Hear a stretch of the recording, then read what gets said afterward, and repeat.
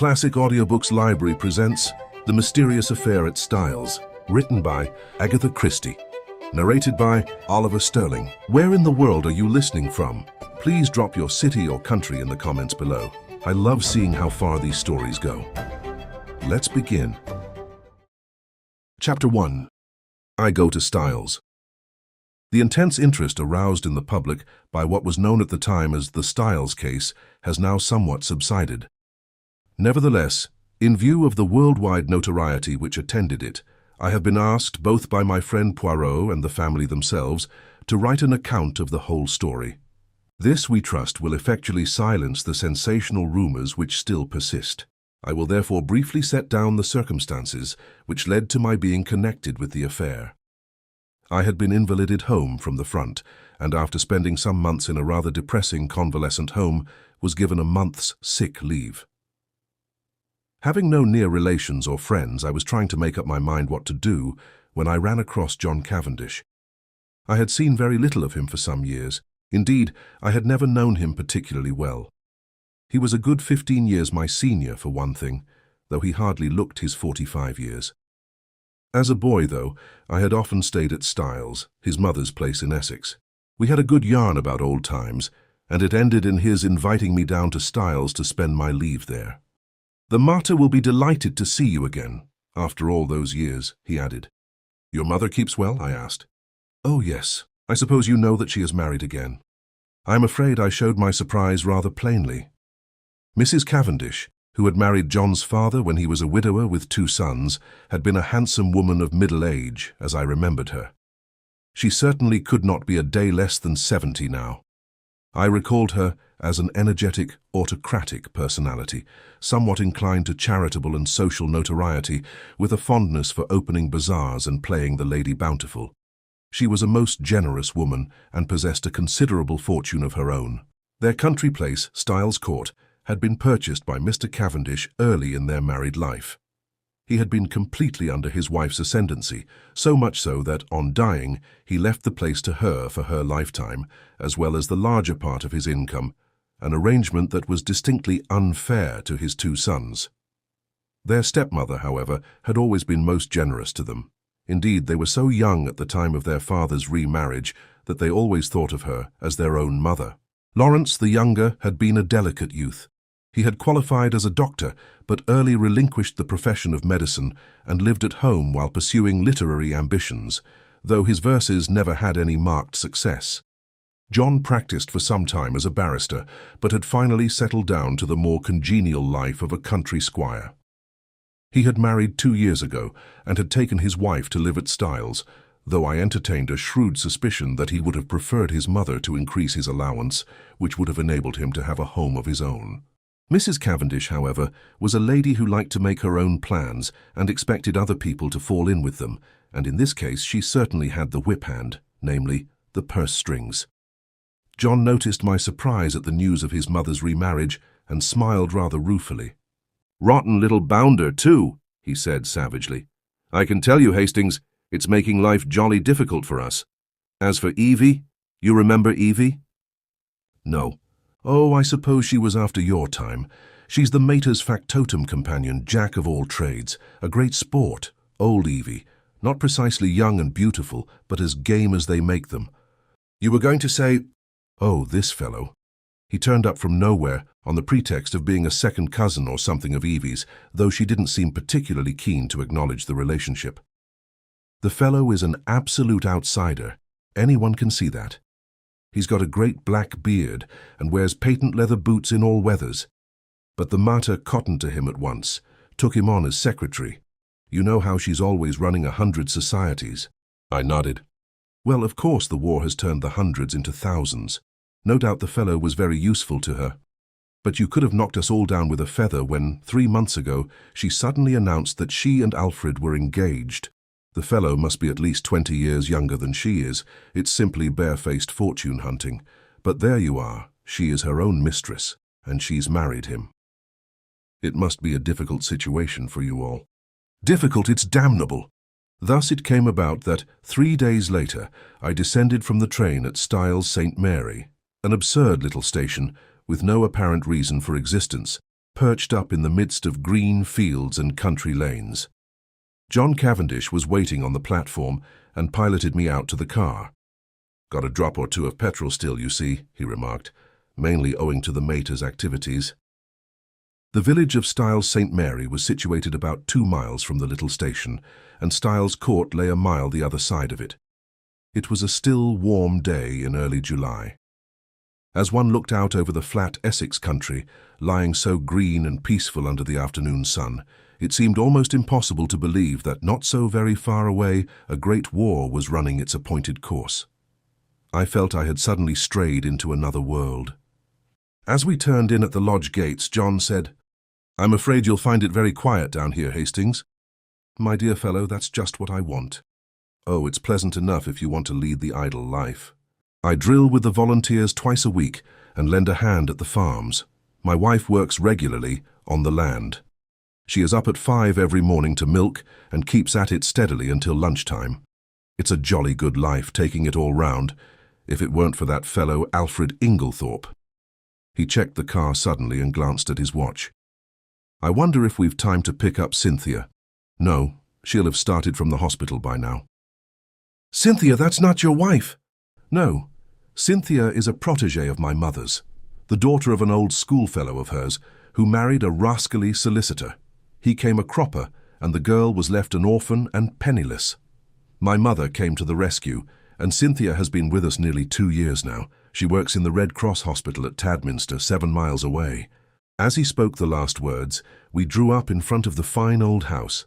A lady in a stout tweed skirt, who was bending over a flower bed, straightened herself at our approach. "Hello, Evie. Here's our wounded hero, Mr. Hastings, Miss Howard." Miss Howard shook hands with a hearty, almost painful grip. I had an impression of very blue eyes in a sunburnt face. She was a pleasant-looking woman of about 40, with a deep voice, almost manly in its stentorian tones, and had a large, sensible, square body, with feet to match, these last encased in good thick boots. Her conversation, I soon found, was couched in the telegraphic style. "Weeds grow like house afire. Can't keep even with 'em. Shall press you in. Better be careful." "I'm sure I shall be only too delighted to make myself useful," I responded. "Don't say it. Never does. Wish you hadn't later." "You're a cynic, Evie," said John, laughing. "Where's tea today, inside or out?" "Out. Too fine a day to be cooped up in the house." "Come on, then. You've done enough gardening for today. The labourer is worthy of his hire, you know. Come and be refreshed." "Well," said Miss Howard, drawing off her gardening gloves, "I'm inclined to agree with you." She led the way round the house to where tea was spread under the shade of a large sycamore. A figure rose from one of the basket chairs and came a few steps to meet us. "My wife Hastings," said John. I shall never forget my first sight of Mary Cavendish. Her tall, slender form outlined against the bright light. The vivid sense of slumbering fire that seemed to find expression only in those wonderful tawny eyes of hers.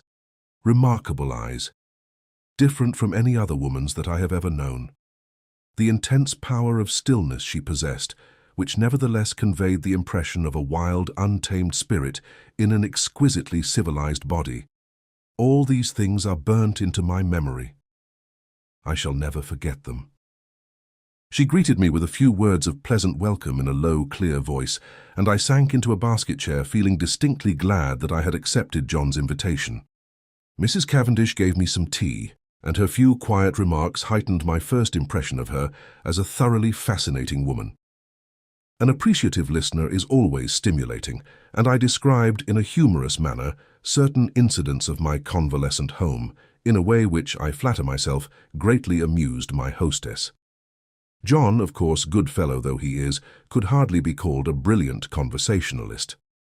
At that moment a well-remembered voice floated through the open French window near at hand. "Then you'll write to the Princess after tea, Alfred. I'll write to Lady Tadminster for the second day myself. Or shall we wait until we hear from the Princess? In case of a refusal, Lady Tadminster might open it the first day, and Mrs. Crosby the second. Then there's the Duchess, about the school fete." There was the murmur of a man's voice, and then Mrs. Inglethorpe's rose in reply. "Yes, certainly. After tea will do quite well. You are so thoughtful, Alfred, dear." The French window swung open a little wider, and a handsome white-haired old lady, with a somewhat masterful cast of features, stepped out of it onto the lawn. A man followed her, a suggestion of deference in his manner. Mrs. Inglethorp greeted me with effusion. "Why, if it isn't too delightful to see you again, Mr. Hastings, after all these years. Alfred, darling, Mr. Hastings, my husband." I looked with some curiosity at Alfred Darling. He certainly struck a rather alien note.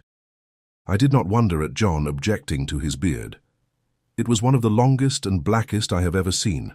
He wore gold-rimmed pince-nez and had a curious impassivity of feature. It struck me that he might look natural on a stage, but was strangely out of place in real life. His voice was rather deep and unctuous. He placed a wooden hand in mine and said, "This is a pleasure, Mr. Hastings." Then, turning to his wife, "Emily, dearest, I think that cushion is a little damp." She beamed fondly on him as he substituted another with every demonstration of the tenderest care. Strange infatuation of an otherwise sensible woman. With the presence of Mr. Inglethorp, a sense of constraint and veiled hostility seemed to settle down upon the company. Miss Howard, in particular, took no pains to conceal her feelings. Mrs. Inglethorp, however, seemed to notice nothing unusual. Her volubility, which I remembered of old, had lost nothing in the intervening years, and she poured out a steady flood of conversation, mainly on the subject of the forthcoming bazaar, which she was organizing and which was to take place shortly. Occasionally she referred to her husband over a question of days or dates. His watchful and attentive manner never varied. From the very first I took a firm and rooted dislike to him, and I flatter myself that my first judgments are usually fairly shrewd. Presently Mrs. Inglethorp turned to give some instructions about letters to Evelyn Howard, and her husband addressed me in his painstaking voice. "Is soldiering your regular profession, Mr. Hastings?" "No, before the war I was in Lloyd's." "And you will return there after it is over?" "Perhaps. Either that or a fresh start altogether." Mary Cavendish leant forward. "What would you really choose as a profession if you could just consult your inclination?" "Well, that depends." "No secret hobby?" she asked. "Tell me, you're drawn to something. Everyone is, usually something absurd." "You'll laugh at me." She smiled. "Perhaps. Well, I've always had a secret hankering to be a detective." "The real thing, Scotland Yard or Sherlock Holmes?" "Oh, Sherlock Holmes by all means. But really, seriously, I am awfully drawn to it. I came across a man in Belgium once, a very famous detective, and he quite inflamed me. He was a marvellous little fellow. He used to say that all good detective work was a mere matter of method. My system is based on his, though of course I have progressed rather further. He was a funny little man, a great dandy, but wonderfully clever." "Like a good detective story myself," remarked Miss Howard. "Lots of nonsense written, though. Criminal discovered in last chapter. Everyone dumbfounded. Real crime. You'd know at once." "There have been a great number of undiscovered crimes," I argued. "Don't mean the police, but the people that are right in it. The family. You couldn't really hoodwink them. They'd know." "Then," I said, much amused, "you think that if you were mixed up in a crime, say a murder, you'd be able to spot the murderer right off?" "Of course I should. Mightn't be able to prove it to a pack of lawyers, but I'm certain I'd know. I'd feel it in my fingertips if he came near me." "It might be a she," I suggested. "Might, but murder's a violent crime. Associate it more with a man." "Not in a case of poisoning." Mrs. Cavendish's clear voice startled me. "Dr. Bauerstein was saying yesterday that, owing to the general ignorance of the more uncommon poisons among the medical profession, there were probably countless cases of poisoning quite unsuspected." "Why, Mary, what a gruesome conversation!" cried Mrs. Inglethorp. "It makes me feel as if a goose were walking over my grave. Oh, there's Cynthia!" A young girl in VAD uniform ran lightly across the lawn. "Why, Cynthia, you are late today. This is Mr. Hastings, Miss Murdoch." Cynthia Murdoch was a fresh-looking young creature, full of life and vigour. She tossed off her little VAD cap, and I admired the great loose waves of her auburn hair and the smallness and whiteness of the hand she held out to claim her tea. With dark eyes and eyelashes, she would have been a beauty. She flung herself down on the ground beside John, and as I handed her a plate of sandwiches, she smiled up at me. "Sit down here on the grass, do. It's ever so much nicer." I dropped down obediently. "You work at Tadminster, don't you, Miss Murdoch?" She nodded. "For my sins." Do they bully you then? I asked, smiling. I should like to see them, cried Cynthia with dignity. I have got a cousin who is nursing, I remarked, and she is terrified of sisters. I don't wonder. Sisters are, you know, Mr. Hastings. They simply are. You've no idea. But I'm not a nurse, thank heaven. I work in the dispensary. How many people do you poison? I asked, smiling. Cynthia smiled too. Oh, hundreds, she said. Cynthia, called Mrs. Inglethorp, do you think you could write a few notes for me? Certainly, Aunt Emily. She jumped up promptly, and something in her manner reminded me that her position was a dependent one, and that Mrs. Inglethorp, kind as she might be in the main, did not allow her to forget it. My hostess turned to me. John will show you your room. Supper is at 7:30. We have given up late dinner for some time now. Lady Tadminster, our member's wife, she was the late Lord Abbotsbury's daughter, does the same. She agrees with me that one must set an example of economy. We are quite a war household. Nothing is wasted here. Every scrap of waste paper even is saved and sent away in sacks. I expressed my appreciation, and John took me into the house and up the broad staircase, which forked right and left halfway to different wings of the building. My room was in the left wing and looked out over the park. John left me, and a few minutes later I saw him from my window walking slowly across the grass, arm in arm with Cynthia Murdoch. I heard Mrs. Inglethorp call Cynthia impatiently, and the girl started and ran back to the house. At the same moment, a man stepped out from the shadow of a tree and walked slowly in the same direction. He looked about 40, very dark, with a melancholy, clean-shaven face. Some violent emotion seemed to be mastering him. He looked up at my window as he passed, and I recognized him, though he had changed much in the 15 years that had elapsed since we last met. It was John's younger brother, Lawrence Cavendish. I wondered what it was that had brought that singular expression to his face. Then I dismissed him from my mind and returned to the contemplation of my own affairs. The evening passed pleasantly enough, and I dreamed that night of that enigmatical woman, Mary Cavendish. The next morning dawned bright and sunny, and I was full of the anticipation of a delightful visit. I did not see Mrs. Cavendish until lunchtime, when she volunteered to take me for a walk, and we spent a charming afternoon roaming in the woods, returning to the house about 5. As we entered the large hall, John beckoned us both into the smoking room. I saw at once by his face that something disturbing had occurred. We followed him in, and he shut the door after us. Look here, Mary, there's the deuce of a mess. Evie's had a row with Alfred Inglethorp and she's off. Evie, off? John nodded gloomily. Yes, you see, she went to the mater and, oh, here's Evie herself. Miss Howard entered. Her lips were set grimly together, and she carried a small suitcase. She looked excited and determined, and slightly on the defensive. At any rate, she burst out, I've spoken my mind. My dear Evelyn, cried Mrs. Cavendish, this can't be true. Miss Howard nodded grimly. True enough. Afraid I said some things to Emily she won't forget or forgive in a hurry. Don't mind if they've only sunk in a bit. Probably water off a duck's back, though. I said right out, You're an old woman, Emily, and there's no fool like an old fool. The man's 20 years younger than you, and don't you fool yourself as to what he married you for. Money. Well, don't let him have too much of it. Farmer Raikes has got a very pretty young wife. Just ask your Alfred how much time he spends over there. She was very angry. Natural, I went on. I'm going to warn you, whether you like it or not. That man would as soon murder you in your bed as look at you. He's a bad lot. You can say what you like to me, but remember what I've told you. He's a bad lot. What did she say? Miss Howard made an extremely expressive grimace. Darling Alfred, dearest Alfred, wicked calumnies, wicked lies, wicked woman, to accuse her dear husband. The sooner I left her house the better, so I'm off. But not now. This minute! For a moment we sat and stared at her. Finally John Cavendish, finding his persuasions of no avail, went off to look up the trains. His wife followed him, murmuring something about persuading Mrs. Inglethorp to think better of it. As she left the room, Miss Howard's face changed. She leant towards me eagerly. Mr. Hastings, you're honest. I can trust you. I was a little startled. She laid her hand on my arm and sank her voice to a whisper. Look after her, Mr. Hastings. My poor Emily. They're a lot of sharks, all of them. Oh, I know what I'm talking about. There isn't one of them that's not hard up and trying to get money out of her. I've protected her as much as I could. Now I'm out of the way. They'll impose upon her." "Of course, Miss Howard," I said. "I'll do everything I can, but I'm sure you're excited and overwrought." She interrupted me by slowly shaking her forefinger.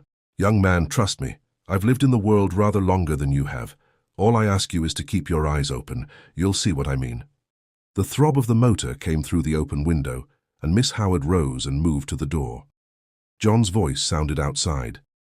With her hand on the handle, she turned her head over her shoulder and beckoned to me. "Above all, Mr. Hastings, watch that devil, her husband." There was no time for more. Miss Howard was swallowed up in an eager chorus of protests and goodbyes. The Inglethorps did not appear.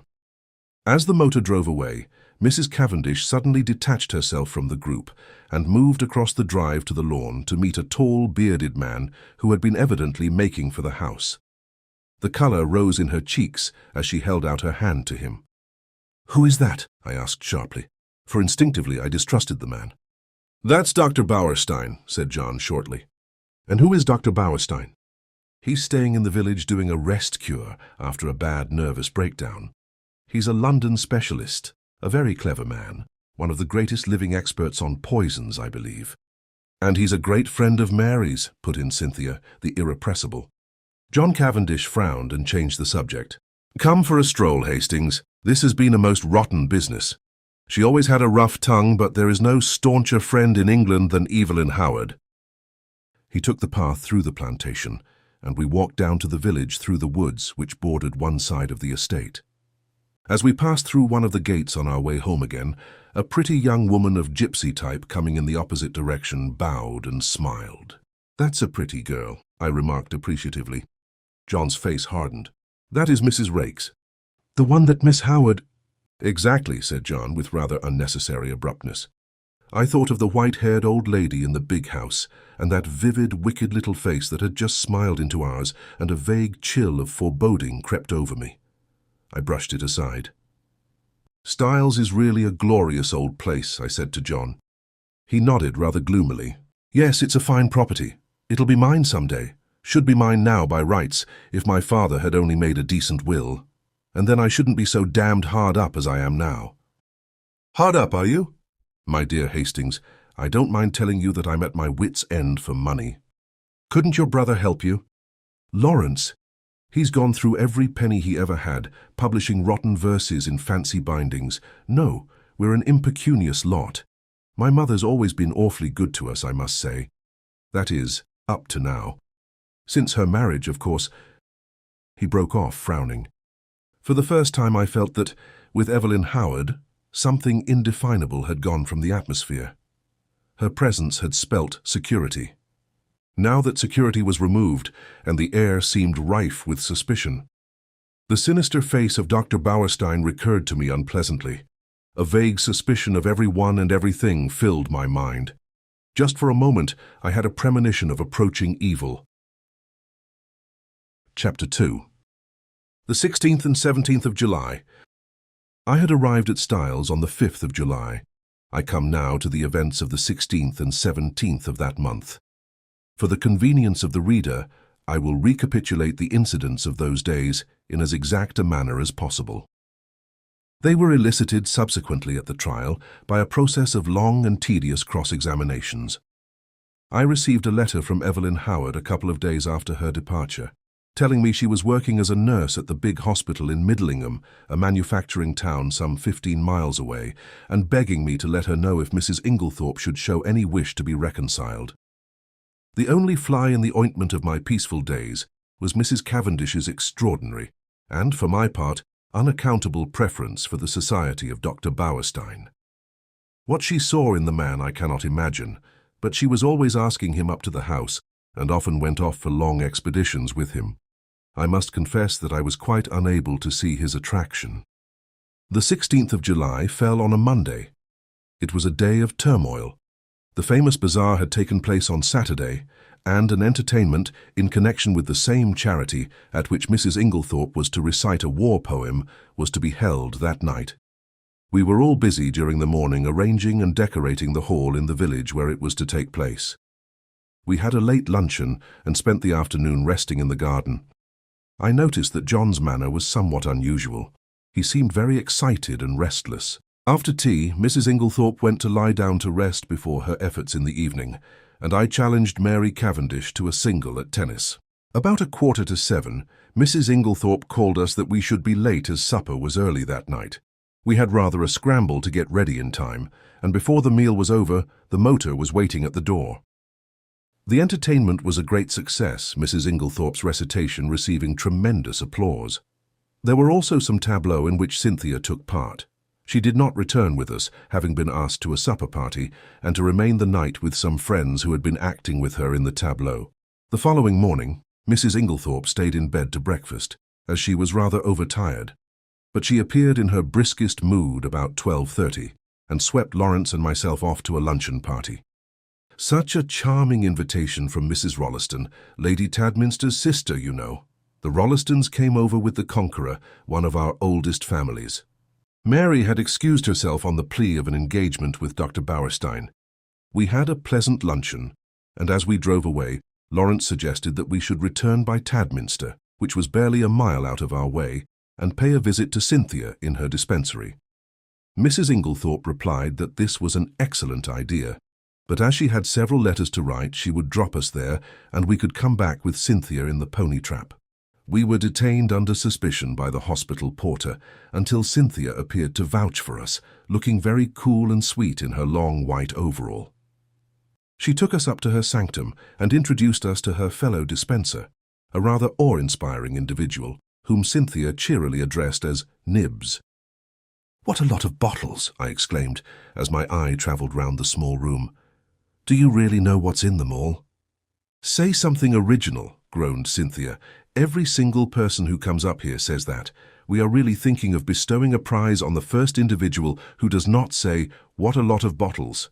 And I know the next thing you're going to say is, 'How many people have you poisoned?'" I pleaded guilty with a laugh. "If you people only knew how fatally easy it is to poison someone by mistake, you wouldn't joke about it. Come on, let's have tea. We've got all sorts of secret stories in that cupboard." "No, Lawrence, that's the poison cupboard. The big cupboard, that's right." We had a very cheery tea and assisted Cynthia to wash up afterwards. We had just put away the last teaspoon when a knock came at the door. The countenances of Cynthia and Nibs were suddenly petrified into a stern and forbidding expression. "Come in," said Cynthia in a sharp professional tone. A young and rather scared-looking nurse appeared with a bottle which she proffered to Nibs, who waved her towards Cynthia with the somewhat enigmatical remark, "I'm not really here today." Cynthia took the bottle and examined it with the severity of a judge. "This should have been sent up this morning. Sister is very sorry, she forgot. Sister should read the rules outside the door." I gathered from the little nurse's expression that there was not the least likelihood of her having the hardihood to retail this message to the dreaded sister.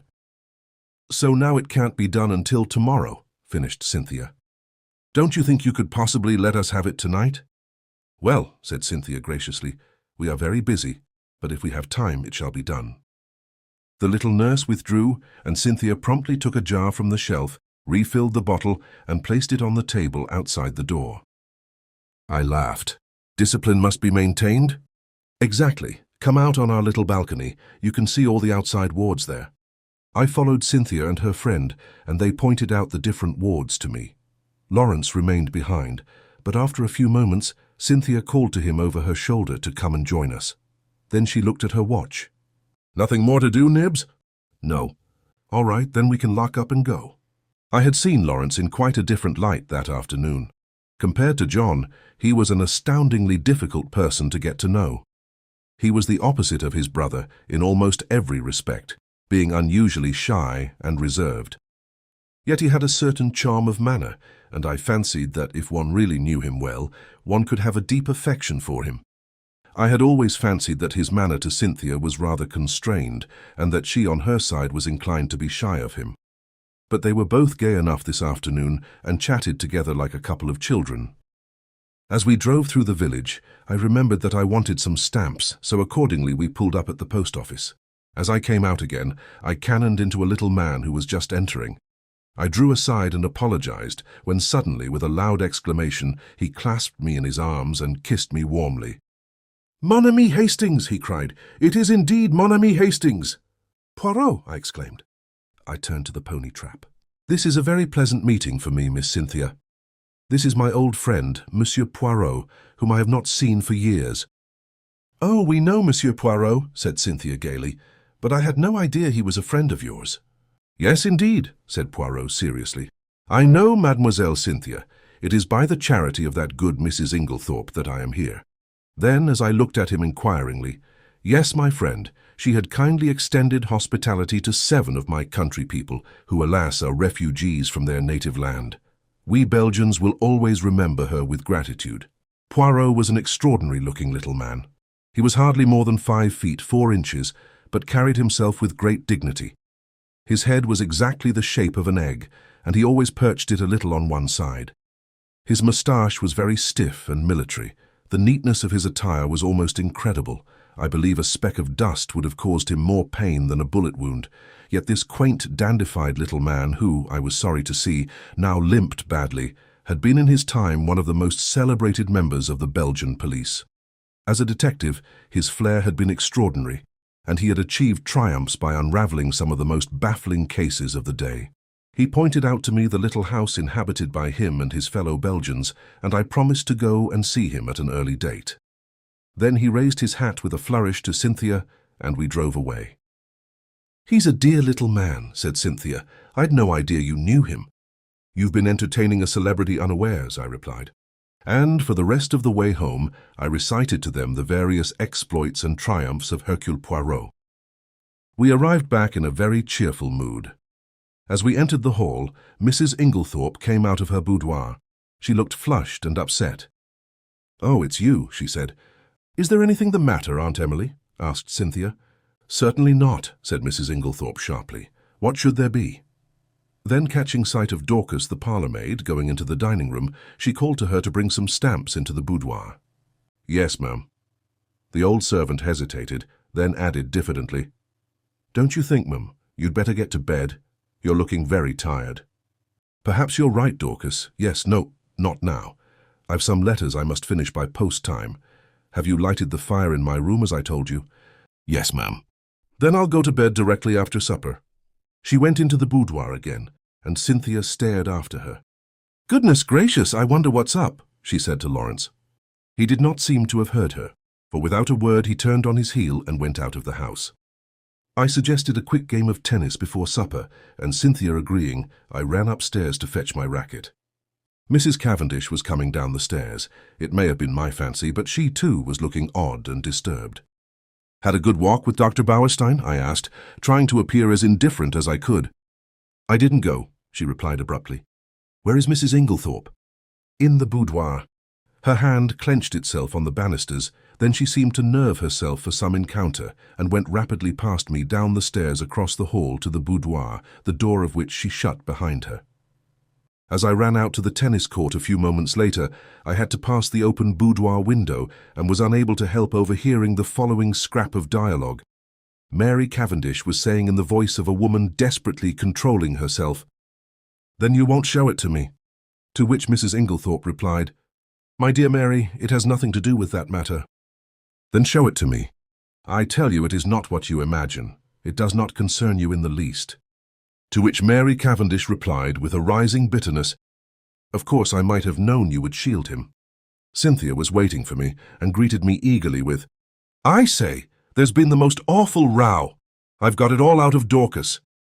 "What kind of a row?" "Between Aunt Emily and him. I do hope she's found him out at last." "Was Dorcas there, then?"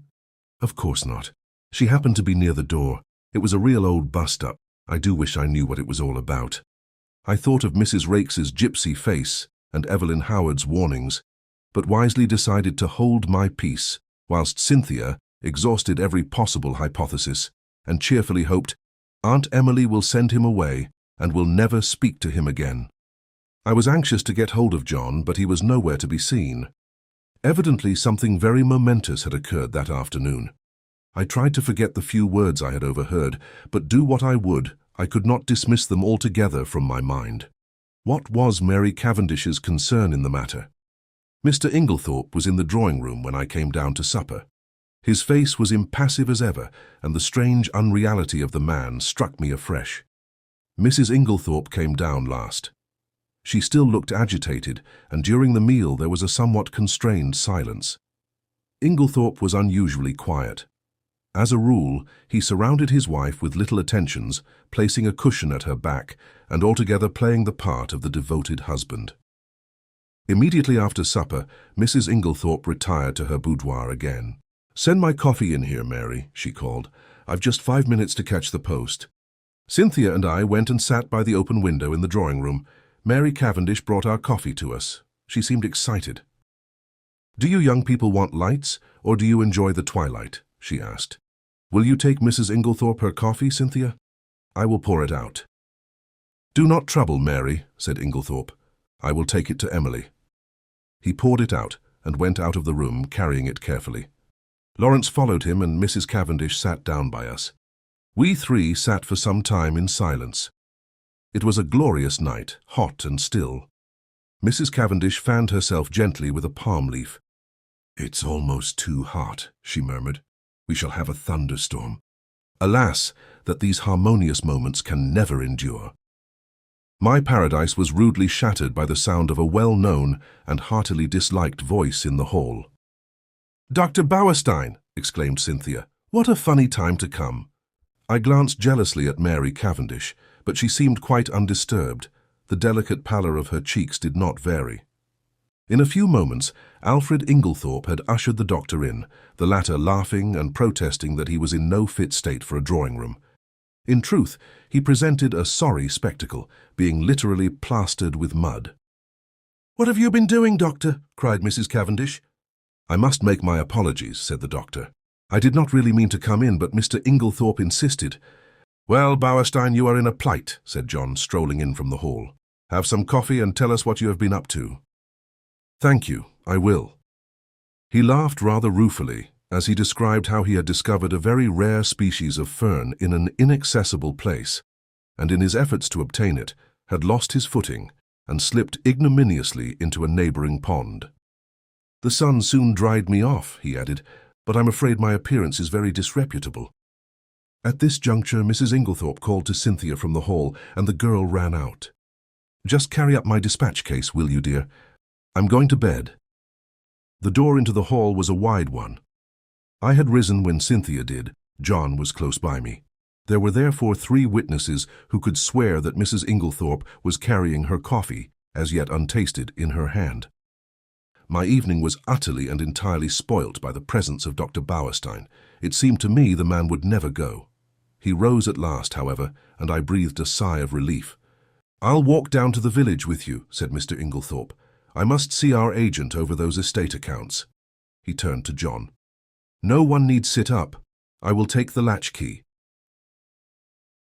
Chapter 3. The Night of the Tragedy.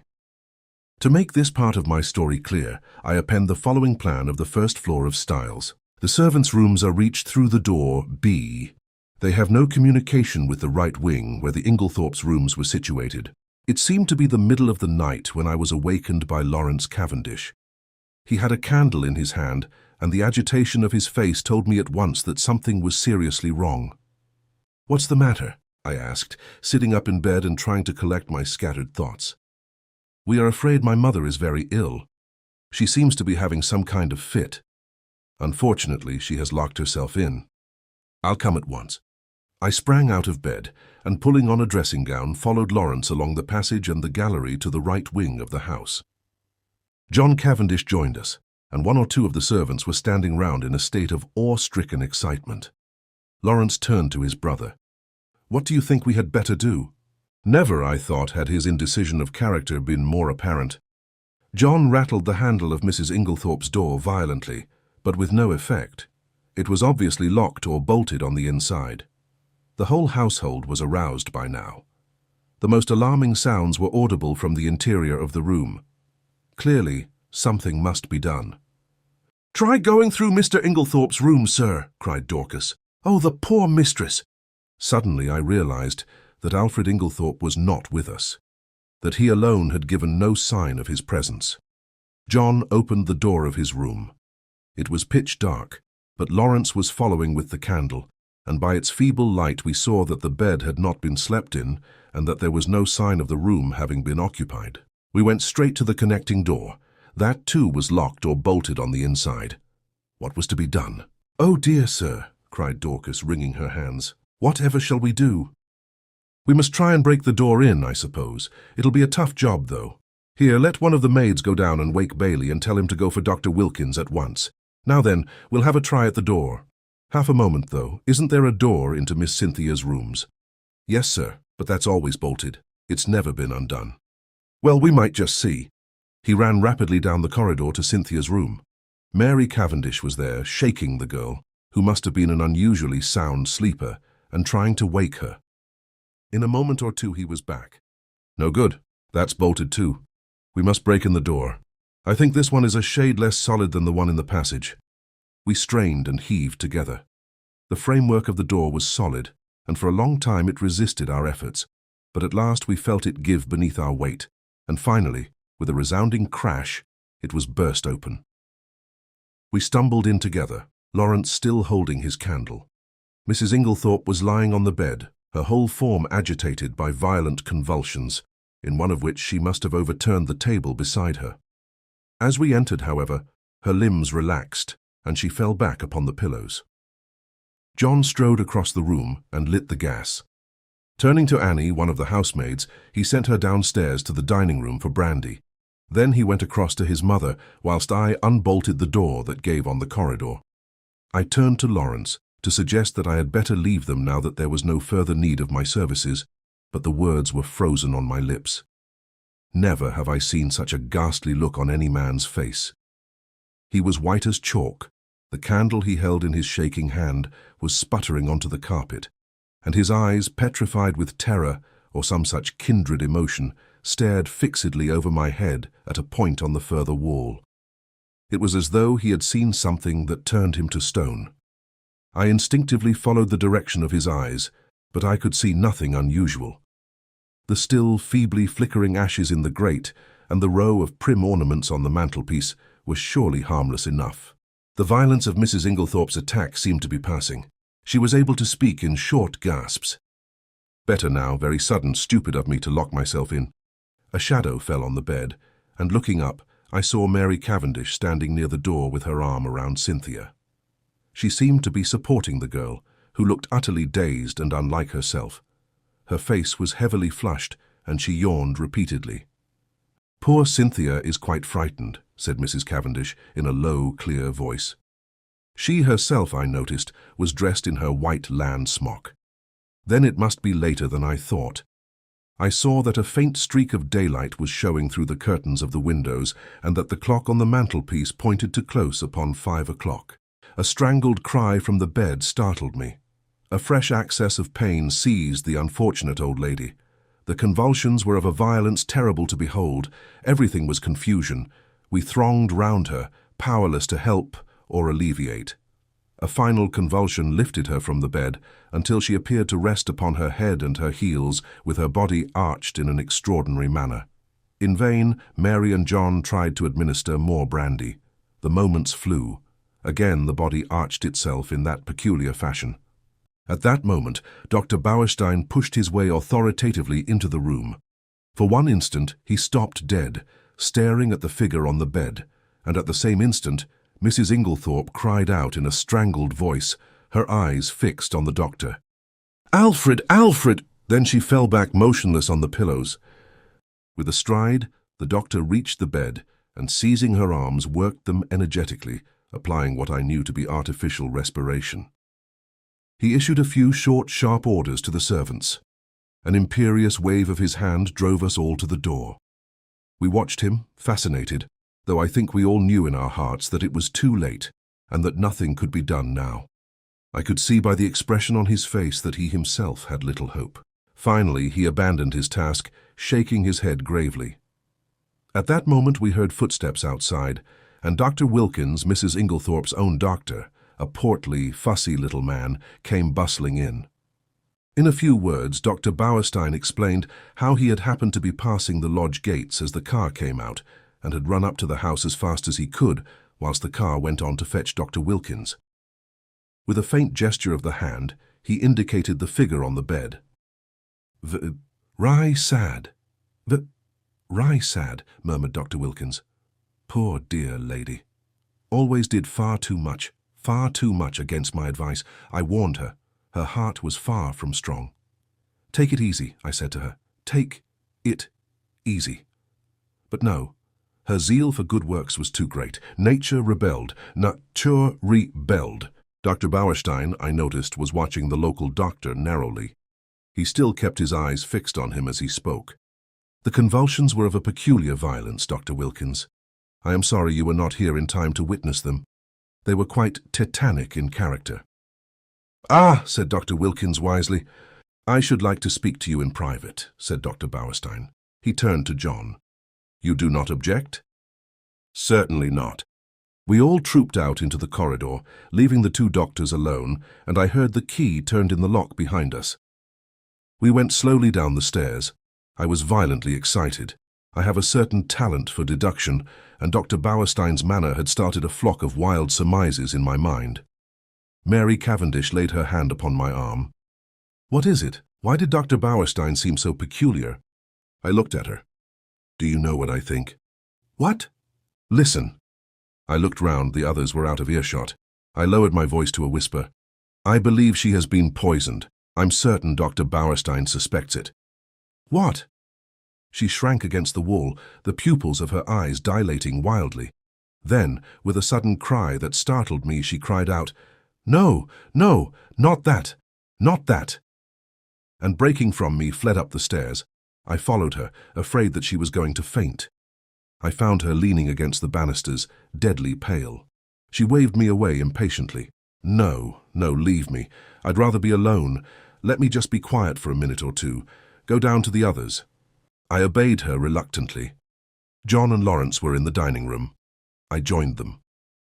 We were all silent, but I suppose I voiced the thoughts of us all when I at last broke it by saying, "Where is Mr. Inglethorp?" John shook his head. "He's not in the house." Our eyes met. Where was Alfred Inglethorp? His absence was strange and inexplicable. I remembered Mrs. Inglethorp's dying words. What lay beneath them? What more could she have told us if she had had time? At last we heard the doctors descending the stairs. Dr. Wilkins was looking important and excited and trying to conceal an inward exultation under a manner of decorous calm. Dr. Bauerstein remained in the background, his grave bearded face unchanged. Dr. Wilkins was the spokesman for the two. He addressed himself to John. "Mr. Cavendish, I should like your consent to a post-mortem." "Is that necessary?" asked John gravely. A spasm of pain crossed his face. "Absolutely," said Dr. Bauerstein. "You mean by that that neither Dr. Wilkins nor myself could give a death certificate under the circumstances?" John bent his head. "In that case, I have no alternative but to agree." "Thank you," said Dr. Wilkins briskly. "We propose that it should take place tomorrow night, or rather tonight." And he glanced at the daylight.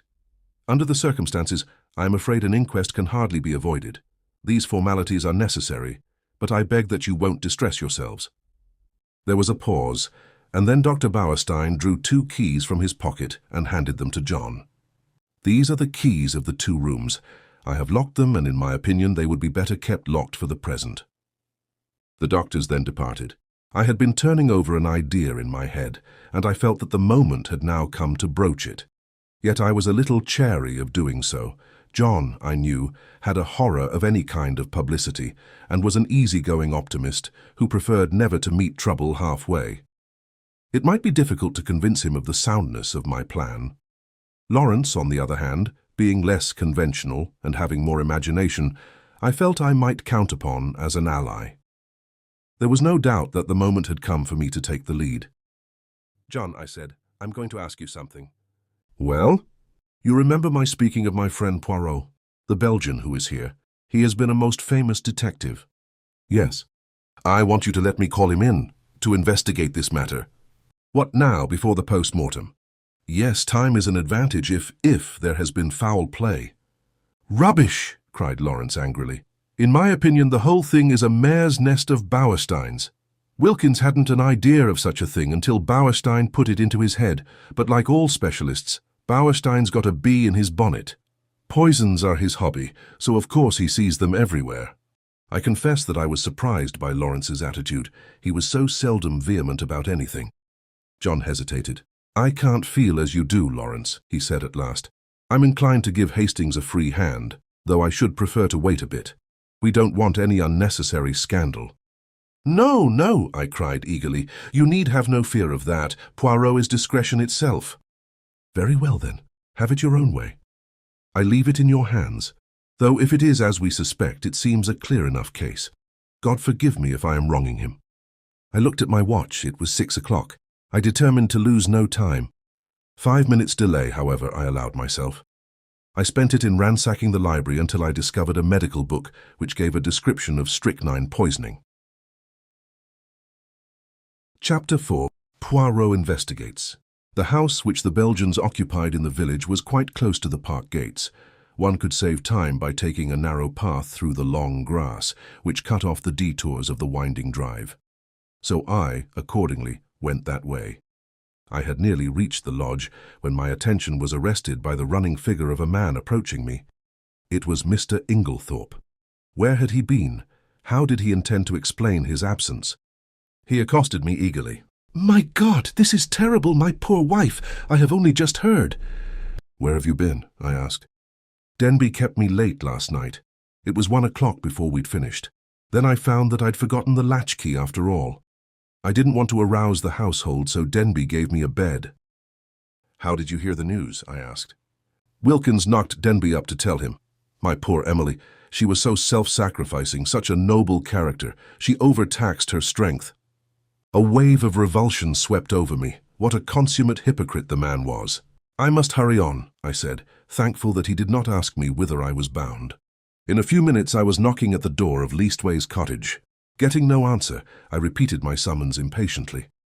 A window above me was cautiously opened, and Poirot himself looked out. He gave an exclamation of surprise at seeing me. In a few brief words, I explained the tragedy that had occurred, and that I wanted his help. "Wait, my friend, I will let you in, and you shall recount to me the affair whilst I dress." In a few moments he had unbarred the door, and I followed him up to his room. There he installed me in a chair, and I related the whole story, keeping back nothing, and omitting no circumstance, however insignificant, whilst he himself made a careful and deliberate toilet. I told him of my awakening, of Mrs. Inglethorp's dying words, of her husband's absence, of the quarrel the day before, of the scrap of conversation between Mary and her mother-in-law that I had overheard, of the former quarrel between Mrs. Inglethorp and Evelyn Howard, and of the latter's innuendos. I was hardly as clear as I could wish. I repeated myself several times, and occasionally had to go back to some detail that I had forgotten. Poirot smiled kindly on me. "The mind is confused. Is it not so? Take time, mon ami. You are agitated. You are excited. It is but natural. Presently, when we are calmer, we will arrange the facts neatly, each in his proper place. We will examine and reject. Those of importance we will put on one side, those of no importance. Poof!" He screwed up his cherub-like face and puffed comically enough. "Blow them away." "That's all very well," I objected, "but how are you going to decide what is important and what isn't?" "That always seems the difficulty to me." Poirot shook his head energetically. He was now arranging his moustache with exquisite care. "Not so. Voyons. One fact leads to another, so we continue. Does the next fit in with that? A merveille. Good. We can proceed. This next little fact, no. That is curious.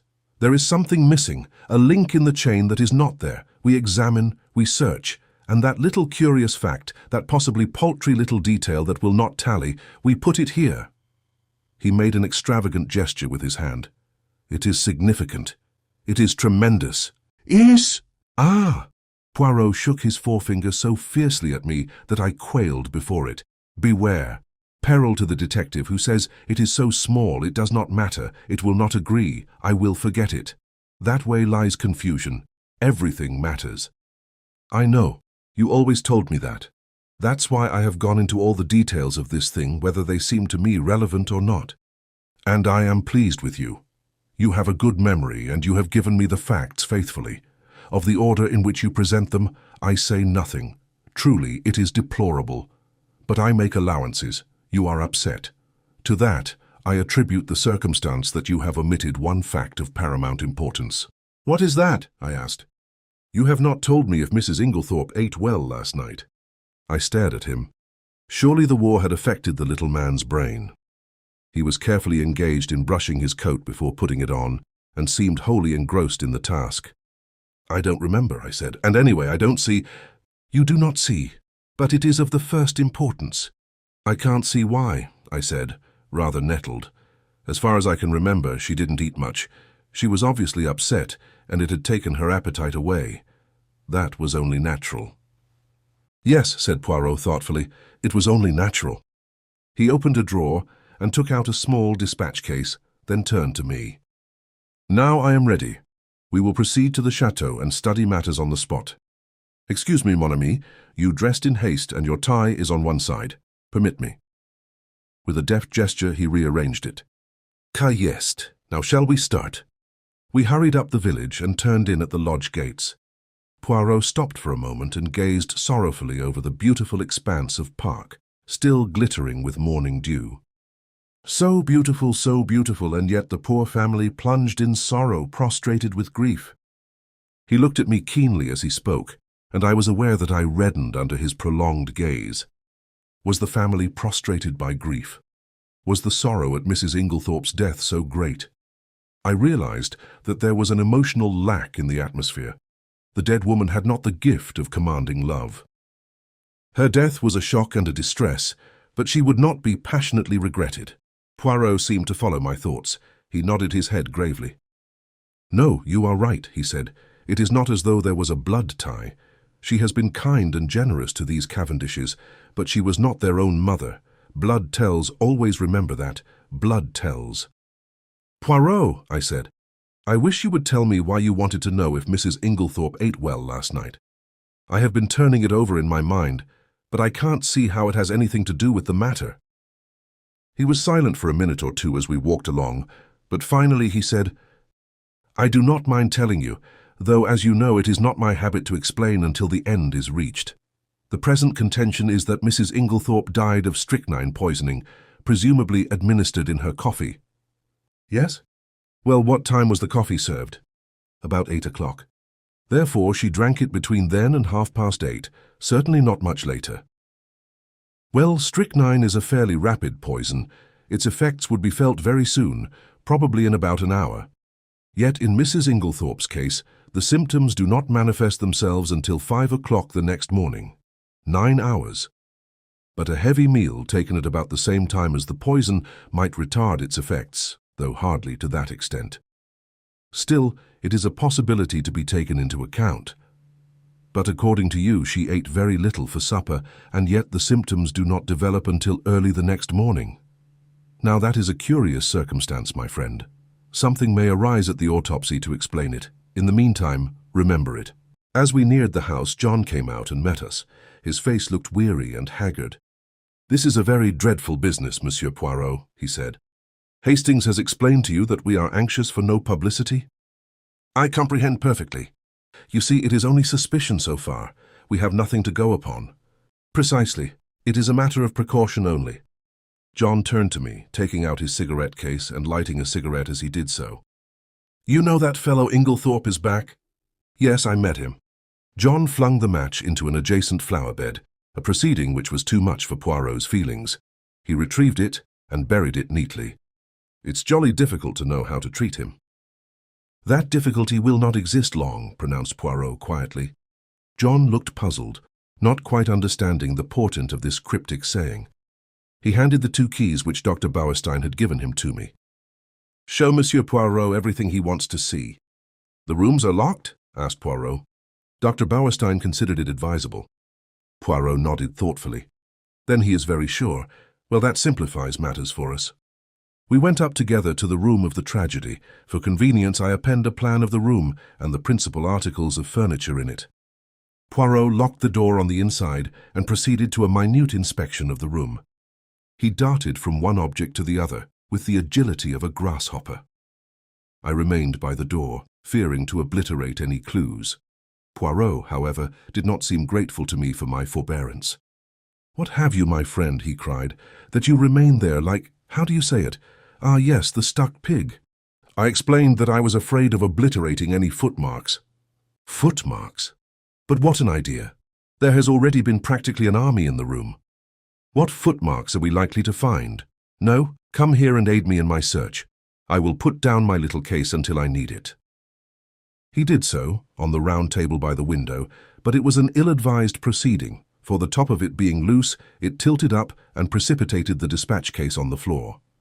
"Et voilà une table," cried Poirot. "Ah, my friend, one may live in a big house and yet have no comfort." After which piece of moralizing, he resumed his search. A small purple dispatch case with a key in the lock, on the writing table, engaged his attention for some time. He took out the key from the lock and passed it to me to inspect. I saw nothing peculiar, however. It was an ordinary key of the Yale type, with a bit of twisted wire through the handle. Next, he examined the framework of the door we had broken in, assuring himself that the bolt had really been shot. Then he went to the door opposite, leading into Cynthia's room. That door was also bolted, as I had stated. However, he went to the length of unbolting it and opening and shutting it several times. This he did with the utmost precaution against making any noise. Suddenly, something in the bolt itself seemed to rivet his attention. He examined it carefully, and then, nimbly whipping out a pair of small forceps from his case, he drew out some minute particle which he carefully sealed up in a tiny envelope. On the chest of drawers there was a tray with a spirit lamp and a small saucepan on it. A small quantity of a dark fluid remained in the saucepan, and an empty cup and saucer that had been drunk out of stood near it. I wondered how I could have been so unobservant as to overlook this. Here was a clue worth having. Poirot delicately dipped his finger into liquid and tasted it gingerly. He made a grimace. "Cocoa with, I think, rum in it." He passed on to the debris on the floor, where the table by the bed had been overturned. A reading lamp, some books, matches, a bunch of keys, and the crushed fragments of a coffee cup lay scattered about. "Ah, this is curious," said Poirot. "I must confess that I see nothing particularly curious about it." "You do not? Observe the lamp. The chimney is broken in two places. They lie there as they fell, but see, the coffee cup is absolutely smashed to powder." "Well," I said wearily, "I suppose someone must have stepped on it." "Exactly," said Poirot in an odd voice. "Someone stepped on it." He rose from his knees and walked slowly across to the mantelpiece, where he stood abstractedly fingering the ornaments and straightening them, a trick of his when he was agitated. "Mon ami," he said, turning to me, "somebody stepped on that cup, grinding it to powder, and the reason they did so was either because it contained strychnine or, which is far more serious, because it did not contain strychnine." I made no reply. I was bewildered, but I knew that it was no good asking him to explain. In a moment or two, he roused himself and went on with his investigations. He picked up the bunch of keys from the floor and, twirling them round in his fingers, finally selected one, very bright and shining, which he tried in the lock of the purple dispatch case. It fitted, and he opened the box, but after a moment's hesitation, closed and relocked it, and slipped the bunch of keys, as well as the key that had originally stood in the lock, into his own pocket. "I have no authority to go through these papers, but it should be done at once." He then made a very careful examination of the drawers of the washstand. Crossing the room to the left-hand window, a round stain, hardly visible on the dark brown carpet, seemed to interest him particularly. He went down on his knees, examining it minutely, even going so far as to smell it. Finally, he poured a few drops of the cocoa into a test tube, sealing it up carefully. His next proceeding was to take out a little notebook. "We have found in this room," he said, writing busily, 6 points of interest. Shall I enumerate them, or will you?" "Oh, you," I replied hastily. "Very well, then. 1, a coffee cup that has been ground into powder. 2, a dispatch case with a key in the lock. 3, a stain on the floor." "That may have been done some time ago," I interrupted. "No, for it is still perceptibly damp and smells of coffee." 4, a fragment of some dark green fabric. Only a thread or two, but recognizable. "Ah," I cried, "that was what you sealed up in the envelope." "Yes, it may turn out to be a piece of one of Mrs. Inglethorpe's own dresses and quite unimportant. We shall see. 5, this." With a dramatic gesture, he pointed to a large splash of candle grease on the floor by the writing table. It must have been done since yesterday, otherwise a good housemaid would have at once removed it with blotting paper and a hot iron. "One of my best hats once, but that is not to the point. It was very likely done last night. We were very agitated. Or perhaps Mrs. Inglethorpe herself dropped her candle." "You brought only one candle into the room?" "Yes. Lawrence Cavendish was carrying it, but he was very upset. He seemed to see something over here," I indicated the mantelpiece, "that absolutely paralyzed him." "That is interesting," said Poirot quickly. "Yes, it is suggestive," his eye sweeping the whole length of the wall. "But it was not his candle that made this great patch, for you perceive that this is white grease, whereas Monsieur Lawrence's candle, which is still on the dressing table, is pink. On the other hand, Mrs. Inglethorpe had no candlestick in the room, only a reading lamp." "Then," I said, "what do you deduce?" To which my friend only made a rather irritating reply, urging me to use my own natural faculties. "And the 6th point?" I asked. "I suppose it is the sample of cocoa." "No," said Poirot thoughtfully. "I might have included that in the 6, but I did not. No, the 6th point I will keep to myself for the present." He looked quickly round the room. "There is nothing more to be done here, I think, unless—" He stared earnestly and long at the dead ashes in the grate. "The fire burns, and it destroys, but by chance there might be— let us see." Deftly on hands and knees he began to sort the ashes from the grate into the fender, handling them with the greatest caution. Suddenly he gave a faint exclamation. "The forceps, Hastings!" I quickly handed them to him, and with skill he extracted a small piece of half-charred paper. "There, mon ami," he cried. "What do you think of that?" I scrutinized the fragment. This is an exact reproduction of it. I was puzzled. It was unusually thick, quite unlike ordinary notepaper. Suddenly an idea struck me. "Poirot!" I cried. "This is a fragment of a will!" "Exactly." I looked up at him sharply. "You are not surprised?" "No," he said gravely. "I expected it." I relinquished the piece of paper and watched him put it away in his case with the same methodical care that he bestowed on everything. My brain was in a whirl. What was this complication of a will? Who had destroyed it? The person who had left the candle grease on the floor, obviously. But how had anyone gained admission? All the doors had been bolted on the inside. "Now, my friend," said Poirot briskly, "we will go. I should like to ask a few questions of the parlour-maid. Dorcas, her name is it not?" We passed through Alfred Inglethorpe's room, and Poirot delayed long enough to make a brief but fairly comprehensive examination of it. We went out through that door, locking both it and that of Mrs. Inglethorpe's room as before. I took him down to the boudoir which he had expressed a wish to see, and went myself in search of Dorcas. When I returned with her, however, the boudoir was empty. "Poirot," I cried, "where are you?" "I am here, my friend." He had stepped outside the French window, and was standing, apparently lost in admiration, before the various shaped flower beds. "Admirable," he murmured. "Admirable. What symmetry! Observe that crescent.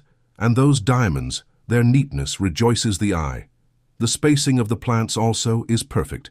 It has been recently done. Is it not so?" "Yes, I believe they were at it yesterday afternoon, but come in. Dorcas is here." Eh bien. Do not grudge me a moment's satisfaction of the eye." "Yes, but this affair is more important." "And how do you know that these fine begonias are not of equal importance?" I shrugged my shoulders. There was really no arguing with him if he chose to take that line. "You do not agree? But such things have been. Well, we will come in and interview the brave Dorcas." Dorcas was standing in the boudoir, her hands folded in front of her, and her grey hair rose in stiff waves under her white cap. She was the very model and picture of a good old-fashioned servant. In her attitude towards Poirot, she was inclined to be suspicious, but he soon broke down her defences. He drew forward a chair. "Pray be seated, mademoiselle."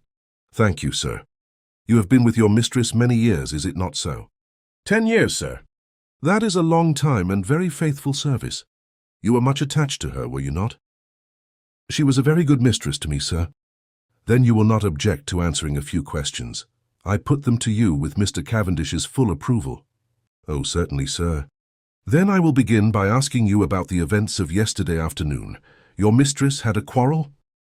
Yes, sir, but I don't know that I ought, Dorcas hesitated. Poirot looked at her keenly.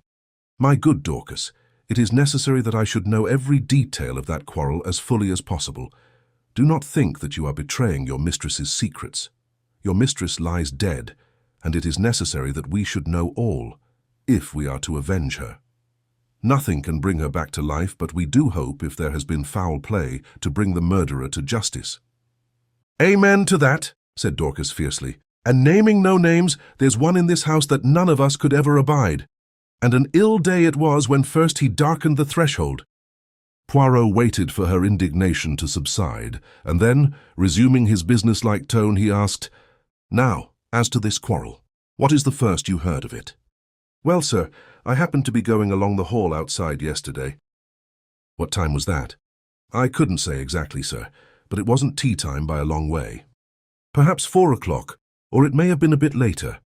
Well, sir, as I said, I happened to be passing along when I heard voices very loud and angry in here. I didn't exactly mean to listen, but, well, there it is. I stopped. The door was shut, but the mistress was speaking very sharp and clear, and I heard what she said quite plainly. You have lied to me and deceived me, she said. I didn't hear what Mr. Inglethorp replied. He spoke a good bit lower than she did, but she answered, How dare you? I have kept you and clothed you and fed you. You owe everything to me, and this is how you repay me, by bringing disgrace upon our name. Again, I didn't hear what he said. But she went on. Nothing that you can say will make any difference. I see my duty clearly. My mind is made up. You need not think that any fear of publicity or scandal between husband and wife will deter me. Then I thought I heard them coming out, so I went off quickly. You are sure it was Mr. Inglethorp's voice you heard?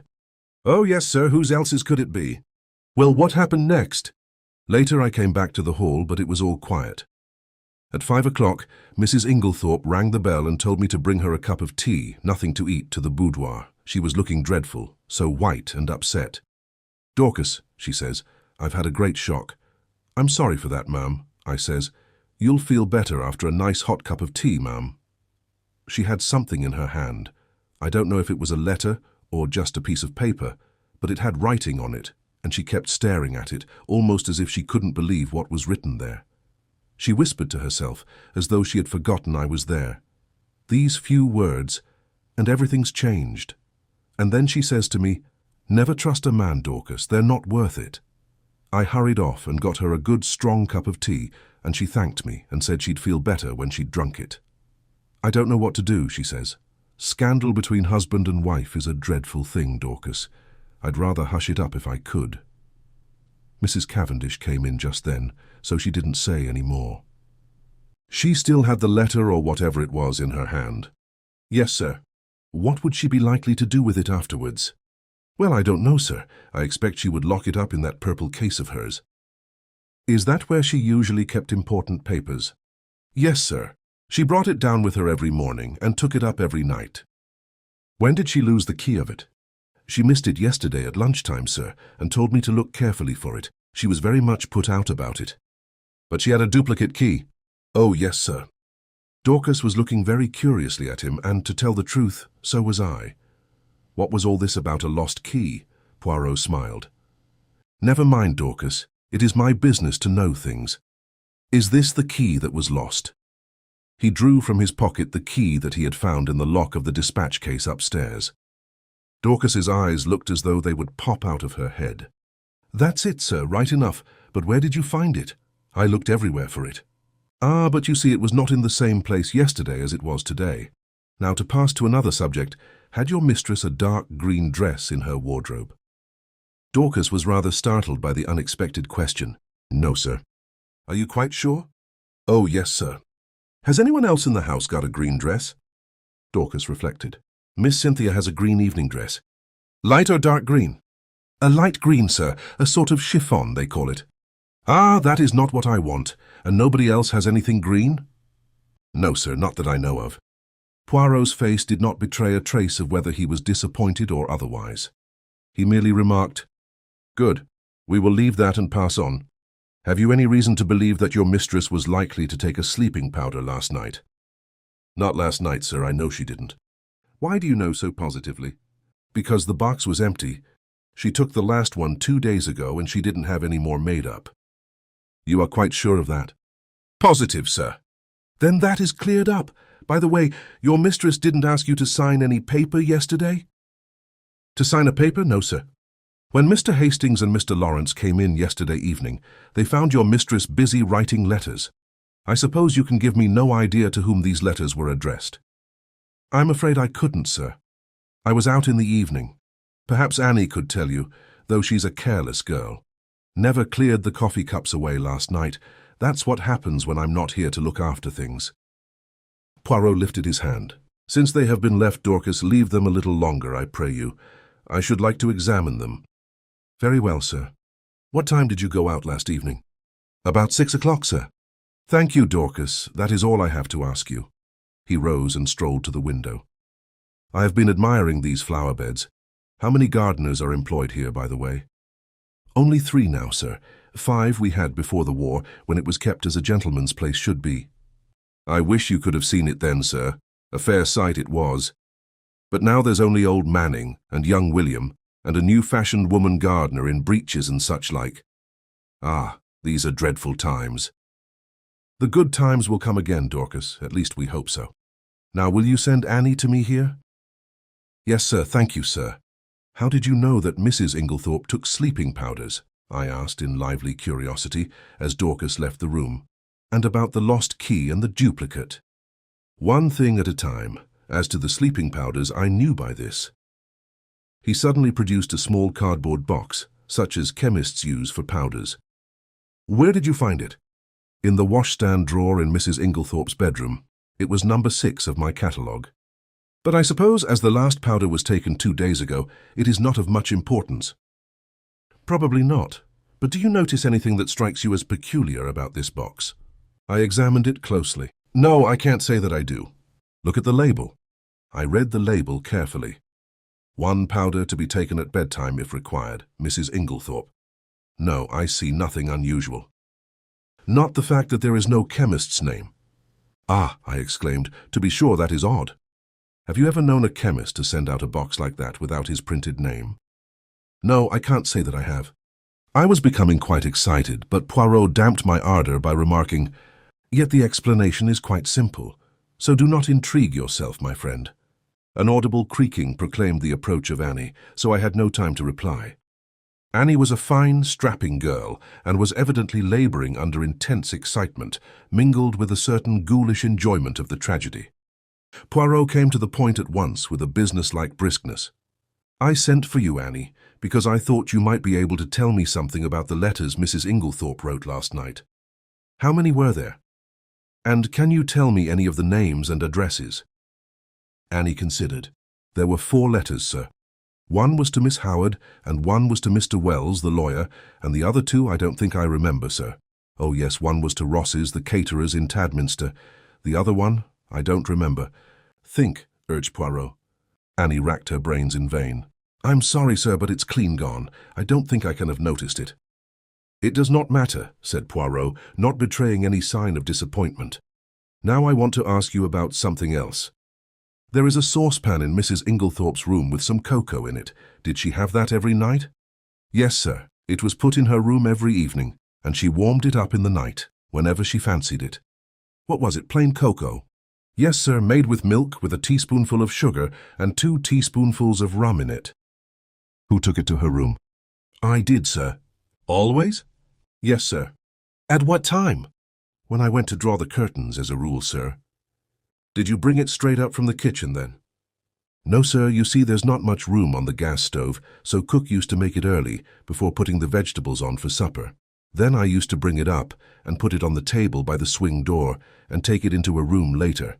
"The swing door is in the left wing, is it not?" "Yes, sir." "And the table, is it on this side of the door or on the farther, servant's side?" "It's this side, sir." "What time did you bring it up last night?" "About 7:15, I should say, sir." And when did you take it into Mrs. Inglethorpe's room? When I went to shut up, sir, about 8 o'clock. Mrs. Inglethorpe came up to bed before I'd finished. Then between 7:15 and 8 o'clock, the cocoa was standing on the table in the left wing. Yes, sir. Annie had been growing redder and redder in the face, and now she blurted out unexpectedly, "And if there was salt in it, sir, it wasn't me. I never took the salt near it." "What makes you think there was salt in it?" asked Poirot. "Seeing it on the tray, sir." "You saw some salt on the tray?" "Yes. Coarse kitchen salt it looked. I never noticed it when I took the tray up, but when I came to take it into the mistress's room, I saw it at once, and I suppose I ought to have taken it down again and asked cook to make some fresh. But I was in a hurry because Dorcas was out, and I thought maybe the cocoa itself was all right, and the salt had only gone on the tray, so I dusted it off with my apron and took it in. I had the utmost difficulty in controlling my excitement. Unknown to herself, Annie had provided us with an important piece of evidence. How she would have gaped if she had realized that her coarse kitchen salt was strychnine, one of the most deadly poisons known to mankind. I marveled at Poirot's calm. His self-control was astonishing. I awaited his next question with impatience, but it disappointed me. "When you went into Mrs. Inglethorpe's room, was the door leading into Miss Cynthia's room bolted?" "Oh, yes, sir, it always was. It had never been opened." "And the door into Mr. Inglethorpe's room? Did you notice if that was bolted too?" Annie hesitated. "I couldn't rightly say, sir. It was shut, but I couldn't say whether it was bolted or not." "When you finally left the room, did Mrs. Inglethorpe bolt the door after you?" "No, sir, not then, but I expect she did later. She usually did lock it at night." "The door into the passage, that is. Did you notice any candle grease on the floor when you did the room yesterday?" "Candle grease? Oh, no, sir. Mrs. Inglethorpe didn't have a candle, only a reading lamp." "Then, if there had been a large patch of candle grease on the floor, you think you would have been sure to have seen it?" "Yes, sir, and I would have taken it out with a piece of blotting paper and a hot iron." Then Poirot repeated the question he had put to Dorcas. "Did your mistress ever have a green dress?" "No, sir." "Nor a mantle, nor a cape, nor a, how do you call it, a sports coat?" "Not green, sir." "Nor anyone else in the house?" Annie reflected. "No, sir." "You are sure of that?" "Quite sure." "Bien, that is all I want to know. Thank you very much." With a nervous giggle, Annie took herself creakingly out of the room. My pent-up excitement burst forth. "Poirot," I cried, "I congratulate you. This is a great discovery." "What is a great discovery?" "Why, that it was the cocoa and not the coffee that was poisoned. That explains everything. Of course, it did not take effect until the early morning, since the cocoa was only drunk in the middle of the night." "So you think that the cocoa, mark well what I say, Hastings, the cocoa, contained strychnine?" "Of course, that salt on the tray. What else could it have been?" "It might have been salt," replied Poirot placidly. I shrugged my shoulders. If he was going to take the matter that way, it was no good arguing with him. The idea crossed my mind, not for the first time, that poor old Poirot was growing old. Privately, I thought it lucky that he had associated with him someone of a more receptive type of mind. Poirot was surveying me with quietly twinkling eyes. "You are not pleased with me, mon ami?" "My dear Poirot," I said coldly, "it is not for me to dictate to you. You have a right to your own opinion, just as I have to mine." "A most admirable sentiment," remarked Poirot, rising briskly to his feet. "Now I have finished with this room. By the way, whose is the smaller desk in the corner?" "Mr. Inglethorpe's." "Ah!" He tried the roll-top tentatively. "Locked. But perhaps one of Mrs. Inglethorpe's keys would open it." He tried several, twisting and turning them with a practiced hand, and finally uttering an ejaculation of satisfaction. "Voila! It is not the key, but it will open it at a pinch." He slid back the roll-top and ran a rapid eye over the neatly filed papers. To my surprise, he did not examine them, merely remarking approvingly as he relocked the desk. Decidedly, he is a man of method, this Mr. Inglethorpe. A man of method was, in Poirot's estimation, the highest praise that could be bestowed on any individual. I felt that my friend was not what he had been as he rambled on disconnectedly. There were no stamps in his desk, but there might have been, mon ami? There might have been, yes. His eyes wandered round the room. This boudoir has nothing more to tell us. It did not yield much. Only this. He pulled a crumpled envelope out of his pocket and tossed it over to me. It was rather a curious document, a plain, dirty-looking old envelope with a few words scrawled across it, apparently at random. The following is a facsimile of it. Chapter 5. It isn't strychnine, is it? Where did you find this? I asked Poirot, in lively curiosity. In the waste-paper basket. You recognize the handwriting? Yes, it is Mrs. Inglethorp's, but what does it mean? Poirot shrugged his shoulders. I cannot say, but it is suggestive. A wild idea flashed across me. Was it possible that Mrs. Inglethorp's mind was deranged? Had she some fantastic idea of demoniacal possession? And if that was so, was it not also possible that she might have taken her own life? I was about to expound these theories to Poirot when his own words distracted me. Come, he said, now to examine the coffee cups. My dear Poirot, what on earth is the good of that now that we know about the cocoa? Oh la la, that miserable cocoa, cried Poirot flippantly. He laughed with apparent enjoyment, raising his arms to heaven in mock despair, in what I could not but consider the worst possible taste. And anyway, I said with increasing coldness, as Mrs. Inglethorp took her coffee upstairs with her, I do not see what you expect to find, unless you consider it likely that we shall discover a packet of strychnine on the coffee tray. Poirot was sobered at once. Come, come, my friend, he said, slipping his arms through mine. Ne vous fâchez pas. Allow me to interest myself in my coffee cups, and I will respect your cocoa. There, is it a bargain? He was so quaintly humorous that I was forced to laugh, and we went together to the drawing-room, where the coffee cups and tray remained undisturbed as we had left them. Poirot made me recapitulate the scene of the night before, listening very carefully and verifying the position of the various cups. So Mrs. Cavendish stood by the tray and poured out. Yes. Then she came across to the window where you sat with Mademoiselle Cynthia. Yes. Here are the 3 cups, and the cup on the mantelpiece, half drunk, that would be Mr. Lawrence Cavendish's, and the one on the tray? John Cavendish's. I saw him put it down there. Good. 1, 2, 3, 4, 5. But where then is the cup of Mr. Inglethorp? He does not take coffee. Then all are accounted for. One moment, my friend. With infinite care, he took a drop or two from the grounds in each cup, sealing them up in separate test tubes, tasting each in turn as he did so. His physiognomy underwent a curious change, an expression gathered there that I can only describe as half puzzled and half relieved. Bien, he said at last. It is evident. I had an idea, but clearly I was mistaken. Yes, altogether I was mistaken, yet it is strange. But no matter. And, with a characteristic shrug, he dismissed whatever it was that was worrying him from his mind. I could have told him from the beginning that this obsession of his over the coffee was bound to end in a blind alley, but I restrained my tongue.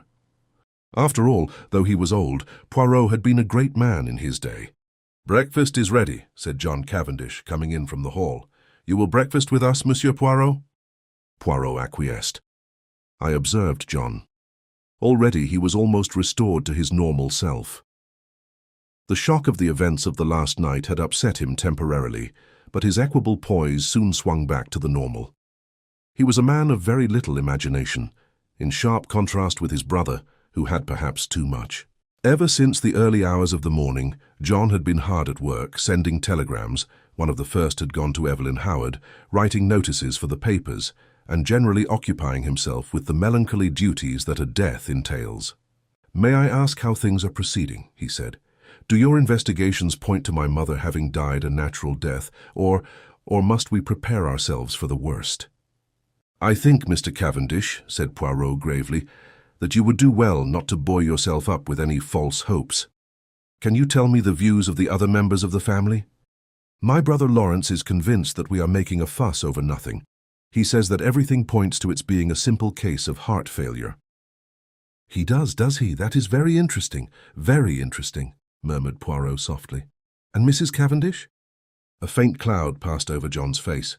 I have not the least idea what my wife's views on the subject are. The answer brought a momentary stiffness in its train. John broke the rather awkward silence by saying with a slight effort, I told you, didn't I, that Mr. Inglethorp has returned? Poirot bent his head.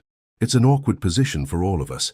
Of course one has to treat him as usual, But hang it all, one's gorge does rise at sitting down to eat with a possible murderer.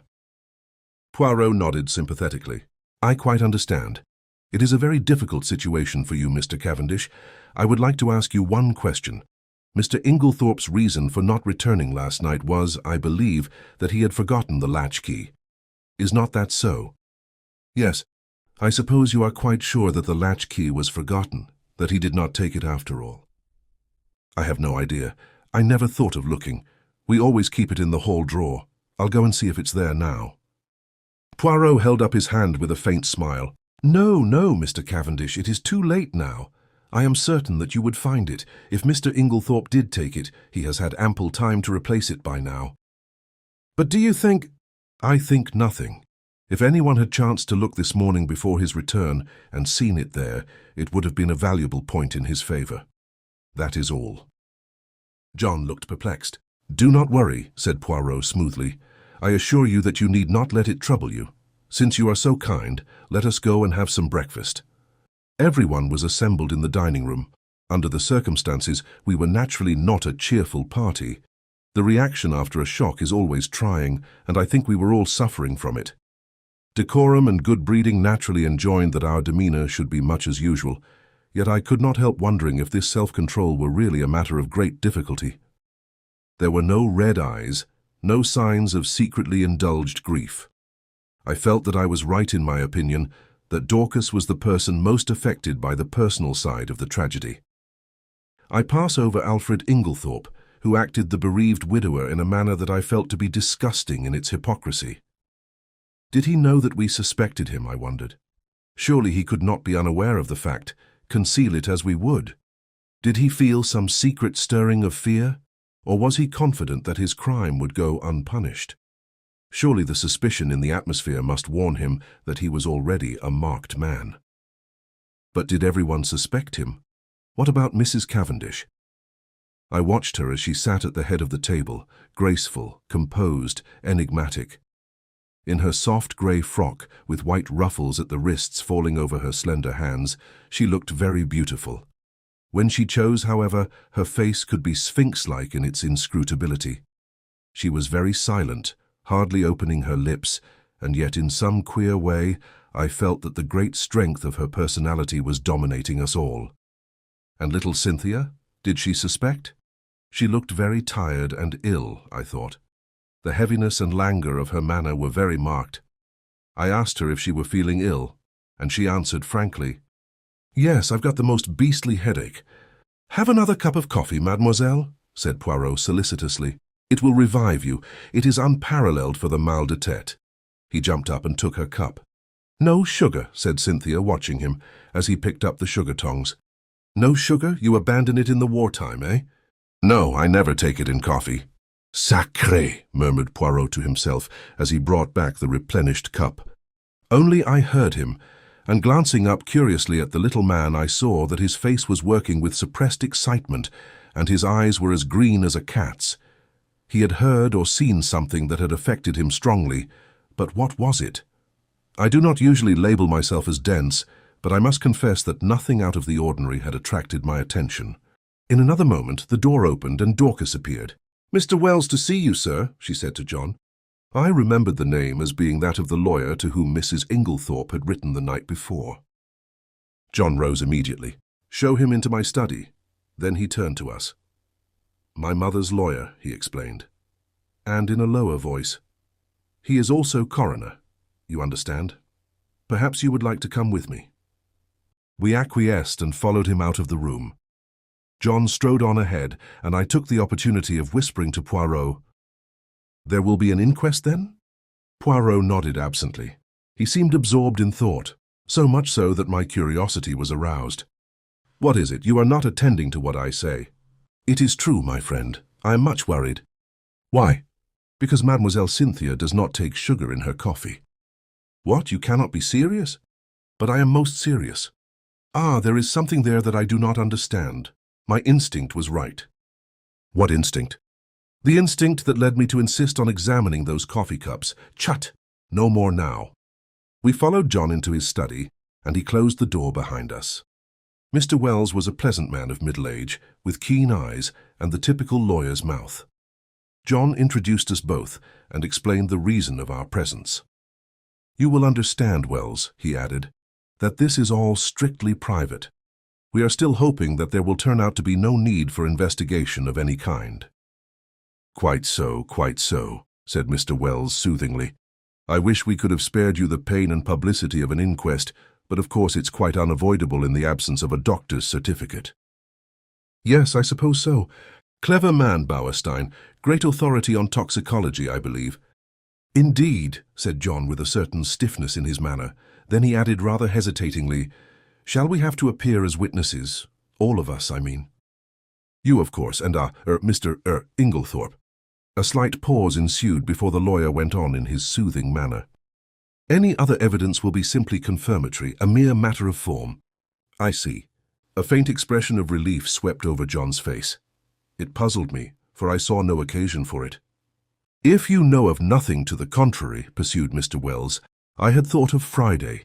That will give us plenty of time for the doctor's report. The post-mortem is to take place tonight, I believe." "Yes. Then that arrangement will suit you?" "Perfectly. I need not tell you, my dear Cavendish, how distressed I am at this most tragic affair." "Can you give us no help in solving it, monsieur?" interposed Poirot, speaking for the first time since we had entered the room. "Yes, we heard that Mrs. Inglethorp wrote to you last night. You should have received the letter this morning." "I did, but it contains no information. It is merely a note asking me to call upon her this morning, as she wanted my advice on a matter of great importance." "She gave you no hint as to what that matter might be?" "Unfortunately, no." "That is a pity," said John. "A great pity," agreed Poirot gravely. There was silence. Poirot remained lost in thought for a few minutes. Finally, he turned to the lawyer again. "Mr. Wells, there is one thing I should like to ask you. That is, if it is not against professional etiquette. In the event of Mrs. Inglethorpe's death, who would inherit her money?" The lawyer hesitated a moment and then replied, "The knowledge will be public property very soon, so if Mr. Cavendish does not object, and—" "Not at all," interpolated John. "I do not see any reason why I should not answer your question. By her last will, dated August of last year, after various unimportant legacies to servants, etc., she gave her entire fortune to her stepson, Mr. John Cavendish. Was not that, pardon the question, Mr. Cavendish, rather unfair to her other stepson, Mr. Lawrence Cavendish?" "No, I do not think so. You see, under the terms of their father's will, while John inherited the property, Lawrence, at his stepmother's death, would come into a considerable sum of money. Mrs. Inglethorpe left her money to her elder stepson, knowing that he would have to keep up Styles. It was, to my mind, a very fair and equitable distribution." Poirot nodded thoughtfully.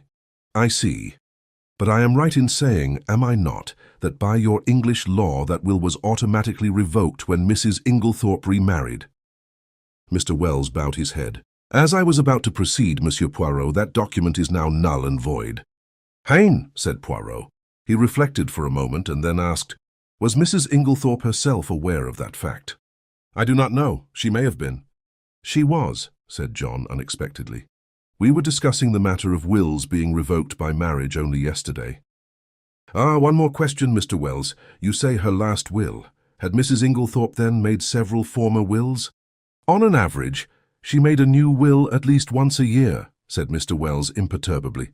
"She was given to changing her mind as to her testamentary dispositions, now benefiting one, now another member of her family." "Suppose," suggested Poirot, "that unknown to you she had made a new will in favor of someone who was not, in any sense of the word, a member of the family, we will say Miss Howard, for instance. Would you be surprised?" "Not in the least." "Ah!" Poirot seemed to have exhausted his questions.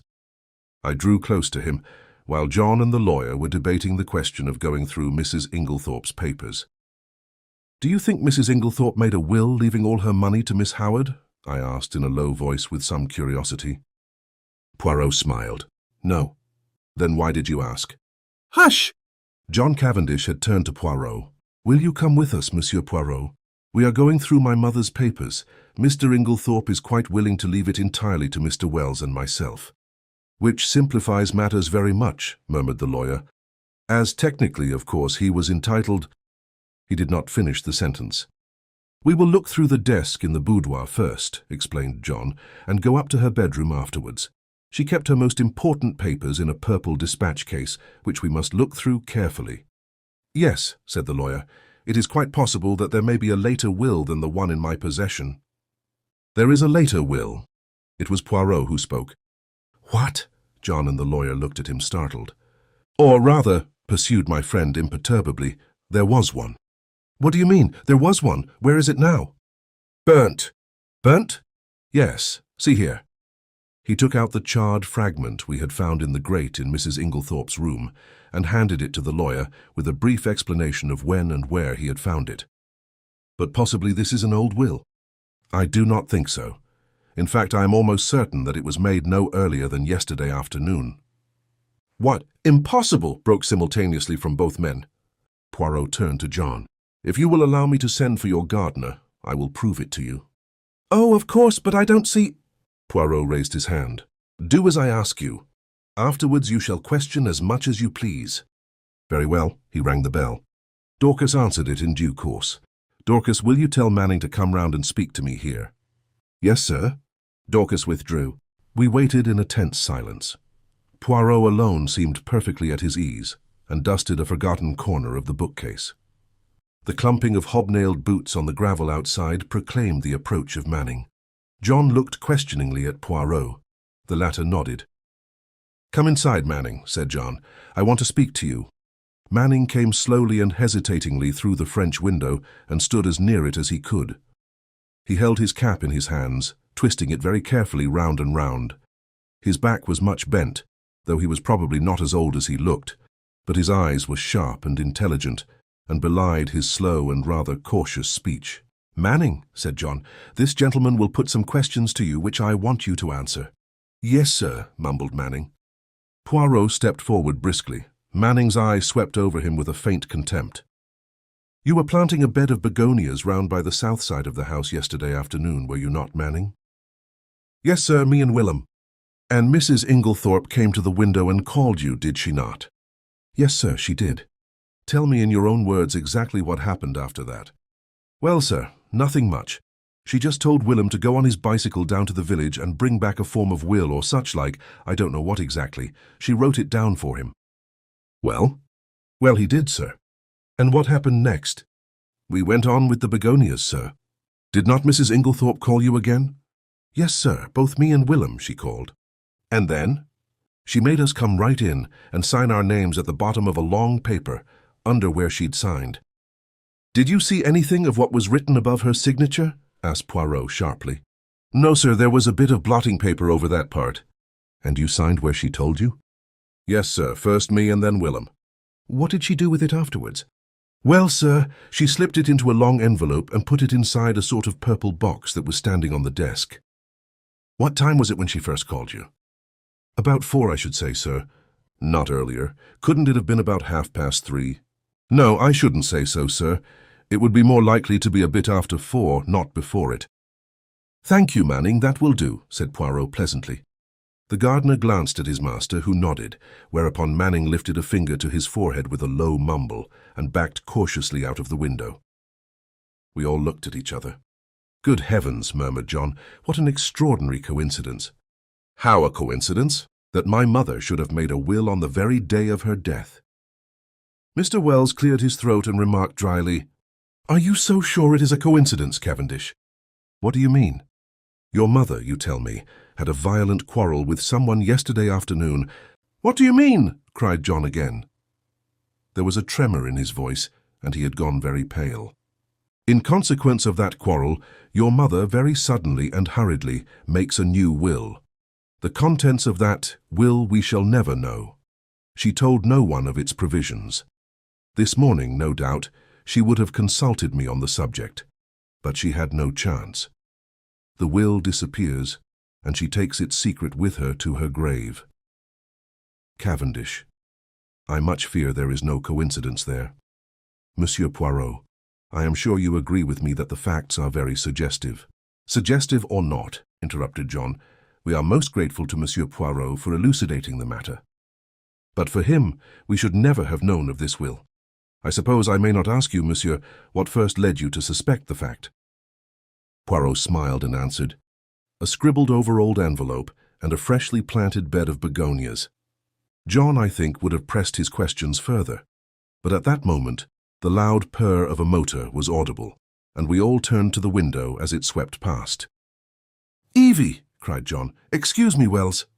He went hurriedly out into the hall. Poirot looked inquiringly at me. "Miss Howard," I explained. "Ah, I am glad she has come. There is a woman with a head and a heart too, Hastings, though the good God gave her no beauty."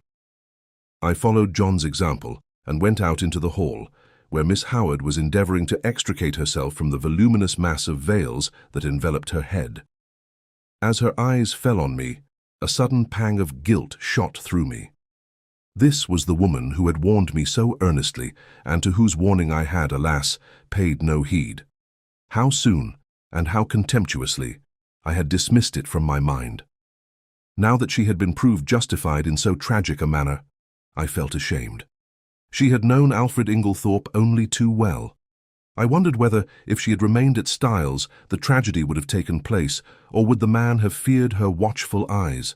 I was relieved when she shook me by the hand with her well-remembered painful grip.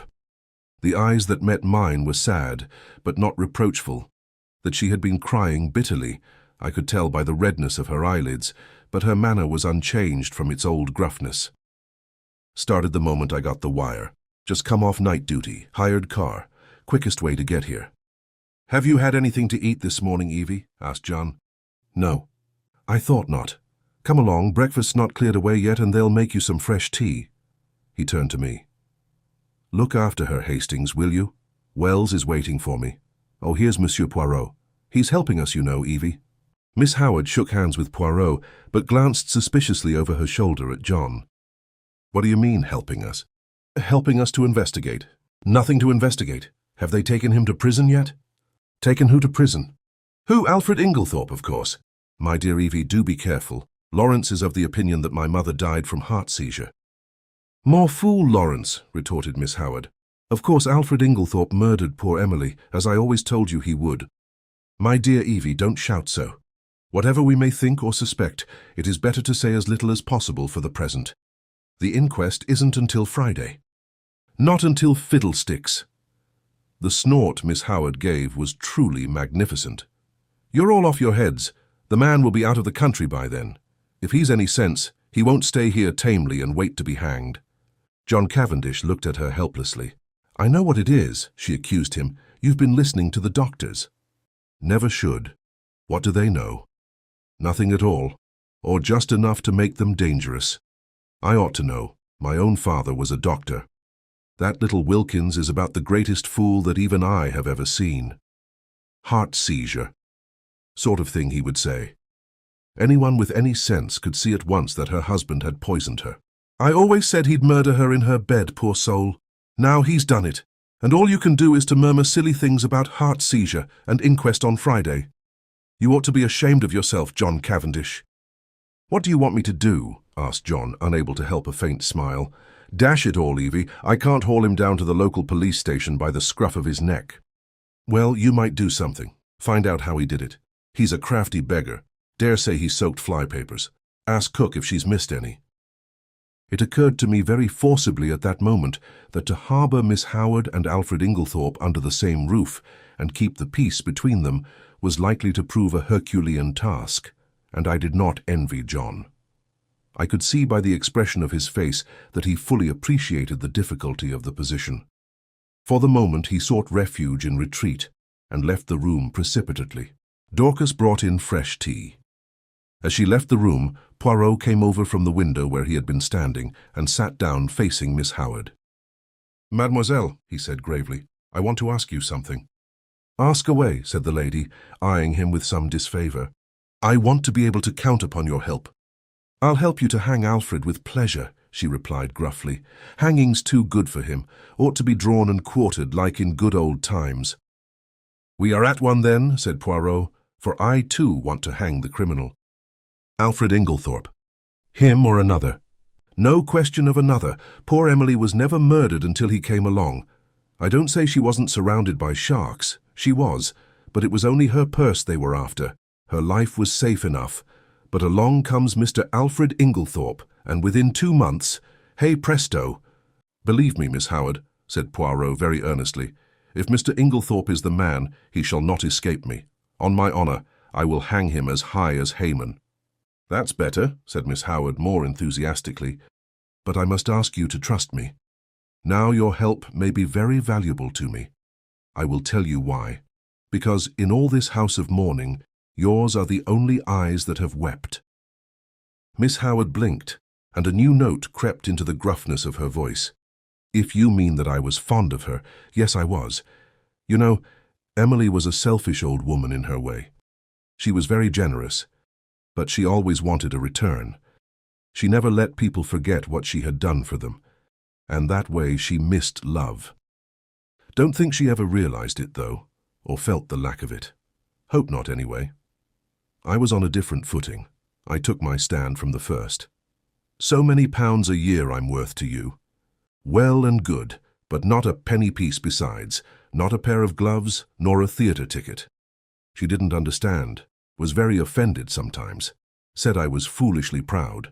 It wasn't that, but I couldn't explain. Anyway, I kept my self-respect. And so, out of the whole bunch, I was the only one who could allow myself to be fond of her. I watched over her. I guarded her from the lot of them. And then a glib-tongued scoundrel comes along, and pooh, all my years of devotion go for nothing. Poirot nodded sympathetically. I understand, mademoiselle, I understand all you feel. It is most natural. You think that we are lukewarm, that we lack fire and energy, but trust me, it is not so. John stuck his head in at this juncture, and invited us both to come up to Mrs. Inglethorpe's room, as he and Mr. Wells had finished looking through the desk in the boudoir. As we went up the stairs, John looked back to the dining-room door and lowered his voice confidentially. Look here, what's going to happen when these two meet? I shook my head helplessly. I've told Mary to keep them apart if she can. Will she be able to do so? The Lord only knows. There's one thing, Inglethorpe himself won't be too keen on meeting her. You've got the keys still, haven't you, Poirot? I asked, as we reached the door of the locked room. Taking the keys from Poirot, John unlocked it, and we all passed in. The lawyer went straight to the desk, and John followed him. My mother kept most of her important papers in this dispatch case, I believe, he said. Poirot drew out the small bunch of keys. Permit me, I locked it out of precaution this morning. But it's not locked now. Impossible. See? And John lifted the lid as he spoke. Mille tonnerres! Cried Poirot, dumbfounded. And I, who have both the keys in my pocket! He flung himself upon the case. Suddenly, he stiffened. Et voilà une affaire. This lock has been forced. What? Poirot laid down the case again. But who forced it? Why should they? When? But the door was locked? These exclamations burst from us disjointedly. Poirot answered them categorically, almost mechanically. Who? That is the question. Why? Ah, if I only knew. When? Since I was here an hour ago. As to the door being locked, it is a very ordinary lock. Probably any other of the door keys in this passage would fit it. We stared at one another blankly. Poirot had walked over to the mantelpiece. He was outwardly calm, but I noticed his hands, which from long force of habit were mechanically straightening the spill vases on the mantelpiece, were shaking violently. See here, it was like this, he said at last. There was something in that case, some piece of evidence, slight in itself perhaps, but still enough of a clue to connect the murderer with the crime. It was vital to him that it should be destroyed before it was discovered and its significance appreciated. Therefore he took the risk, the great risk, of coming in here. Finding the case locked, he was obliged to force it, thus betraying his presence. For him to take that risk, it must have been something of great importance. But what was it? Ah, cried Poirot, with a gesture of anger. That I do not know. A document of some kind, without doubt. Possibly the scrap of paper Dorcas saw in her hand yesterday afternoon. And I— His anger burst forth freely. Miserable animal that I am. I guessed nothing. I have behaved like an imbecile. I should never have left that case here.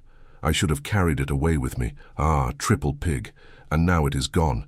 It is destroyed. But is it destroyed? Is there not yet a chance? We must leave no stone unturned. He rushed like a madman from the room, and I followed him as soon as I had sufficiently recovered my wits. But by the time I had reached the top of the stairs, he was out of sight.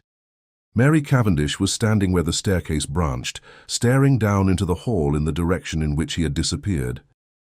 "What has happened to your extraordinary little friend, Mr. Hastings? He has just rushed past me like a mad bull." "He's rather upset about something," I remarked feebly. I really did not know how much Poirot would wish me to disclose. As I saw a faint smile gather on Mrs. Cavendish's expressive mouth, I endeavored to try and turn the conversation by saying, "They haven't met yet, have they?" "Who?" "Mr. Inglethorp and Miss Howard." She looked at me in rather a disconcerting manner. "Do you think it would be such a disaster if they did meet?" "Well, don't you?" I said, rather taken aback. "No." She was smiling in her quiet way. "I should like to see a good flare-up. It would clear the air. At present we are all thinking so much and saying so little." "John doesn't think so," I remarked. "He's anxious to keep them apart." "Oh, John." Something in her tone fired me, and I blurted out, "Old John's an awfully good sort." She studied me curiously for a minute or two, and then said to my great surprise, "You are loyal to your friend. I like you for that." "Aren't you my friend too?" "I am a very bad friend." "Why do you say that?" "Because it is true. I am charming to my friends one day and forget all about them the next." I don't know what impelled me, but I was nettled, and I said foolishly and not in the best of taste, "Yet you seem to be invariably charming to Dr. Bauerstein." Instantly I regretted my words. Her face stiffened. I had the impression of a steel curtain coming down and blotting out the real woman. Without a word, she turned and went swiftly up the stairs, whilst I stood like an idiot gaping after her. Locked up in the desk in the boudoir, they found a will of Mrs. Inglethorp's, dated before her marriage, leaving her fortune to Alfred Inglethorp. It must have been made just at the time they were engaged. It came quite as a surprise to Wells and to John Cavendish also. It was written on one of those printed will forms and witnessed by 2 of the servants, not Dorcas. "Did Mr. Inglethorp know of it?" "He says not." "One might take that with a grain of salt," I remarked skeptically. "All these wills are very confusing. Tell me, how did those scribbled words on the envelope help you to discover that a will was made yesterday afternoon?" Poirot smiled. "Mon ami, have you ever, when writing a letter, been arrested by the fact that you did not know how to spell a certain word?" "Yes, often. I suppose everyone has." "Exactly.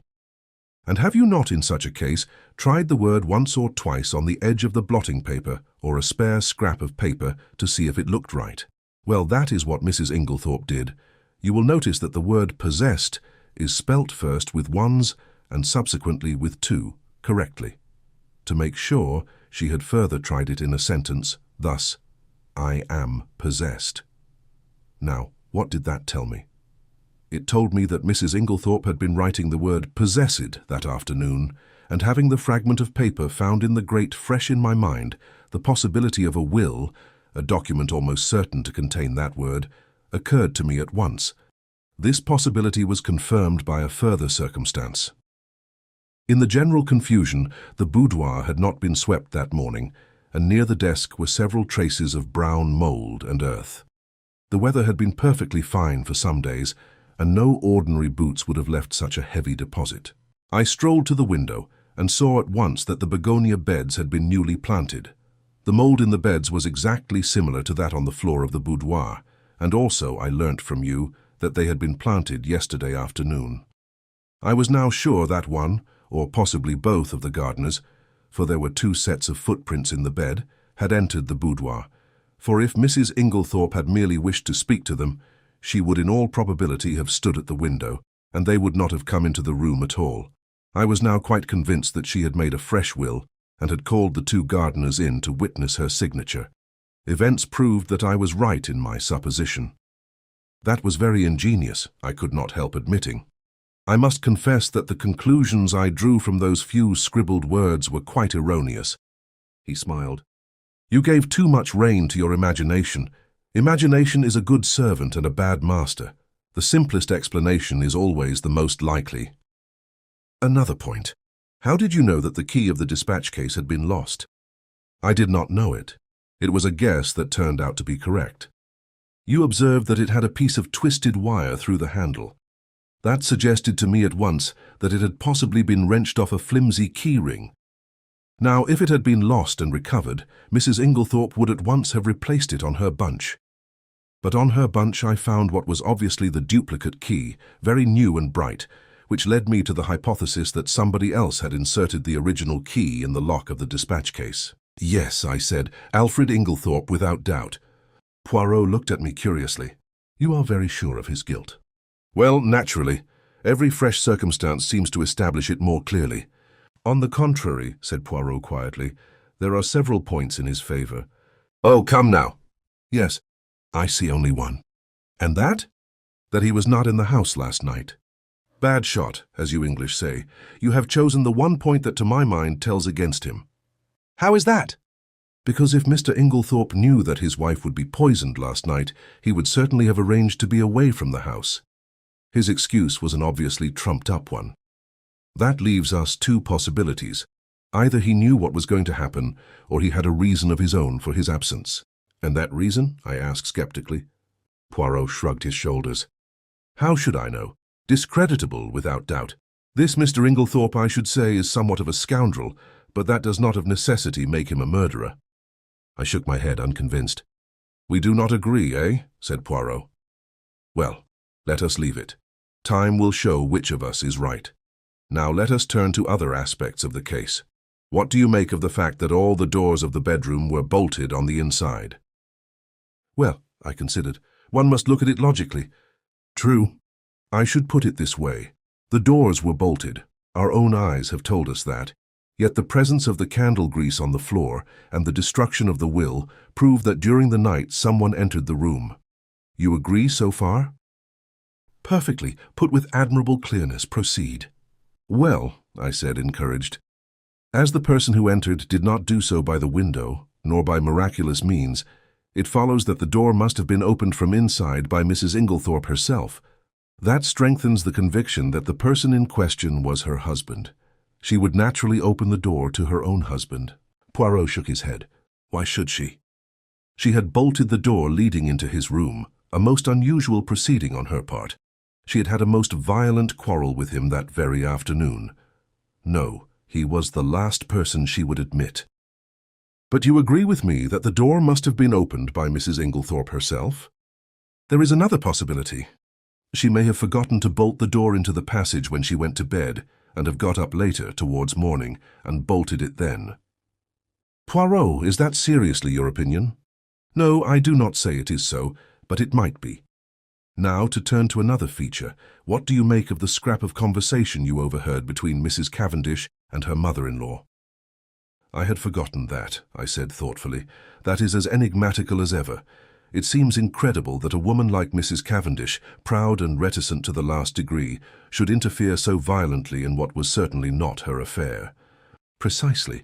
It was an astonishing thing for a woman of her breeding to do. It is certainly curious, I agreed. Still, it is unimportant and need not be taken into account. A groan burst from Poirot. What have I always told you? Everything must be taken into account. If the fact will not fit the theory, let the theory go. Well, we shall see, I said, nettled. Yes, we shall see. We had reached Leastways Cottage, and Poirot ushered me upstairs to his own room. He offered me one of the tiny Russian cigarettes he himself occasionally smoked. I was amused to notice that he stowed away the used matches most carefully in a little china pot. My momentary annoyance vanished. Poirot had placed our two chairs in front of the open window, which commanded a view of the village street. The fresh air blew in warm and pleasant. It was going to be a hot day. Suddenly my attention was arrested by a weedy-looking young man rushing down the street at a great pace. It was the expression on his face that was extraordinary, a curious mingling of terror and agitation. Look, Poirot, I said. He leant forward. Tiens, he said, it is Mr. Mace from the chemist's shop. He is coming here. The young man came to a halt before Leastways Cottage, and after hesitating a moment, pounded vigorously at the door. A little minute, cried Poirot from the window. I come. Motioning to me to follow him, he ran swiftly down the stairs and opened the door. Mr. Mace began at once.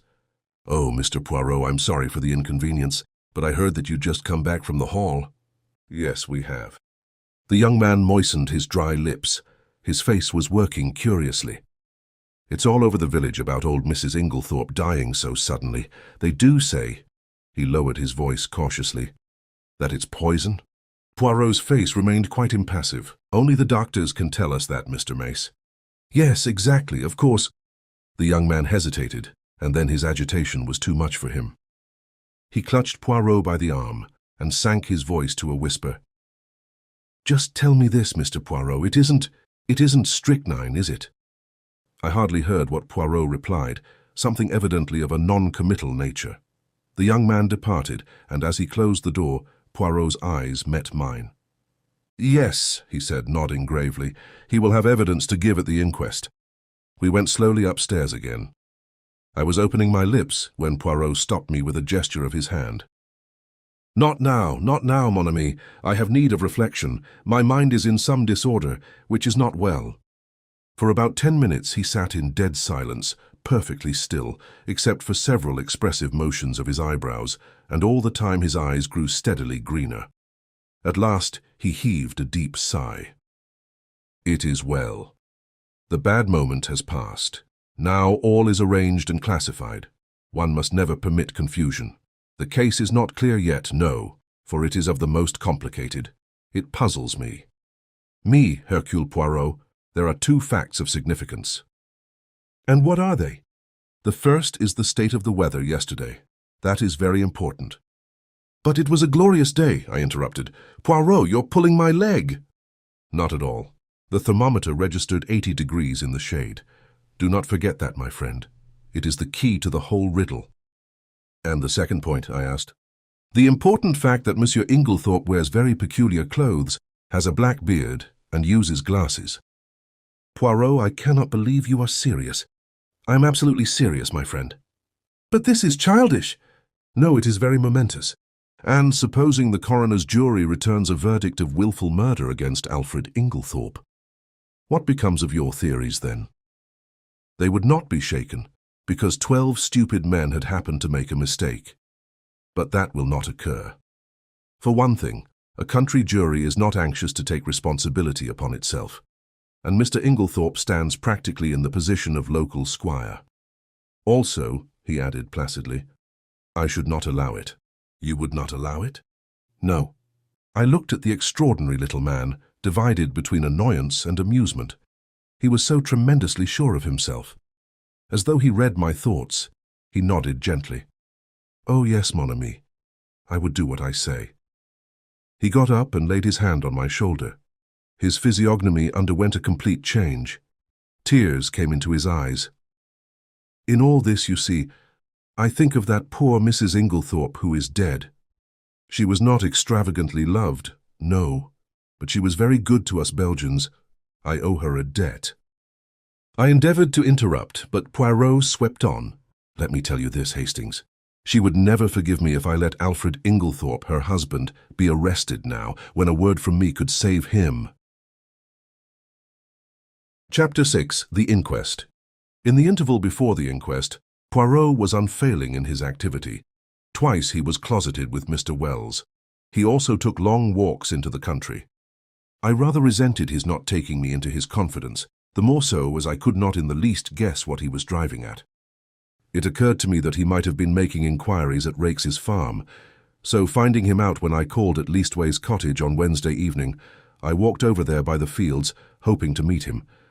But there was no sign of him, and I hesitated to go right up to the farm itself. As I walked away, I met an aged rustic who leered at me cunningly. "You'm from the Hall, ain't you?" he asked. "Yes, I'm looking for a friend of mine whom I thought might have walked this way."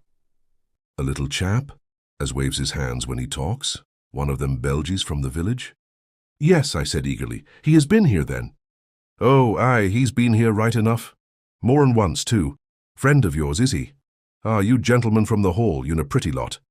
And he leered more jocosely than ever. "Why, do the gentlemen from the Hall come here often?" I asked as carelessly as I could. He winked at me knowingly. "One does, mister, naming no names, mind, and a very liberal gentleman, too." "Oh, thank you, sir, I'm sure." I walked on sharply, Evelyn Howard had been right then, and I experienced a sharp twinge of disgust as I thought of Alfred Inglethorpe's liberality with another woman's money.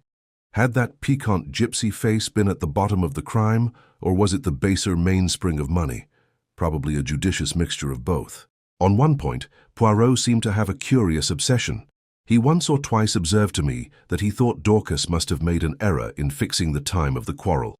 He suggested to her repeatedly that it was 4:30 and not 4 o'clock when she had heard the voices.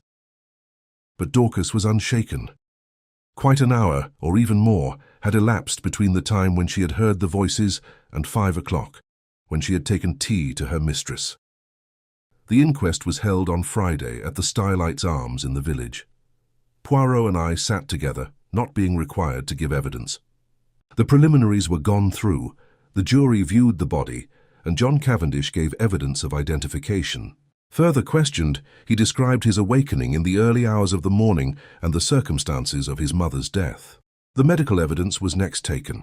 There was a breathless hush, and every eye was fixed on the famous London specialist who was known to be one of the greatest authorities of the day on the subject of toxicology.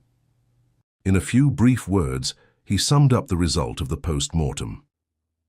Shorn of its medical phraseology and technicalities, it amounted to the fact that Mrs. Inglethorpe had met her death as the result of strychnine poisoning. Judging from the quantity recovered, she must have taken not less than 3/4 of a grain of strychnine, but probably 1 grain or slightly over. "Is it possible that she could have swallowed the poison by accident?" asked the coroner. "I should consider it very unlikely. Strychnine is not used for domestic purposes, as some poisons are, and there are restrictions placed on its sale. Does anything in your examination lead you to determine how the poison was administered?" "No." "You arrived at Styles before Dr. Wilkins, I believe." "That is so.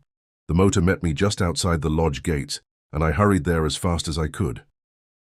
"Will you relate to us exactly what happened next?" "I entered Mrs. Inglethorpe's room. She was at that moment in a typical tetanic convulsion. She turned towards me and gasped out, 'Alfred, Alfred!' Could the strychnine have been administered in Mrs. Inglethorpe's after-dinner coffee, which was taken to her by her husband? Possibly, but strychnine is a fairly rapid drug in its action. The symptoms appear from 1 to 2 hours after it has been swallowed. It is retarded under certain conditions, none of which, however, appear to have been present in this case.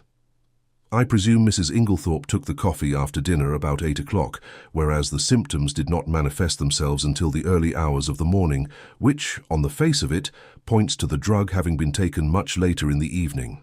Mrs. Inglethorpe was in the habit of drinking a cup of cocoa in the middle of the night. Could the strychnine have been administered in that?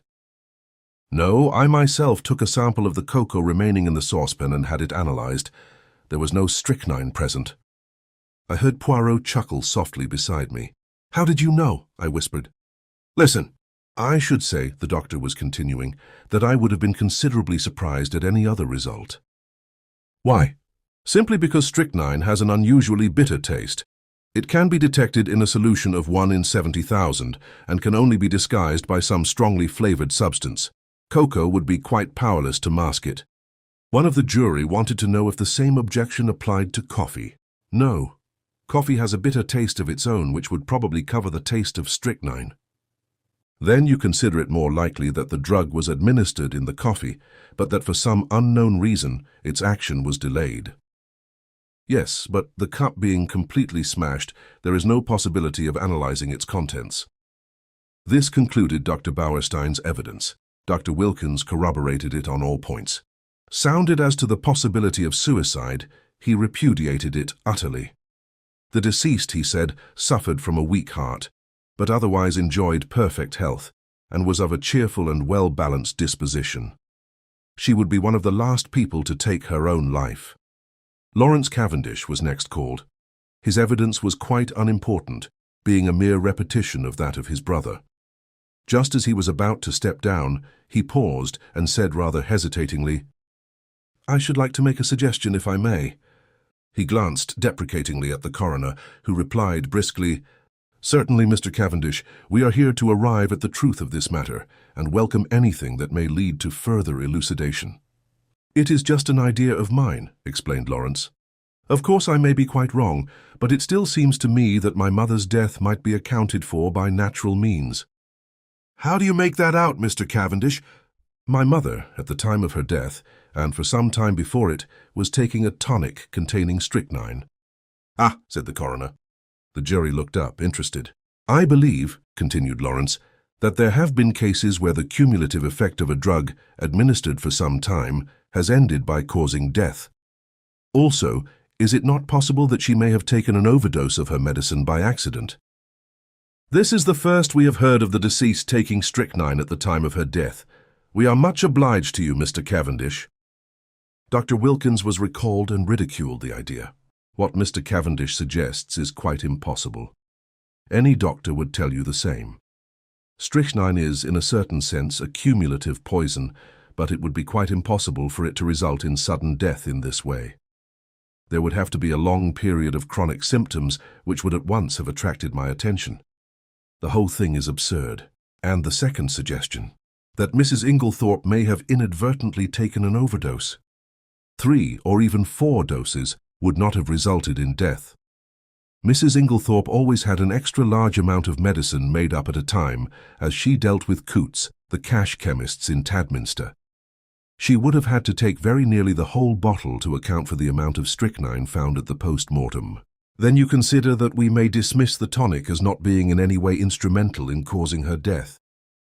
Certainly, the supposition is ridiculous. The same juryman who had interrupted before here suggested that the chemist who made up the medicine might have committed an error. That, of course, is always possible, replied the doctor. But Dorcas, who was the next witness called, dispelled even that possibility.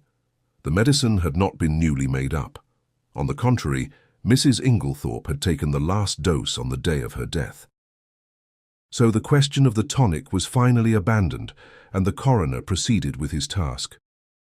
Having elicited from Dorcas how she had been awakened by the violent ringing of her mistress's bell, and had subsequently roused the household, he passed to the subject of the quarrel on the preceding afternoon. Dorcas's evidence on this point was substantially what Poirot and I had already heard, so I will not repeat it here. The next witness was Mary Cavendish. She stood very upright and spoke in a low, clear, and perfectly composed voice. In answer to the coroner's question, she told how, her alarm clock having aroused her at 4:30 as usual, she was dressing when she was startled by the sound of something heavy falling. "That would have been the table by the bed," commented the coroner. "I opened my door," continued Mary, "and listened. In a few minutes a bell rang violently.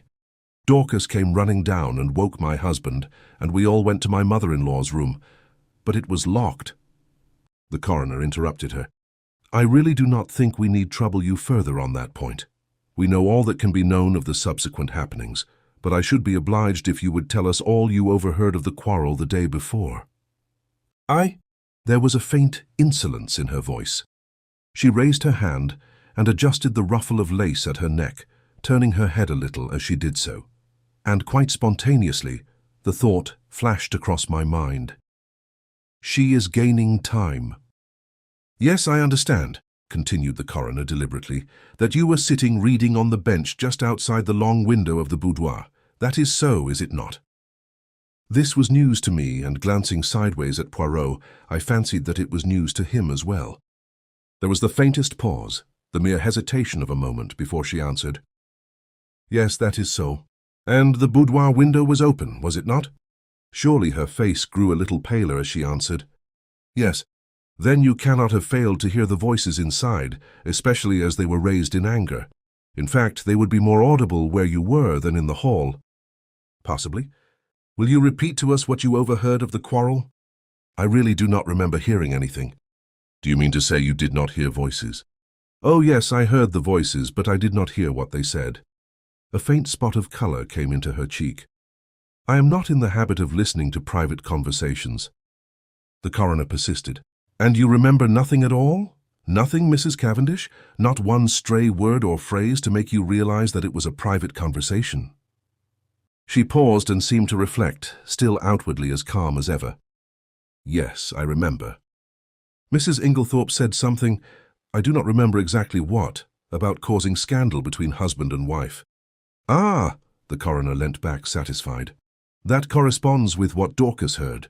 But excuse me, Mrs. Cavendish, although you realized it was a private conversation, you did not move away. You remained where you were." I caught the momentary gleam of her tawny eyes as she raised them. I felt certain that at that moment she would willingly have torn the little lawyer, with his insinuations, into pieces. But she replied quietly enough. "No, I was very comfortable where I was. I fixed my mind on my book." "And that is all you can tell us?" "That is all." The examination was over, though I doubted if the coroner was entirely satisfied with it. I think he suspected that Mary Cavendish could tell more if she chose. Amy Hill, shop assistant, was next called, and deposed to having sold a will form on the afternoon of the 17th to William Earl, under gardener at Styles. William Earl and Manning succeeded her, and testified to witnessing a document. Manning fixed the time at about 4:30. William was of the opinion that it was rather earlier. Cynthia Murdoch came next. She had, however, little to tell. She had known nothing of the tragedy until awakened by Mrs. Cavendish. "You did not hear the table fall?" "No, I was fast asleep." The coroner smiled. "A good conscience makes a sound sleeper," he observed. "Thank you, Miss Murdoch, that is all." "Miss Howard?" Miss Howard produced the letter written to her by Mrs. Inglethorp on the evening of the 17th. Poirot and I had, of course, already seen it. It added nothing to our knowledge of the tragedy. The following is a facsimile. Styles Court. Essex handwritten note, July 17th. My dear Evelyn, can we not bury the hachis? I have found it hard to forgive the things you said against my dear husband, but I am an old woman, and very fond of you. Yours affectionately, Emily Inglethorp. It was handed to the jury, who scrutinized it attentively. I fear it does not help us much, said the coroner with a sigh. There is no mention of any of the events of that afternoon. Plain as a pikestaff to me, said Miss Howard shortly. It shows clearly enough that my poor old friend had just found out she'd been made a fool of. It says nothing of the kind in the letter, the coroner pointed out. No, because Emily never could bear to put herself in the wrong, but I know her. She wanted me back, but she wasn't going to own that I'd been right. She went round about. Most people do. Don't believe in it myself. Mr. Wells smiled faintly. So, I noticed, did several of the jury. Miss Howard was obviously quite a public character. Anyway, all this tomfoolery is a great waste of time, continued the lady, glancing up and down the jury disparagingly. Talk, talk, talk, when all the time we know perfectly well. The coroner interrupted her in an agony of apprehension. Thank you, Miss Howard, that is all. I fancy he breathed a sigh of relief when she complied. Then came the sensation of the day. The coroner called Albert Mace, chemist's assistant. It was our agitated young man of the pale face. In answer to the coroner's questions, he explained that he was a qualified pharmacist, but had only recently come to this particular shop, as the assistant formerly there had just been called up for the army. These preliminaries completed, the coroner proceeded to business. Mr. Mace, have you lately sold strychnine to any unauthorized person? Yes, sir. When was this? Last Monday night. Monday, not Tuesday? No, sir, Monday the 16th. Will you tell us to whom you sold it? You could have heard a pin drop. Yes, sir, it was to Mr. Inglethorp. Every eye turned simultaneously to where Alfred Inglethorp was sitting, impassive and wooden. He started slightly, as the damning words fell from the young man's lips. I half thought he was going to rise from his chair, but he remained seated, although a remarkably well-acted expression of astonishment rose on his face. You are sure of what you say? Asked the coroner sternly. Quite sure, sir. Are you in the habit of selling strychnine indiscriminately over the counter? The wretched young man wilted visibly under the coroner's frown. Oh, no, sir, of course not. But seeing it was Mr. Inglethorp of the Hall, I thought there was no harm in it. He said it was to poison a dog. Inwardly, I sympathized. It was only human nature to endeavor to please the Hall, especially when it might result in custom being transferred from Coutts to the local establishment. Is it not customary for anyone purchasing poison to sign a book? Yes, sir, Mr. Inglethorp did so. Have you got the book here? Yes, sir. It was produced, and with a few words of stern censure, the coroner dismissed the wretched Mr. Mace. Then, amidst a breathless silence, Alfred Inglethorp was called. Did he realize, I wondered, how closely the halter was being drawn around his neck? The coroner went straight to the point. On Monday evening last, did you purchase strychnine for the purpose of poisoning a dog? Inglethorp replied with perfect calmness. No, I did not. There is no dog at Styles, except an outdoor sheepdog, which is in perfect health. You deny absolutely having purchased strychnine from Albert Mace on Monday last? I do. Do you also deny this? The coroner handed him the register in which his signature was inscribed. Certainly I do. The handwriting is quite different from mine. I will show you. He took an old envelope out of his pocket and wrote his name on it, handing it to the jury. It was certainly utterly dissimilar. Then what is your explanation of Mr. Mace's statement? Alfred Inglethorp replied imperturbably, Mr. Mace must have been mistaken. The coroner hesitated for a moment and then said, Mr. Inglethorp, as a mere matter of form, would you mind telling us where you were on the evening of Monday, July 16th? Really, I can't remember. That is absurd, Mr. Inglethorp, said the coroner sharply. Think again. Inglethorp shook his head. I cannot tell you. I have an idea that I was out walking. In what direction? I really can't remember. The coroner's face grew graver. Were you in company with anyone? No. Did you meet anyone on your walk? No. That is a pity, said the coroner dryly. I am to take it then that you decline to say where you were at the time that Mr. Mace positively recognized you as entering the shop to purchase strychnine. If you like to take it that way, yes. Be careful, Mr. Inglethorp. Poirot was fidgeting nervously. Sacre, he murmured. Does this imbecile of a man want to be arrested? Inglethorp was indeed creating a bad impression. His futile denials would not have convinced a child. The coroner, however, passed briskly to the next point, and Poirot drew a deep breath of relief. You had a discussion with your wife on Tuesday afternoon? Pardon me, interrupted Alfred Inglethorp. You have been misinformed. I had no quarrel with my dear wife. The whole story is absolutely untrue. I was absent from the house the entire afternoon. Have you anyone who can testify to that? You have my word, said Inglethorp haughtily. The coroner did not trouble to reply.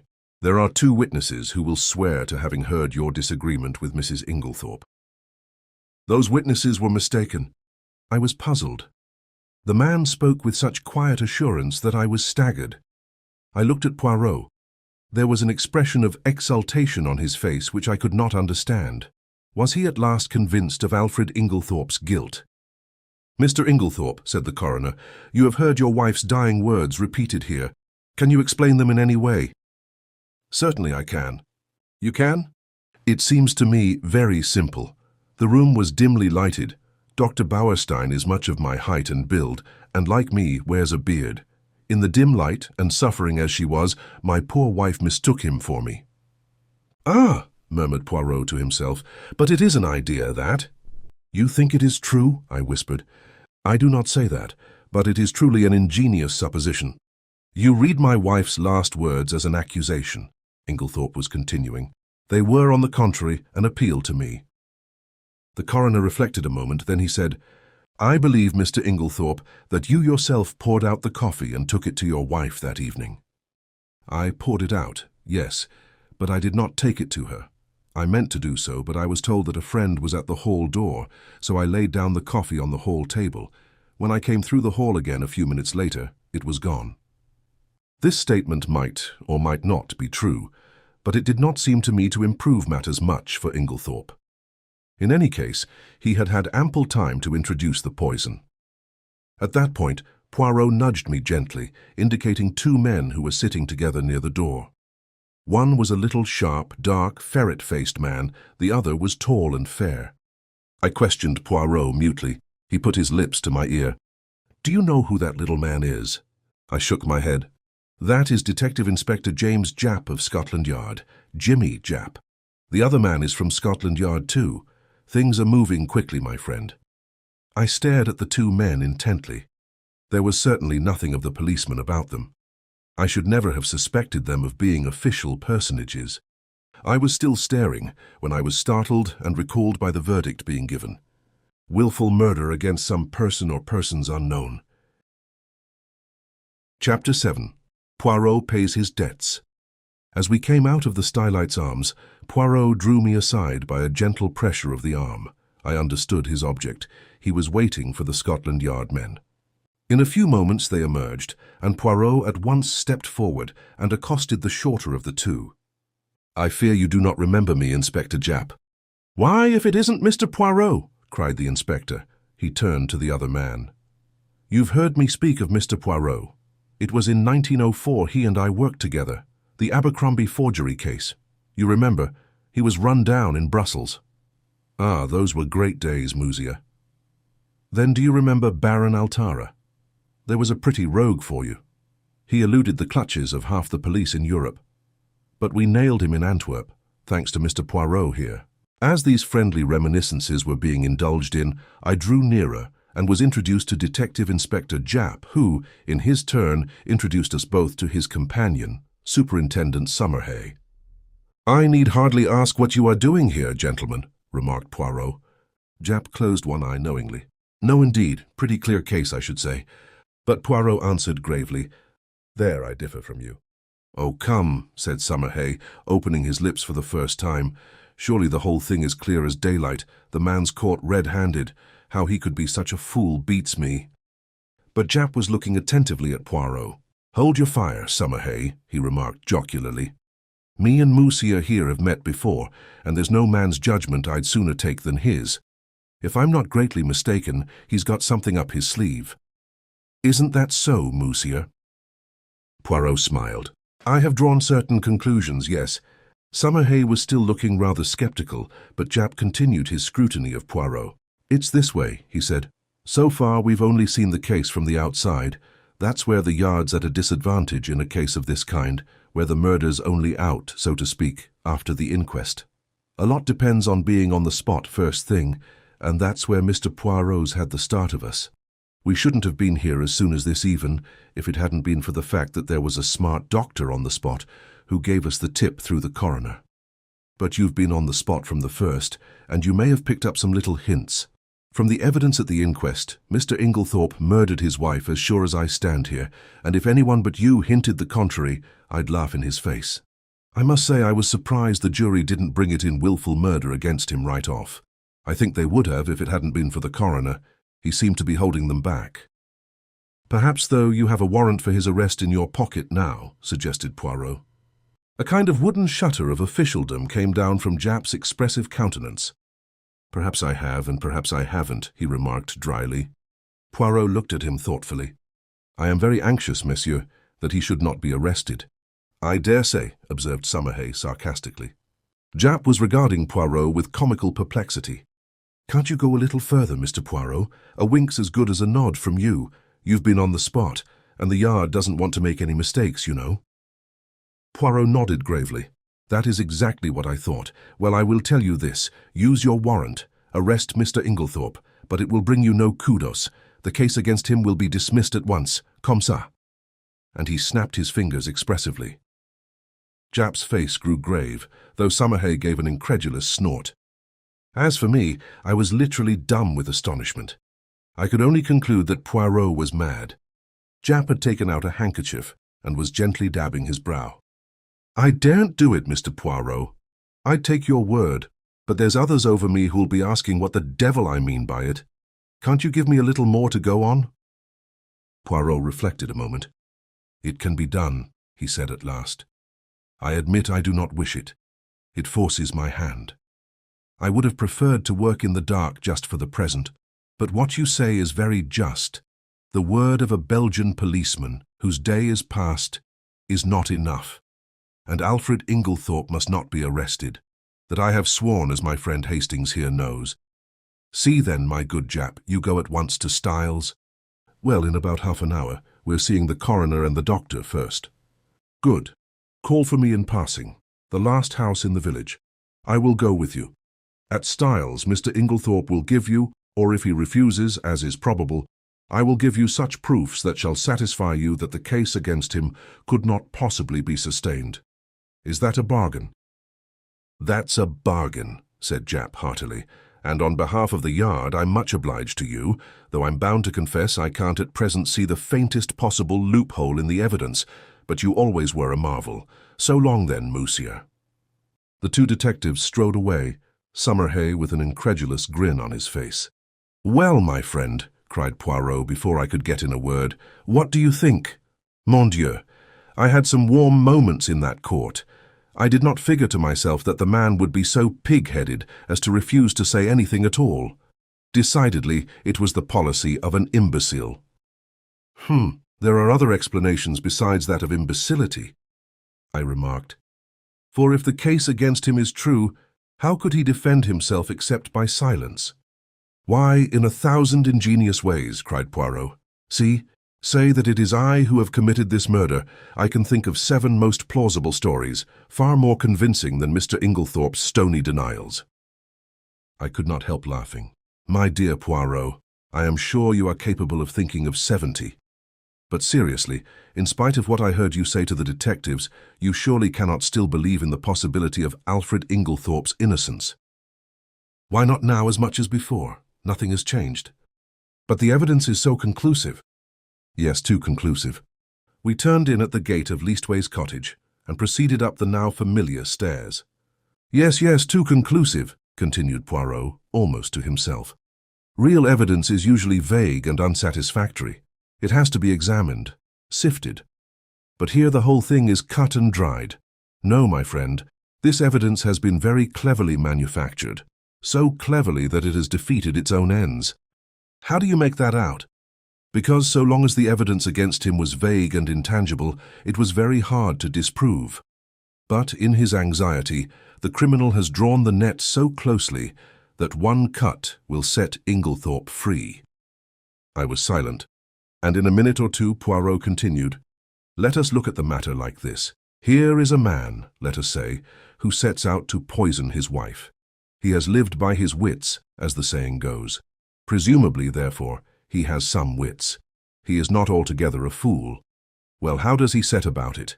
He goes boldly to the village chemist's and purchases strychnine under his own name, with a trumped-up story about a dog which is bound to be proved absurd. He does not employ the poison that night. No.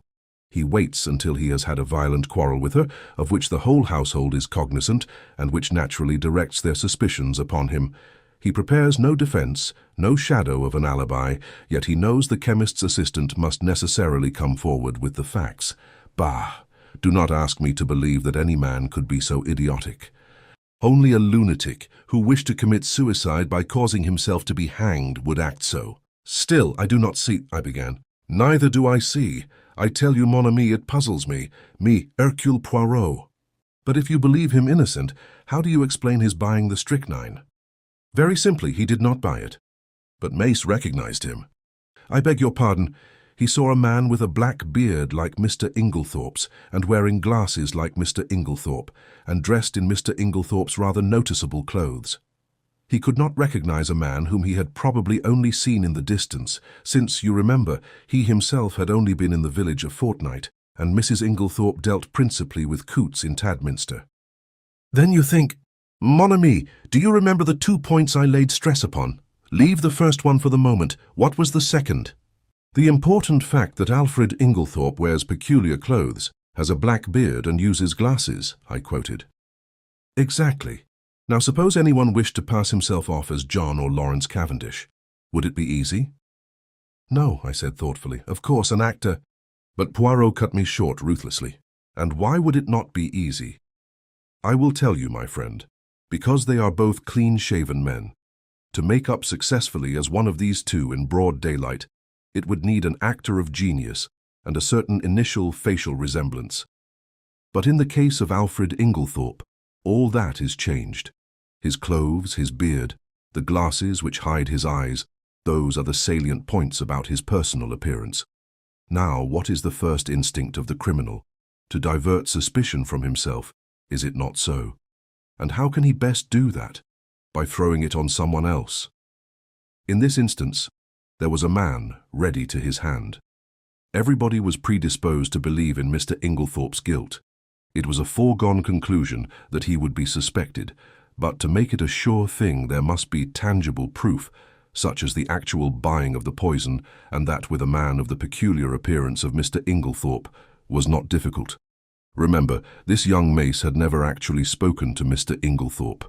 How should he doubt that the man in his clothes, with his beard and his glasses, was not Alfred Inglethorp. It may be so, I said, fascinated by Poirot's eloquence. But if that was the case, why does he not say where he was at 6 o'clock on Monday evening? Ah, why indeed, said Poirot, calming down. If he were arrested, he probably would speak, but I do not want it to come to that. I must make him see the gravity of his position. There is, of course, something discreditable behind his silence. If he did not murder his wife, he is, nevertheless, a scoundrel, and has something of his own to conceal, quite apart from the murder. What can it be? I mused, won over to Poirot's views for the moment, although still retaining a faint conviction that the obvious deduction was the correct one. "Can you not guess?" asked Poirot, smiling. "No, can you?" "Oh, yes, I had a little idea some time ago, and it has turned out to be correct." "You never told me," I said reproachfully. Poirot spread out his hands apologetically. "Pardon me, mon ami, you were not precisely sympathique." He turned to me earnestly. "Tell me, you see now that he must not be arrested." "Perhaps," I said doubtfully, for I was really quite indifferent to the fate of Alfred Inglethorp, and thought that a good fright would do him no harm. Poirot, who was watching me intently, gave a sigh. "Come, my friend," he said, changing the subject. "Apart from Mr. Inglethorp, how did the evidence at the inquest strike you?" "Oh, pretty much what I expected." "Did nothing strike you as peculiar about it?" My thoughts flew to Mary Cavendish, and I hedged. "In what way?" "Well, Mr. Lawrence Cavendish's evidence, for instance." I was relieved. "Oh, Lawrence, no, I don't think so. He's always a nervous chap." "His suggestion that his mother might have been poisoned accidentally by means of the tonic she was taking, that did not strike you as strange, hein?" "No, I can't say it did. The doctors ridiculed it, of course, but it was quite a natural suggestion for a layman to make." "But Monsieur Lawrence is not a layman. You told me yourself that he had started by studying medicine and that he had taken his degree." "Yes, that's true. I never thought of that." I was rather startled. "It is odd." Poirot nodded. "From the first, his behavior has been peculiar. Of all the household, he alone would be likely to recognize the symptoms of strychnine poisoning, and yet we find him the only member of the family to uphold strenuously the theory of death from natural causes. If it had been Monsieur John, I could have understood it. He has no technical knowledge and is by nature unimaginative. But Monsieur Lawrence, no. And now, today, he puts forward a suggestion that he himself must have known was ridiculous. There is food for thought in this, mon ami." "It's very confusing," I agreed. "Then there is Mrs. Cavendish," continued Poirot. "That's another who is not telling all she knows. What do you make of her attitude?" "I don't know what to make of it. It seems inconceivable that she should be shielding Alfred Inglethorp, yet that is what it looks like." Poirot nodded reflectively. "Yes, it is queer. One thing is certain, she overheard a good deal more of that private conversation than she was willing to admit. And yet she is the last person one would accuse of stooping to eavesdrop." "Exactly. One thing her evidence has shown me, I made a mistake. Dorcas was quite right. The quarrel did take place earlier in the afternoon, about 4 o'clock, as she said." I looked at him curiously. I had never understood his insistence on that point. "Yes, a good deal that was peculiar came out today," continued Poirot. "Dr. Bauerstein now, what was he doing up and dressed at that hour in the morning? It is astonishing to me that no one commented on the fact." "He has insomnia, I believe," I said doubtfully. "Which is a very good or a very bad explanation," remarked Poirot. "It covers everything and explains nothing. I shall keep my eye on our clever Dr. Bauerstein." "Any more faults to find with the evidence?" I inquired satirically. "Mon ami," replied Poirot gravely, "when you find that people are not telling you the truth, look out. Now, unless I am much mistaken, at the inquest today, only one, at most, 2 persons were speaking the truth without reservation or subterfuge." "Oh, come now, Poirot. I won't cite Lawrence or Mrs. Cavendish, but there's John and Miss Howard. Surely they were speaking the truth." "Both of them, my friend. One I grant you, but both—" His words gave me an unpleasant shock. Miss Howard's evidence, unimportant as it was, had been given in such a downright straightforward manner that it had never occurred to me to doubt her sincerity. Still, I had a great respect for Poirot's sagacity, except on the occasions when he was what I described to myself as foolishly pig-headed. "Do you really think so?" I asked. "Miss Howard had always seemed to me so essentially honest. almost uncomfortably so. Poirot gave me a curious look, which I could not quite fathom. He seemed to speak, and then checked himself. Miss Murdoch, too, I continued. There's nothing untruthful about her. No, but it was strange that she never heard a sound sleeping next door, whereas Mrs. Cavendish, in the other wing of the building, distinctly heard the table fall. Well, she's young and she sleeps soundly. Ah, yes, indeed, she must be a famous sleeper, that one.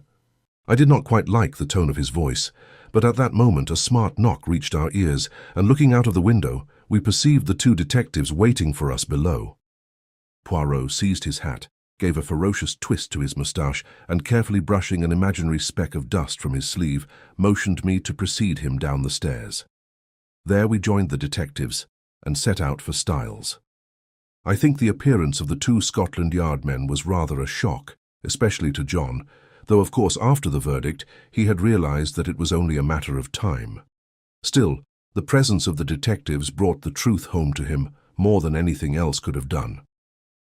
Poirot had conferred with Japp in a low tone on the way up, and it was the latter functionary who requested that the household, with the exception of the servants, should be assembled together in the drawing-room. I realized the significance of this. It was up to Poirot to make his boast good. Personally, I was not sanguine. Poirot might have excellent reasons for his belief in Inglethorpe's innocence, but a man of the type of Summerhay would require tangible proofs, and these I doubted if Poirot could supply. Before very long we had all trooped into the drawing-room, the door of which Japp closed. Poirot politely set chairs for everyone. The Scotland Yard men were the cynosure of all eyes. I think that for the first time we realized that the thing was not a bad dream, but a tangible reality. We had read of such things, now we ourselves were actors in the drama. Tomorrow the daily papers all over England would blazon out the news in staring headlines. Mysterious tragedy in Essex. Wealthy lady poisoned?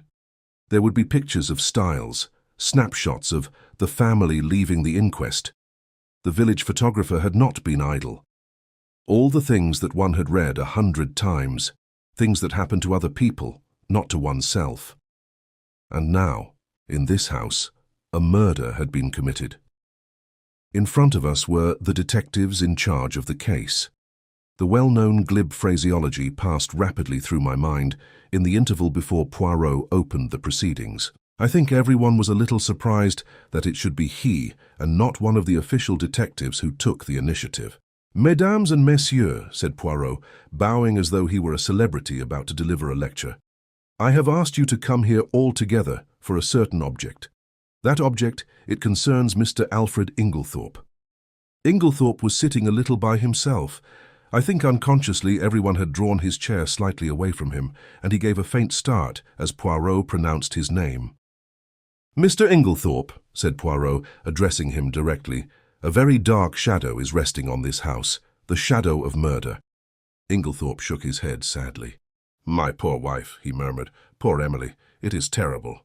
"I do not think, monsieur," said Poirot pointedly, "that you quite realize how terrible it may be for you." And as Inglethorpe did not appear to understand, he added, "Mr. Inglethorpe, you are standing in very grave danger." The two detectives fidgeted. I saw the official caution, "Anything you say will be used in evidence against you," actually hovering on Summerhay's lips. Poirot went on. "Do you understand now, monsieur?" "No, what do you mean?" "I mean," said Poirot deliberately, "that you are suspected of poisoning your wife." A little gasp ran round the circle at this plain speaking.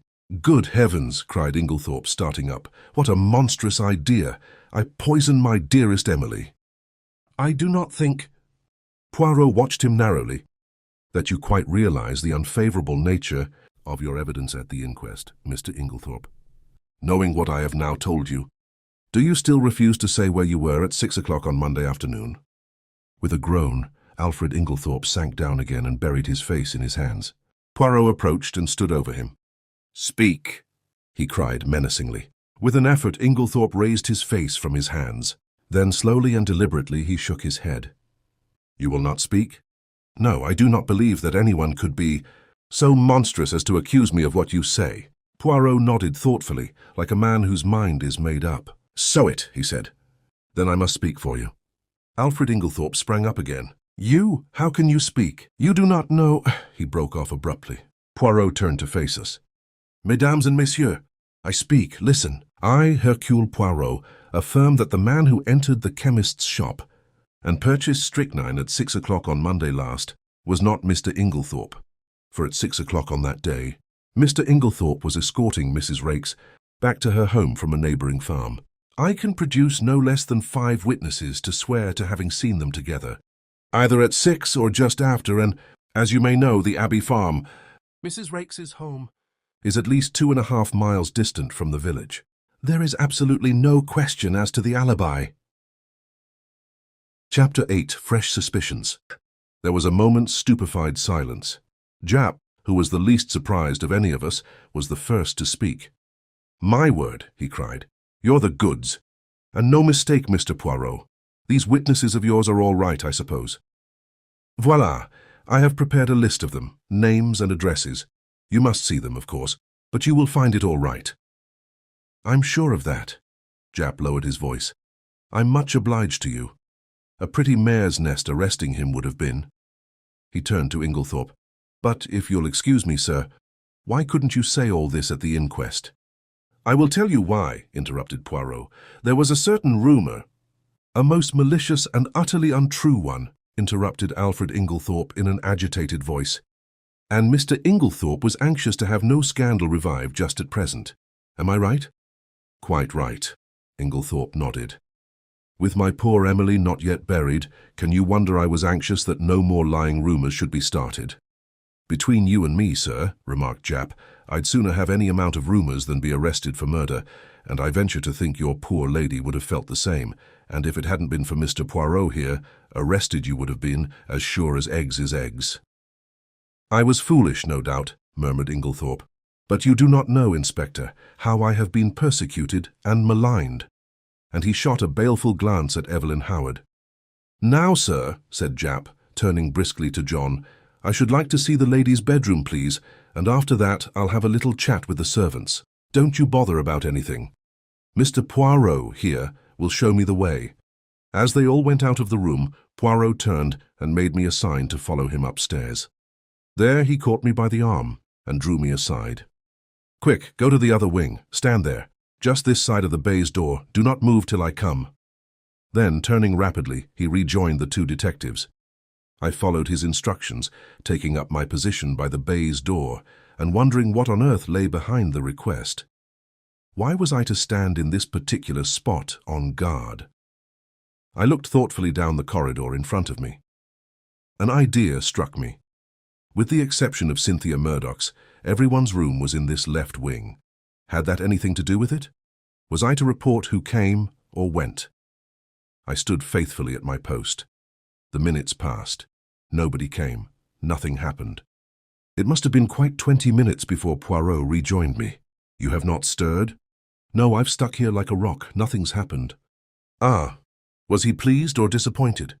"You've seen nothing at all?" "No. But you have probably heard something. A big bump, eh, mon ami?" "No." "Is it possible? Ah, but I am vexed with myself. I am not usually clumsy.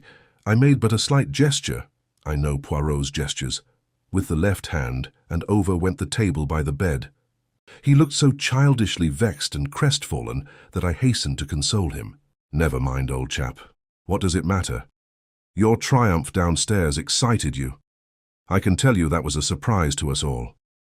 There must be more in this affair of Inglethorpe's with Mrs. Raikes than we thought, to make him hold his tongue so persistently.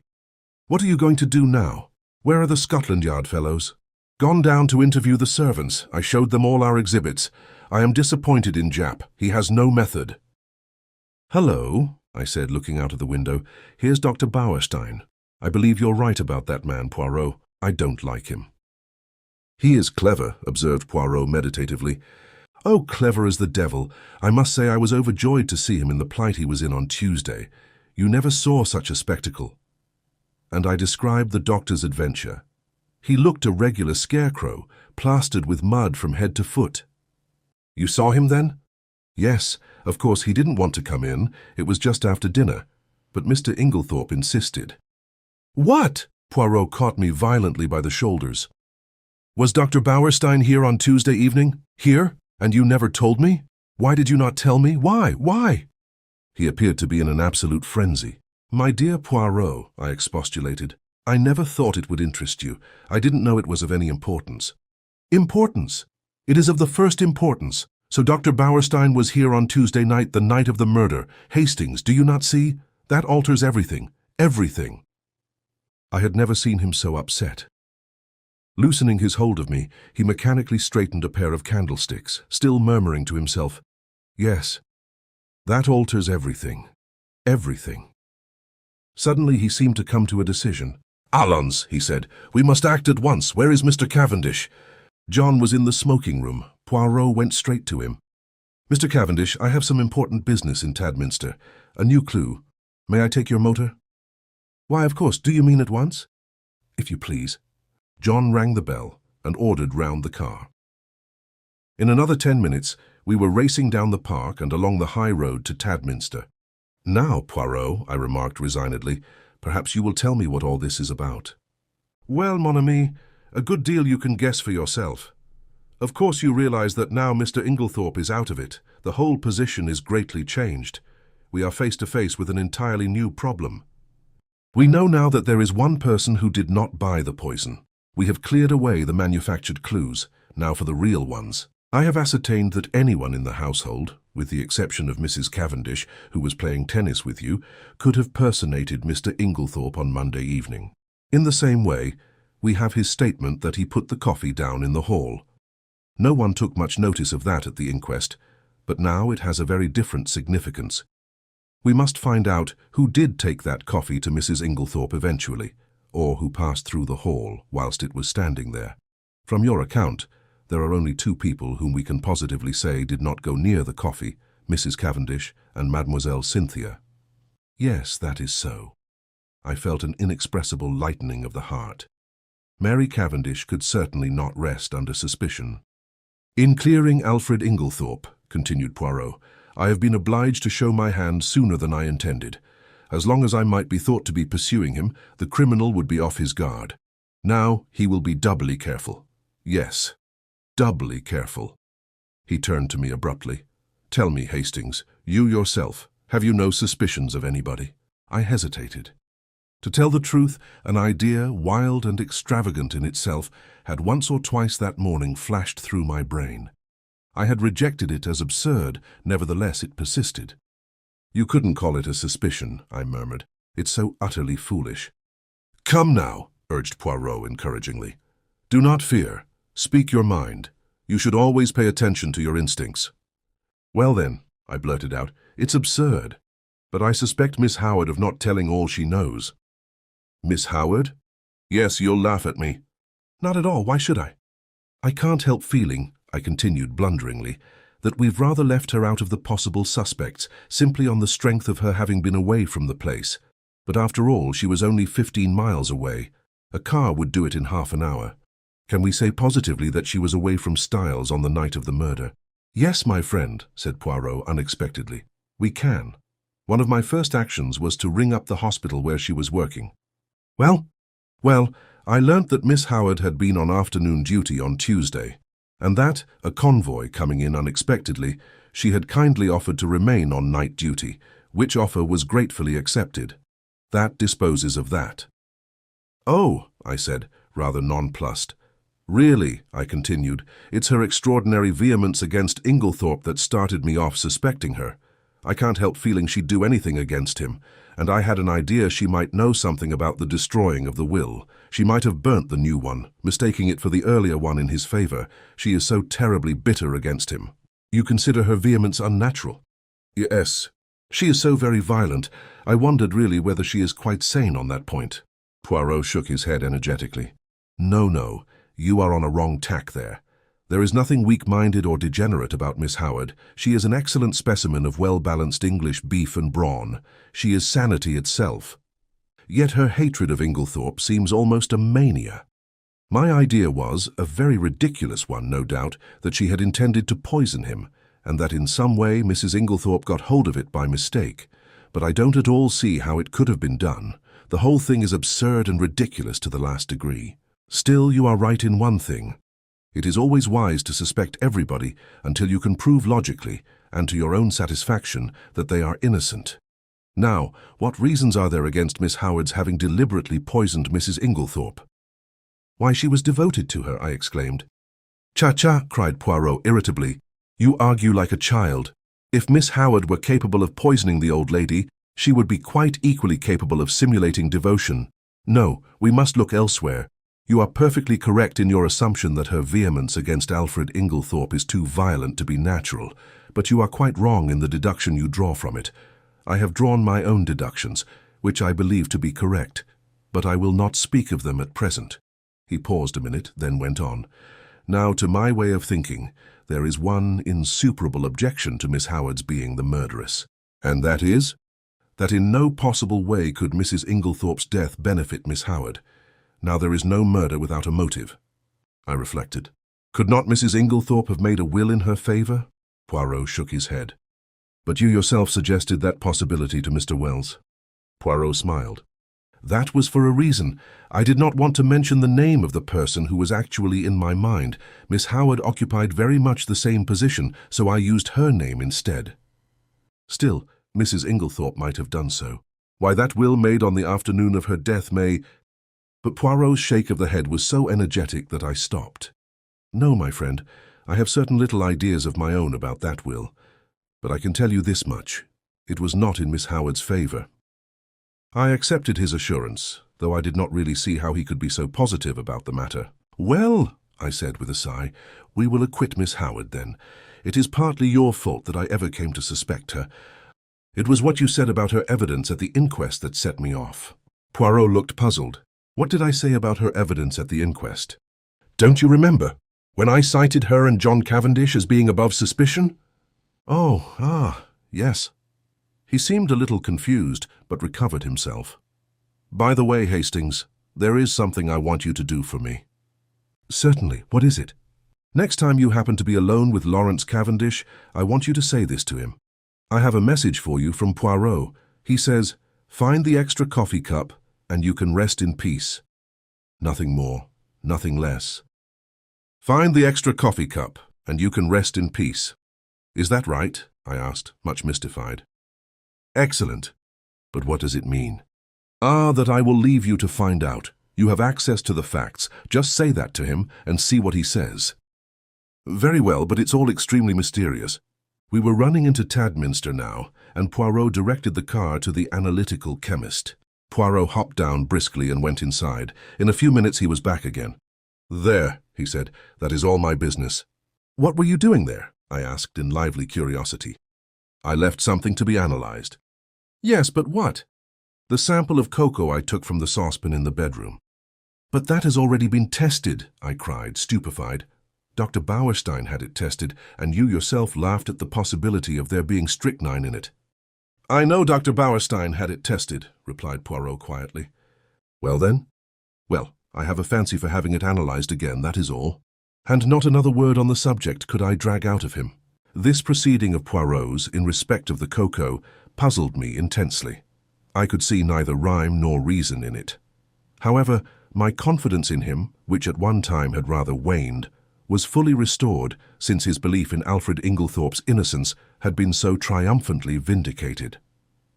The funeral of Mrs. Inglethorpe took place the following day, and on Monday, as I came down to a late breakfast, John drew me aside and informed me that Mr. Inglethorpe was leaving that morning to take up his quarters at the Stylites Arms until he should have completed his plans. And really, it's a great relief to think he's going, Hastings, continued my honest friend. It was bad enough before when we thought he'd done it, but I'm hanged if it isn't worse now, when we all feel guilty for having been so down on the fellow. The fact is, we've treated him abominably. Of course, things did look black against him. I don't see how anyone could blame us for jumping to the conclusions we did. Still, there it is. We were in the wrong, and now there's a beastly feeling that one ought to make amends, which is difficult when one doesn't like the fellow a bit better than one did before. The whole thing's damned awkward, and I'm thankful he's had the tact to take himself off. It's a good thing Styles wasn't the martyrs to leave to him. Couldn't bear to think of the fellow lording it here. He's welcome to her money. You'll be able to keep up the place all right? I asked. Oh, yes. There are the death duties, of course, but half my father's money goes with the place, and Lawrence will stay with us for the present, so there is his share as well. We shall be pinched at first, of course, because, as I once told you, I am in a bit of a hole financially myself. Still, the Johnnies will wait now. In the general relief at Inglethorp's approaching departure, we had the most genial breakfast we had experienced since the tragedy. Cynthia, whose young spirits were naturally buoyant, was looking quite her pretty self again, and we all, with the exception of Lawrence, who seemed unalterably gloomy and nervous, were quietly cheerful at the opening of a new and hopeful future. The papers, of course, had been full of the tragedy, glaring headlines, sandwiched biographies of every member of the household, subtle innuendos, the usual familiar tag about the police having a clue. Nothing was spared us. It was a slack time. The war was momentarily inactive, and the newspapers seized with avidity on this crime in fashionable life. The mysterious affair at Styles was the topic of the moment. Naturally, it was very annoying for the Cavendishes. The house was constantly besieged by reporters who were consistently denied admission, but who continued to haunt the village and the grounds, where they lay in wait with cameras for any unwary members of the household. We all lived in a blast of publicity. The Scotland Yard men came and went, examining, questioning, lynx-eyed and reserved of tongue. Towards what end they were working, we did not know. Had they any clue, or would the whole thing remain in the category of undiscovered crimes? After breakfast, Dorcas came up to me rather mysteriously and asked if she might have a few words with me. "Certainly. What is it, Dorcas?" "Well, it's just this, sir. You'll be seeing the Belgian gentleman today, perhaps." I nodded. "Well, sir, you know how he asked me so particular if the mistress or anyone else had a green dress?" Yes, you have found one?" My interest was aroused. "No, not that, sir, but since then I've remembered what the young gentleman," John and Lawrence were still the young gentleman to Dorcas, "call the dressing-up box. It's up in the front attic, sir. A great chest, full of old clothes and fancy dresses and what not. And it came to me sudden like that there might be a green dress amongst them. So, if you'd tell the Belgian gentleman—" "I will tell him, Dorcas," I promised. "Thank you very much, sir. A very nice gentleman he is, sir, and quite a different class from them two detectives from London what goes prying about and asking questions. I don't hold with foreigners as a rule, but from what the newspapers say I make out as how these brave Belges isn't the ordinary run of foreigners, and certainly he's a most polite-spoken gentleman." Dear old Dorcas. As she stood there with her honest face upturned to mine, I thought what a fine specimen she was of the old-fashioned servant that is so fast dying out. I thought I might as well go down to the village at once and look up Poirot, but I met him halfway, coming up to the house, and at once gave him Dorcas's message. "Ah, the brave Dorcas! We will look at the chest, but no matter. We will examine it all the same." We entered the house by one of the windows. There was no one in the hall, and we went straight up to the attic. Sure enough, there was the chest, a fine old piece, all studded with brass nails and full to overflowing with every imaginable type of garment. Poirot bundled everything out on the floor with scant ceremony. There were one or two green fabrics of varying shades, but Poirot shook his head over them all. He seemed somewhat apathetic in the search, as though he expected no great results from it. Suddenly, he gave an exclamation. "What is it?" "Look!" The chest was nearly empty, and there, reposing right at the bottom, was a magnificent black beard. "Oh-hoo!" said Poirot. "Oh-hoo!" He turned it over in his hands, examining it closely. "New," he remarked. "Yes, quite new." After a moment's hesitation, he replaced it in the chest, heaped all the other things on top of it as before, and made his way briskly downstairs. He went straight to the pantry, where we found Dorcas busily polishing her silver. Poirot wished her good morning with Gallic politeness and went on. "We have been looking through that chest, Dorcas. I am much obliged to you for mentioning it. There is indeed a fine collection there. Are they often used, may I ask?" "Well, sir, not very often nowadays, though from time to time we do have what the young gentlemen call a dress-up night. And very funny it is sometimes, sir. Mr. Lawrence, he's wonderful. Most comic. I shall never forget the night he came down as the Tsar of Persia, I think he called it. A sort of Eastern king it was. He had the big paper knife in his hand, and mind, Dorcas, he says, You'll have to be very respectful. This is my specially sharpened scimitar, and it's off with your head if I'm at all displeased with you. Miss Cynthia, she was what they call an Apache, or some such name. A Frenchified sort of cutthroat, I take it to be. A real sight she looked. You'd never have believed a pretty young lady like that could have made herself into such a ruffian. Nobody would have known her. These evenings must have been great fun, said Poirot genially. I suppose Mr. Lawrence wore that fine black beard in the chest upstairs when he was Shah of Persia. He did have a beard, sir, replied Dorcas, smiling. And well I know it, for he borrowed 2 skeins of my black wool to make it with, and I'm sure it looked wonderfully natural at a distance. I didn't know as there was a beard up there at all. It must have been got quite lately, I think. There was a red wig, I know, but nothing else in the way of hair. Burnt corks they use mostly, though 'tis messy getting it off again. Miss Cynthia was a nigger once, and oh, the trouble she had. So Dorcas knows nothing about that black beard, said Poirot thoughtfully, as we walked out into the hall again. Do you think it is the one? I whispered eagerly. Poirot nodded. I do. You notice it had been trimmed? No. Yes, it was cut exactly the shape of Mr. Inglethorpe's, and I found 1 or 2 snipped hairs. Hastings, this affair is very deep. Who put it in the chest, I wonder? Someone with a good deal of intelligence, remarked Poirot dryly. You realize that he chose the one place in the house to hide it where its presence would not be remarked? Yes, he is intelligent, but we must be more intelligent. We must be so intelligent that he does not suspect us of being intelligent at all, I acquiesced. There, mon ami, you will be of great assistance to me. I was pleased with the compliment. There had been times when I hardly thought that Poirot appreciated me at my true worth. Yes, he continued, staring at me thoughtfully, you will be invaluable. This was naturally gratifying, but Poirot's next words were not so welcome. I must have an ally in the house, he observed reflectively. You have me, I protested. True, but you are not sufficient. I was hurt and showed it. Poirot hurried to explain himself. You do not quite take my meaning. You are known to be working with me. I want somebody who is not associated with us in any way. Oh, I see. How about John? No, I think not. The dear fellow isn't perhaps very bright, I said thoughtfully. Here comes Miss Howard, said Poirot suddenly. She is the very person. But I am in her black books since I cleared Mr. Inglethorpe. Still, we can but try. With a nod that was barely civil, Miss Howard assented to Poirot's request for a few minutes' conversation. We went into the little morning room, and Poirot closed the door. Well, Monsieur Poirot, said Miss Howard impatiently, what is it? Out with it. I'm busy. Do you remember, mademoiselle, that I once asked you to help me? Yes, I do, the lady nodded.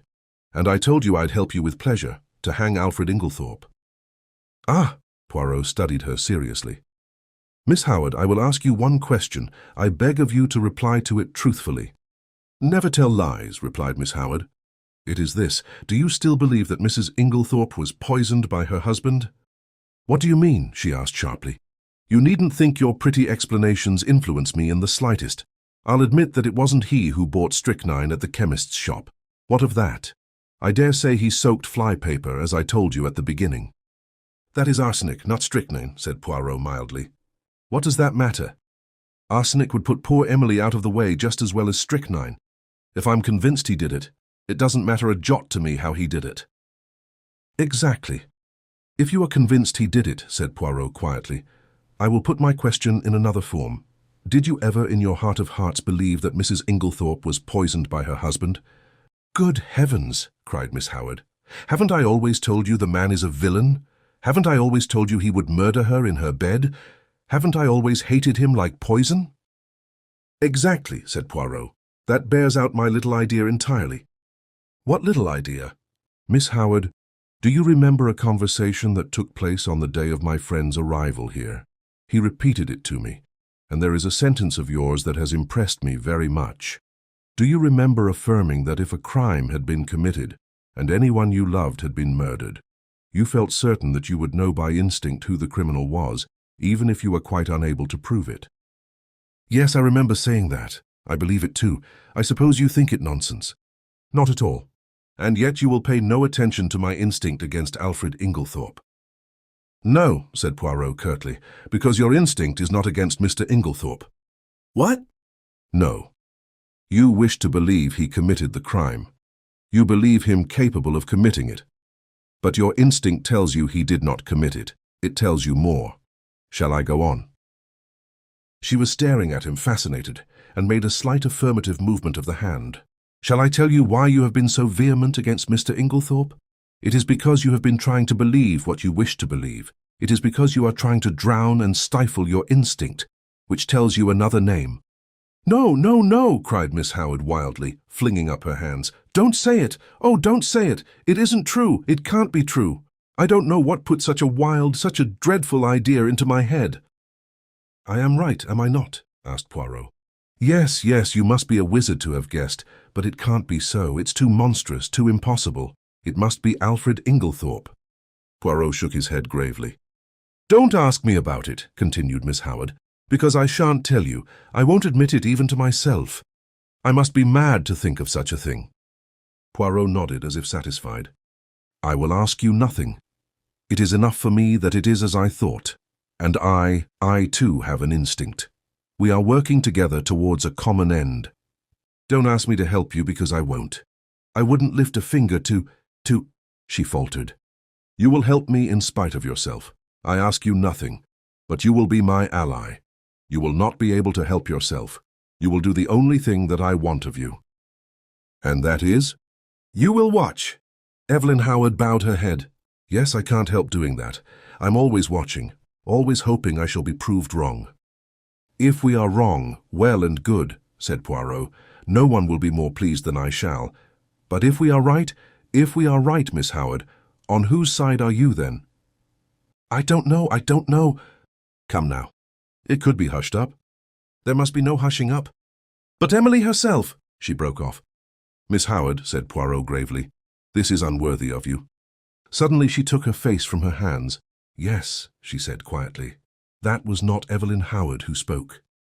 She flung her head up proudly. This is Evelyn Howard, and she is on the side of justice. Let the cost be what it may. And with these words, she walked firmly out of the room. There, said Poirot, looking after her, goes a very valuable ally.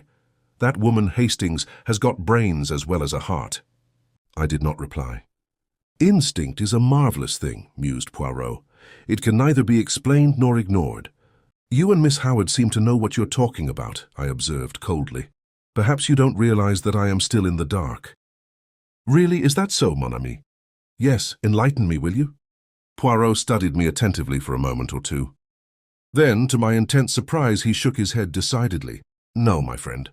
Oh, look here, why not? 2 is enough for a secret. Well, I think it is very unfair to keep back facts from me. I am not keeping back facts. Every fact that I know is in your possession. You can draw your own deductions from them. This time it is a question of ideas. Still, it would be interesting to know. Poirot looked at me very earnestly, and again shook his head. You see, he said sadly, you have no instincts. It was intelligence you were requiring just now, I pointed out. The two often go together, said Poirot enigmatically. The remark seemed so utterly irrelevant that I did not even take the trouble to answer it. But I decided that if I made any interesting and important discoveries, as no doubt I should, I would keep them to myself and surprise Poirot with the ultimate result. There are times when it is one's duty to assert oneself. Chapter 9. Dr. Bauerstein.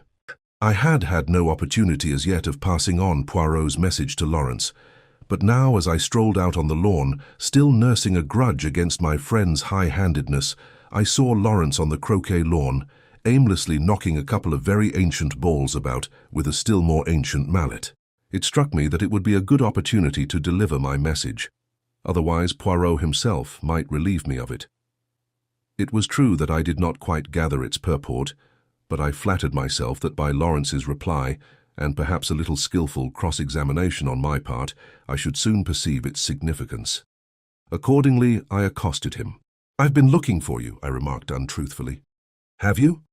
Yes, the truth is I've got a message for you from Poirot. Yes? He told me to wait until I was alone with you, I said, dropping my voice significantly and watching him intently out of the corner of my eye. I've always been rather good at what is called, I believe, creating an atmosphere. Well? There was no change of expression in the dark, melancholic face. Had he any idea of what I was about to say? "This is the message." I dropped my voice still lower. "Find the extra coffee cup and you can rest in peace." What on earth does he mean? Lawrence stared at me in quite unaffected astonishment. "Don't you know?" "Not in the least, do you?" I was compelled to shake my head. "What extra coffee cup?"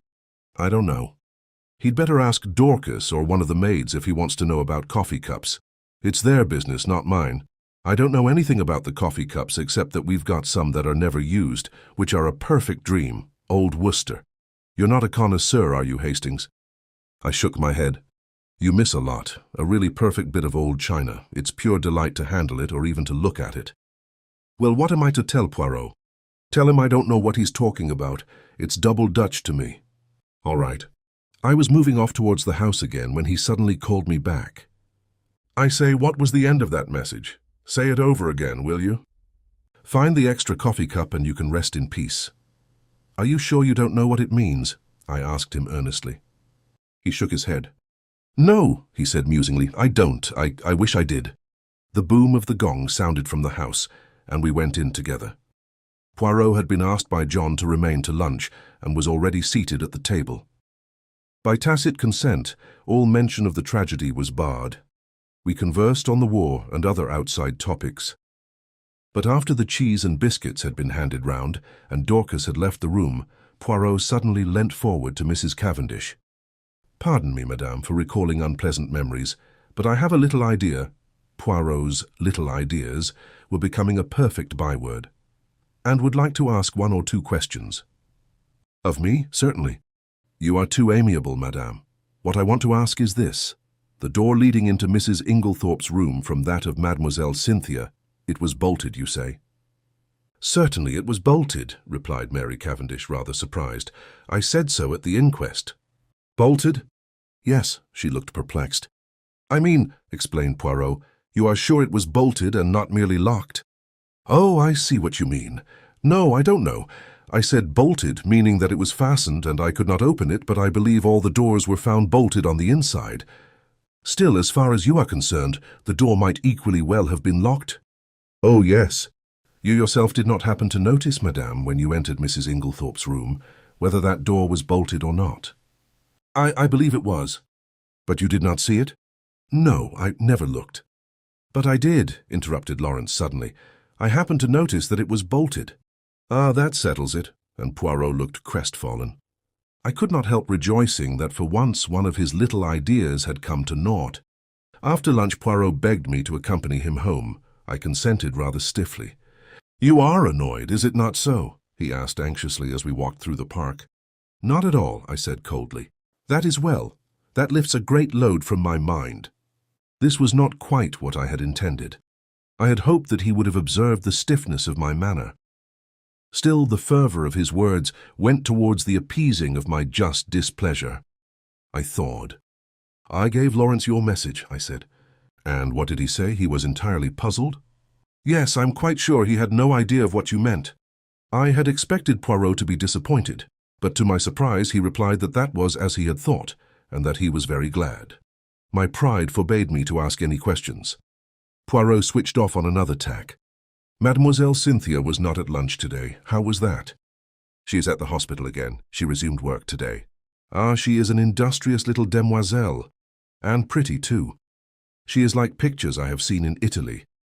I would rather like to see that dispensary of hers. Do you think she would show it to me?" "I am sure she would be delighted. It's an interesting little place." "Does she go there every day?" "She has all Wednesdays off and comes back to lunch on Saturdays." "Those are her only times off. I will remember. Women are doing great work nowadays, and Mademoiselle Cynthia is clever. Oh yes, she has brains, that little one." "Yes, I believe she has passed quite a stiff exam." "Without doubt. After all, it is very responsible work. I suppose they have very strong poisons there?" "Yes, she showed them to us. They are kept locked up in a little cupboard. I believe they have to be very careful. They always take out the key before leaving the room." "Indeed, it is near the window, this cupboard?" "No, right the other side of the room. Why?" Poirot shrugged his shoulders. I wondered. "That is all. Will you come in?" We had reached the cottage. "No, I think I'll be getting back. I shall go round the long way through the woods." The woods round Styles were very beautiful. After the walk across the open park, it was pleasant to saunter lazily through the cool glades.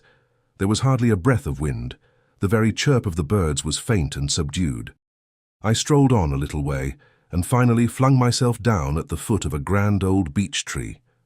My thoughts of mankind were kindly and charitable. I even forgave Poirot for his absurd secrecy. In fact, I was at peace with the world. Then I yawned. I thought about the crime, and it struck me as being very unreal and far off. I yawned again. Probably, I thought, it really never happened. Of course, it was all a bad dream. The truth of the matter was that it was Lawrence who had murdered Alfred Inglethorp with a croquet mallet. But it was absurd of John to make such a fuss about it, and to go shouting out, "I tell you I won't have it." I woke up with a start. At once I realized that I was in a very awkward predicament. For about 12 feet away from me, John and Mary Cavendish were standing facing each other, and they were evidently quarrelling. And quite as evidently, they were unaware of my vicinity, for before I could move or speak, John repeated the words which had aroused me from my dream. "I tell you, Mary, I won't have it." Mary's voice came, cool and liquid. "Have you any right to criticize my actions? It will be the talk of the village. My mother was only buried on Saturday, and here you are gadding about with the fellow." "Oh," she shrugged her shoulders, "if it is only village gossip that you mind." "But it isn't. I've had enough of the fellow hanging about. He's a Polish Jew anyway. A tinge of Jewish blood is not a bad thing. It leavens the," she looked at him, "stolid stupidity of the ordinary Englishman." Fire in her eyes, ice in her voice. I did not wonder that the blood rose to John's face in a crimson tide. "Mary!" "Well?" Her tone did not change. The pleading died out of his voice. "Am I to understand that you will continue to see Bauerstein against my express wishes?" "If I choose." "You defy me?" "No, but I deny your right to criticize my actions. Have you no friends of whom I should disapprove?" John fell back a pace. The color ebbed slowly from his face. "What do you mean?" he said in an unsteady voice. "You see," said Mary quietly. "You do see, don't you, that you have no right to dictate to me as to the choice of my friends?" John glanced at her pleadingly, a stricken look on his face. "No right? Have I no right, Mary?" he said unsteadily. He stretched out his hands. "Mary." For a moment I thought she wavered. A softer expression came over her face. Then suddenly she turned almost fiercely away. "None!" She was walking away when John sprang after her and caught her by the arm. "Mary," his voice was very quiet now, "are you in love with this fellow Bauerstein?" She hesitated, and suddenly there swept across her face a strange expression, old as the hills, yet with something eternally young about it. So might some Egyptian sphinx have smiled. She freed herself quietly from his arm and spoke over her shoulder. "Perhaps," she said, and then swiftly passed out of the little glade, leaving John standing there as though he had been turned to stone. Rather ostentatiously I stepped forward, crackling some dead branches with my feet as I did so. John turned. Luckily, he took it for granted that I had only just come upon the scene. "Hello, Hastings. Have you seen the little fellow safely back to his cottage? Quaint little chap. Is he any good, though, really?" He was considered one of the finest detectives of his day. "Oh, well, I suppose there must be something in it, then. What a rotten world it is, though." "You find it so?" I asked. "Good Lord, yes. There's this terrible business to start with. Scotland Yard men in and out of the house like a jack-in-the-box. Never know where they won't turn up next. Screaming headlines in every paper in the country. Damn all journalists, I say. Do you know there was a whole crowd staring in at the lodge gates this morning? Sort of Madame Tussaud's chamber of horrors business that can be seen for nothing. Pretty thick, isn't it?" "Cheer up, John," I said soothingly. "It can't last forever." "Can't it, though? It can last long enough for us never to be able to hold up our heads again." No, you're getting morbid on the subject. Enough to make a man morbid, to be stalked by beastly journalists and stared at by gaping moon-faced idiots wherever he goes. But there's worse than that." "What?" John lowered his voice. "Have you ever thought, Hastings, it's a nightmare to me who did it? I can't help feeling sometimes it must have been an accident, because who could have done it? Now Inglethorpe's out of the way, there's no one else. No one, I mean, except One of us. Yes, indeed, that was nightmare enough for any man. One of us? Yes, surely it must be so, unless... A new idea suggested itself to my mind. Rapidly, I considered it. The light increased. Poirot's mysterious doings, his hints, they all fitted in. Fool that I was not to have thought of this possibility before, and what a relief for us all. No, John, I said, it isn't one of us. How could it be? I know, but still, who else is there? Can't you guess? No. I looked cautiously round and lowered my voice. Dr. Bauerstein, I whispered. Impossible! Not at all. But what earthly interest could he have in my mother's death?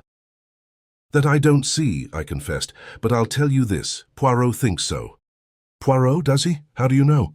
I told him of Poirot's intense excitement on hearing that Dr. Bauerstein had been at Styles on the fatal night, and added, he said twice, that alters everything. And I've been thinking. You know Inglethorp said he had put down the coffee in the hall. Well, it was just then that Bauerstein arrived. Isn't it possible that, as Inglethorp brought him through the hall, the doctor dropped something into the coffee in passing? Said John. It would have been very risky. Yes, but it was possible. And then, how could he know it was her coffee? No, old fellow, I don't think that will wash. But I had remembered something else. You're quite right. That wasn't how it was done. Listen. And I then told him of the cocoa sample which Poirot had taken to be analysed. John interrupted just as I had done. But look here, Bauerstein had had it analysed already. Yes, that's the point. I didn't see it either until now.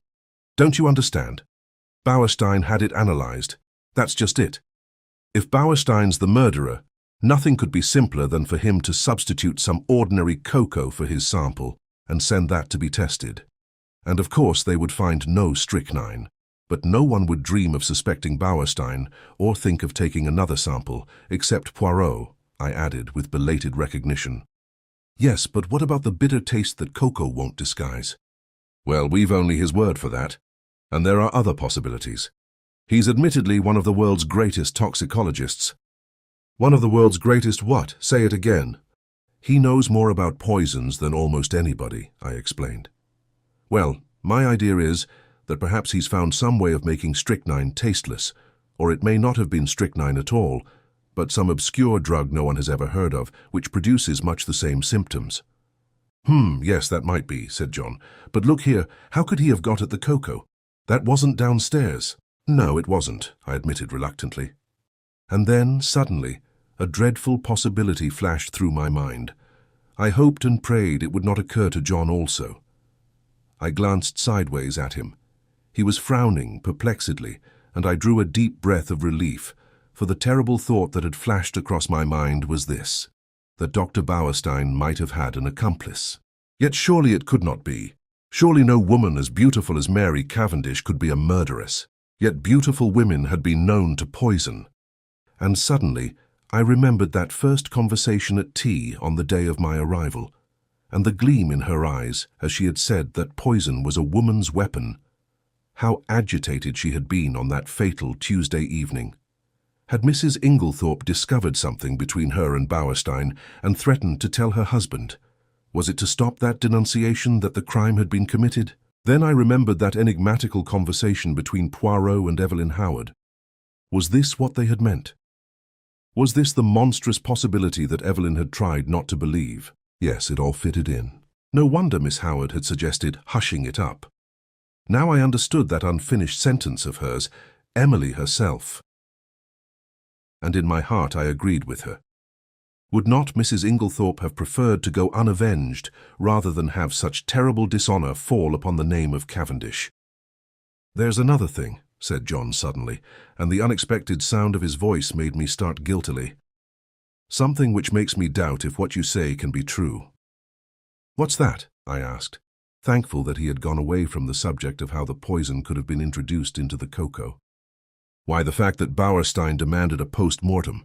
He needn't have done so. Little Wilkins would have been quite content to let it go at heart disease. Yes, I said doubtfully, but we don't know. Perhaps he thought it safer in the long run. Someone might have talked afterwards. Then the Home Office might have ordered exhumation. The whole thing would have come out then. And he would have been in an awkward position, for no one would have believed that a man of his reputation could have been deceived into calling it heart disease. "Yes, that's possible," admitted John. "Still," he added, "I'm blessed if I can see what his motive could have been." I trembled. "Look here," I said. "I may be altogether wrong, and remember, all this is in confidence." "Oh, of course, that goes without saying." We had walked as we talked, and now we passed through the little gate into the garden. Voices rose near at hand, for tea was spread out under the sycamore tree, as it had been on the day of my arrival. Cynthia was back from the hospital, and I placed my chair beside her and told her of Poirot's wish to visit the dispensary. "Of course, I'd love him to see it. He'd better come to tea there one day. I must fix it up with him. He's such a dear little man. But he is funny. He made me take the brooch out of my tie the other day and put it in again because he said it wasn't straight." I laughed. "It's quite a mania with him." "Yes, isn't it?" We were silent for a minute or two, and then, glancing in the direction of Mary Cavendish and dropping her voice, Cynthia said, "Mr. Hastings." "Yes?" "After tea I want to talk to you." Her glance at Mary had set me thinking. I fancied that between these two there existed very little sympathy. For the first time it occurred to me to wonder about the girl's future. Mrs. Inglethorp had made no provisions of any kind for her, but I imagined that John and Mary would probably insist on her making her home with them, at any rate until the end of the war. John, I knew, was very fond of her and would be sorry to let her go. John, who had gone into the house, now reappeared. His good-natured face wore an unaccustomed frown of anger. "Confound those detectives. I can't think what they're after. They've been in every room in the house, turning things inside out and upside down. It really is too bad. I suppose they took advantage of our all being out. I shall go for that fellow Jap when I next see him." "Lot of Paul Priss," grunted Miss Howard. Lawrence opined that they had to make a show of doing something. Mary Cavendish said nothing. After tea, I invited Cynthia to come for a walk, and we sauntered off into the woods together. "Well," I inquired, as soon as we were protected from prying eyes by the leafy screen. With a sigh, Cynthia flung herself down and tossed off her hat. The sunlight, piercing through the branches, turned the auburn of her hair to quivering gold. "Mr. Hastings, you are always so kind, and you know such a lot." It struck me at this moment that Cynthia was really a very charming girl, much more charming than Mary, who never said things of that kind. "Well?" I asked benignantly as she hesitated. "I want to ask your advice. What shall I do?" "Do?" "Yes. You see, Aunt Emily always told me I should be provided for. I suppose she forgot, or didn't think she was likely to die. Anyway, I am not provided for, and I don't know what to do. Do you think I ought to go away from here at once?" "Good heavens, no. They don't want to part with you, I'm sure." Cynthia hesitated a moment, plucking up the grass with her tiny hands. Then she said, "Mrs. Cavendish does. She hates me." "Hates you?" I cried, astonished. Cynthia nodded. "Yes, I don't know why, but she can't bear me, and he can't either." "There I know you're wrong," I said warmly. "On the contrary, John is very fond of you." "Oh yes, John, I meant Lawrence. Not of course that I care whether Lawrence hates me or not. Still, it's rather horrid when no one loves you, isn't it?" "But they do, Cynthia dear," I said earnestly. "I'm sure you are mistaken. Look, there is John and Miss Howard." Cynthia nodded rather gloomily. "Yes, John likes me, I think. And of course Evie, for all her gruff ways, wouldn't be unkind to a fly. But Lawrence never speaks to me if he can help it, and Mary can hardly bring herself to be civil to me. She wants Evie to stay on, is begging her to, but she doesn't want me, and I don't know what to do." Suddenly the poor child burst out crying. I don't know what possessed me. Her beauty, perhaps, as she sat there, with the sunlight glinting down on her head. Perhaps the sense of relief at encountering someone who so obviously could have no connection with the tragedy. Perhaps honest pity for her youth and loneliness. Anyway, I leant forward, and taking her little hand, I said awkwardly, "Marry me, Cynthia." Unwittingly, I had hit upon a sovereign remedy for her tears. She sat up at once, drew her hand away, and said with some asperity, "Don't be silly." I was a little annoyed. "I'm not being silly. I'm asking you to do me the honor of becoming my wife." To my intense surprise, Cynthia burst out laughing and called me a funny dear. "It's perfectly sweet of you," she said, "but you know you don't want to." "Yes, I do. I've got—" "Never mind what you've got. You don't really want to, and I don't either." "Well, of course, that settles it," I said stiffly. "But I don't see anything to laugh at. There's nothing funny about a proposal." "No, indeed," said Cynthia. "Somebody might accept you next time. Goodbye, you've cheered me up very much." And with a final, uncontrollable burst of merriment, she vanished through the trees. Thinking over the interview, it struck me as being profoundly unsatisfactory. It occurred to me suddenly that I would go down to the village and look up Bauerstein. Somebody ought to be keeping an eye on the fellow. At the same time, it would be wise to allay any suspicions he might have as to his being suspected. I remembered how Poirot had relied on my diplomacy. Accordingly, I went to the little house with the apartments card inserted in the window, where I knew he lodged, and tapped on the door. An old woman came and opened it. "Good afternoon," I said pleasantly. "Is Dr. Bauerstein in?" She stared at me. "Haven't you heard?" "Heard what?" "About him." "What about him?" "He's took." "Took? Dead?" "No, took by the police." "By the police?" I gasped. "Do you mean they've arrested him?" "Yes, that's it, and—" I waited to hear no more, but tore up the village to find Poirot. Chapter 10. The Arrest. To my extreme annoyance, Poirot was not in, and the old Belgian who answered my knock informed me that he believed he had gone to London. I was dumbfounded.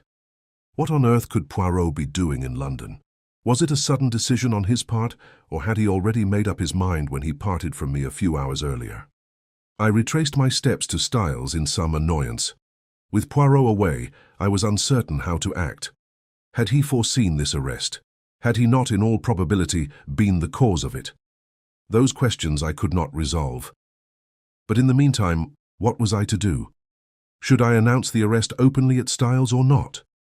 Though I did not acknowledge it to myself, the thought of Mary Cavendish was weighing on me. Would it not be a terrible shock to her?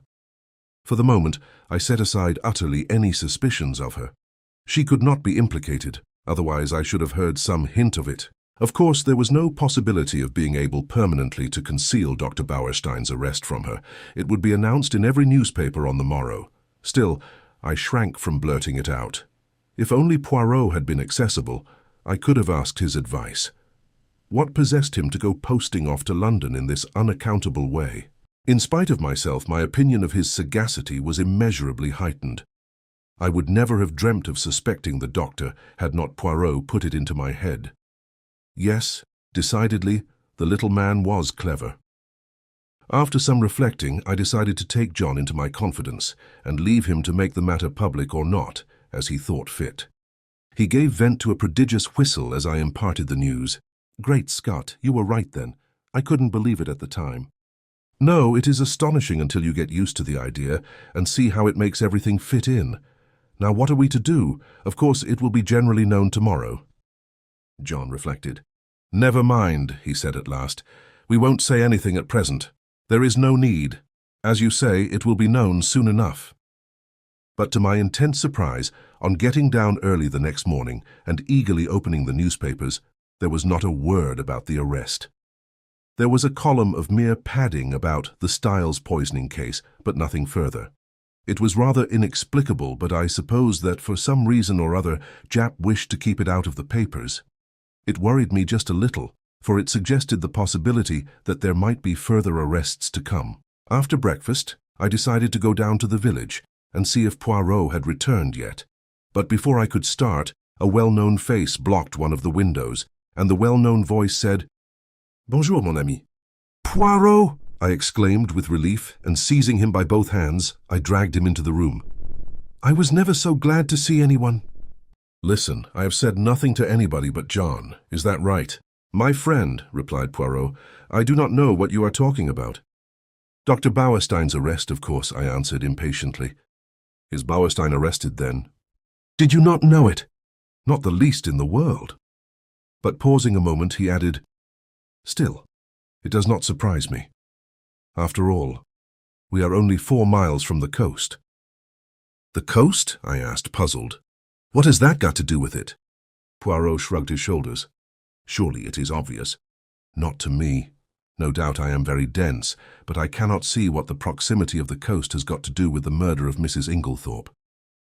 "Nothing at all, of course," replied Poirot, smiling. "But we were speaking of the arrest of Dr. Bauerstein."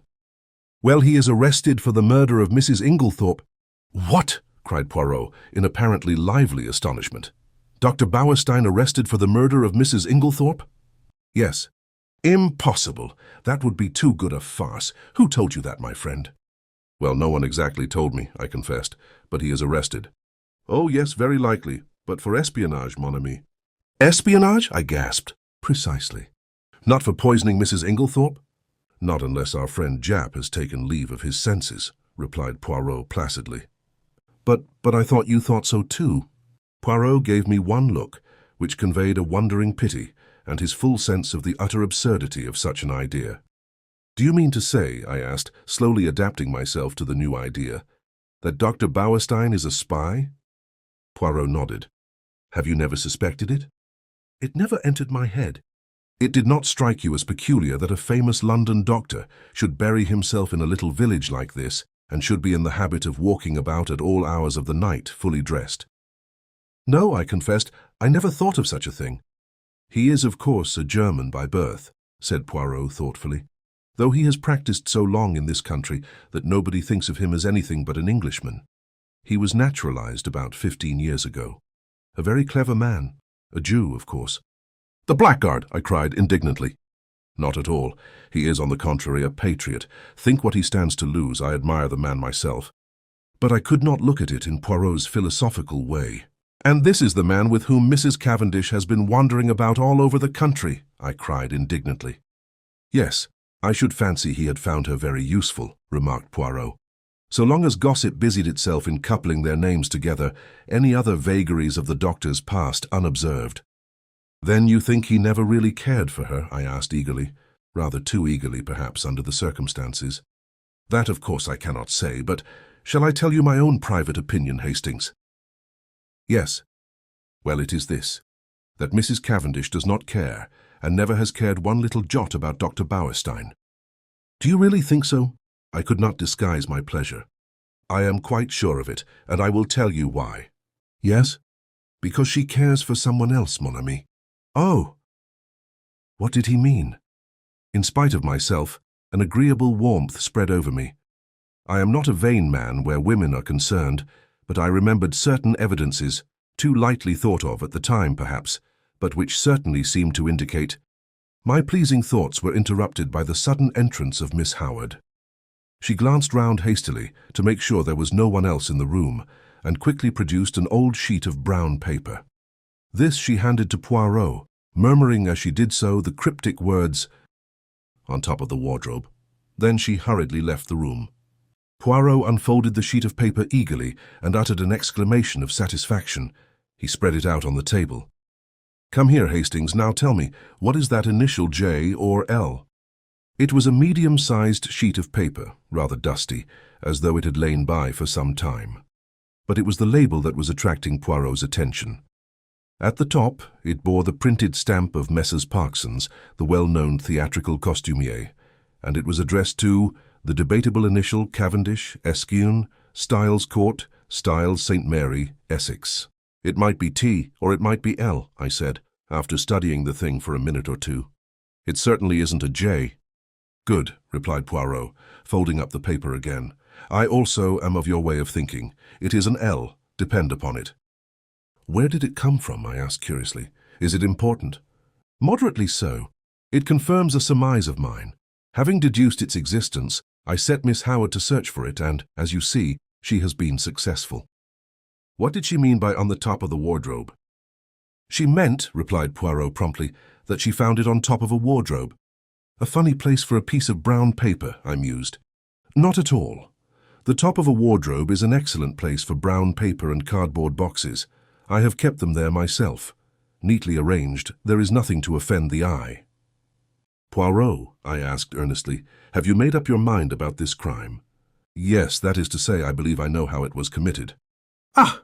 "Unfortunately, I have no proof beyond my surmise, unless—" With sudden energy, he caught me by the arm and whirled me down the hall, calling out in French in his excitement, Mademoiselle Dorcas, un moment, s'il vous plaît."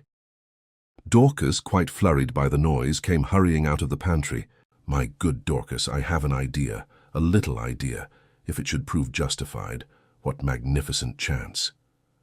"Tell me on Monday, not Tuesday, Dorcas, but Monday, the day before the tragedy, did anything go wrong with Mrs. Inglethorpe's bell?" Dorcas looked very surprised. "Yes, sir. Now you mention it, it did. Though I don't know how you came to hear of it. A mouse or some such must have nibbled the wire through. The man came and put it right on Tuesday morning." With a long-drawn exclamation of ecstasy, Poirot led the way back to the morning room.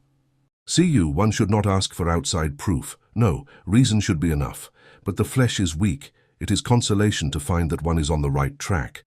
Ah, my friend, I am like a giant refreshed. I run, I leap."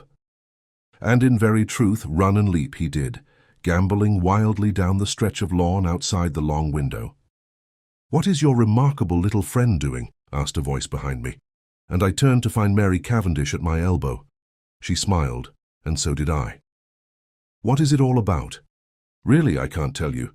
He asked Dorcas some question about a bell, and appeared so delighted with her answer that he is capering about, as you see." Mary laughed. "How ridiculous! He's going out of the gate. Isn't he coming back today?" "I don't know. I've given up trying to guess what he'll do next." "Is he quite mad, Mr. Hastings?" "I honestly don't know. Sometimes I feel sure he is as mad as a hatter, and then, just as he is at his maddest, I find there is method in his madness." "I see." In spite of her laugh, Mary was looking thoughtful this morning.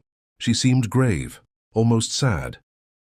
It occurred to me that it would be a good opportunity to tackle her on the subject of Cynthia. I began rather tactfully, I thought, but I had not gone far before she stopped me authoritatively.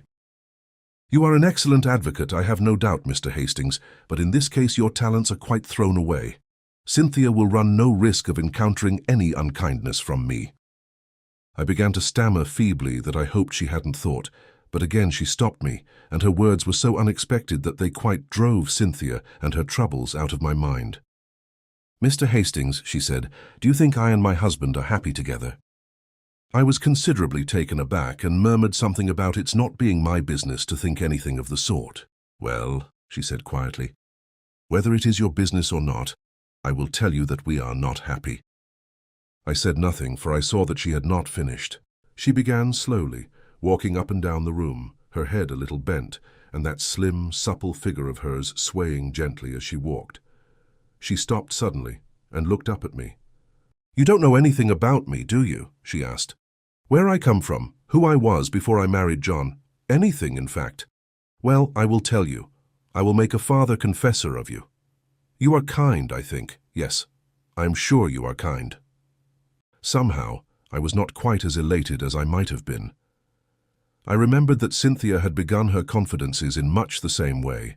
Besides, a father confessor should be elderly. It is not at all the role for a young man. "My father was English," said Mrs. Cavendish, "but my mother was a Russian." "Ah," I said, "now I understand." "Understand what?" "A hint of something foreign, different, that there has always been about you." "My mother was very beautiful, I believe." "I don't know, because I never saw her. She died when I was quite a little child. I believe there was some tragedy connected with her death. She took an overdose of some sleeping draught by mistake. However that may be, my father was broken-hearted. Shortly afterwards, he went into the consular service. Everywhere he went, I went with him. When I was 23, I had been nearly all over the world. It was a splendid life. I loved it. There was a smile on her face, and her head was thrown back. She seemed living in the memory of those old glad days.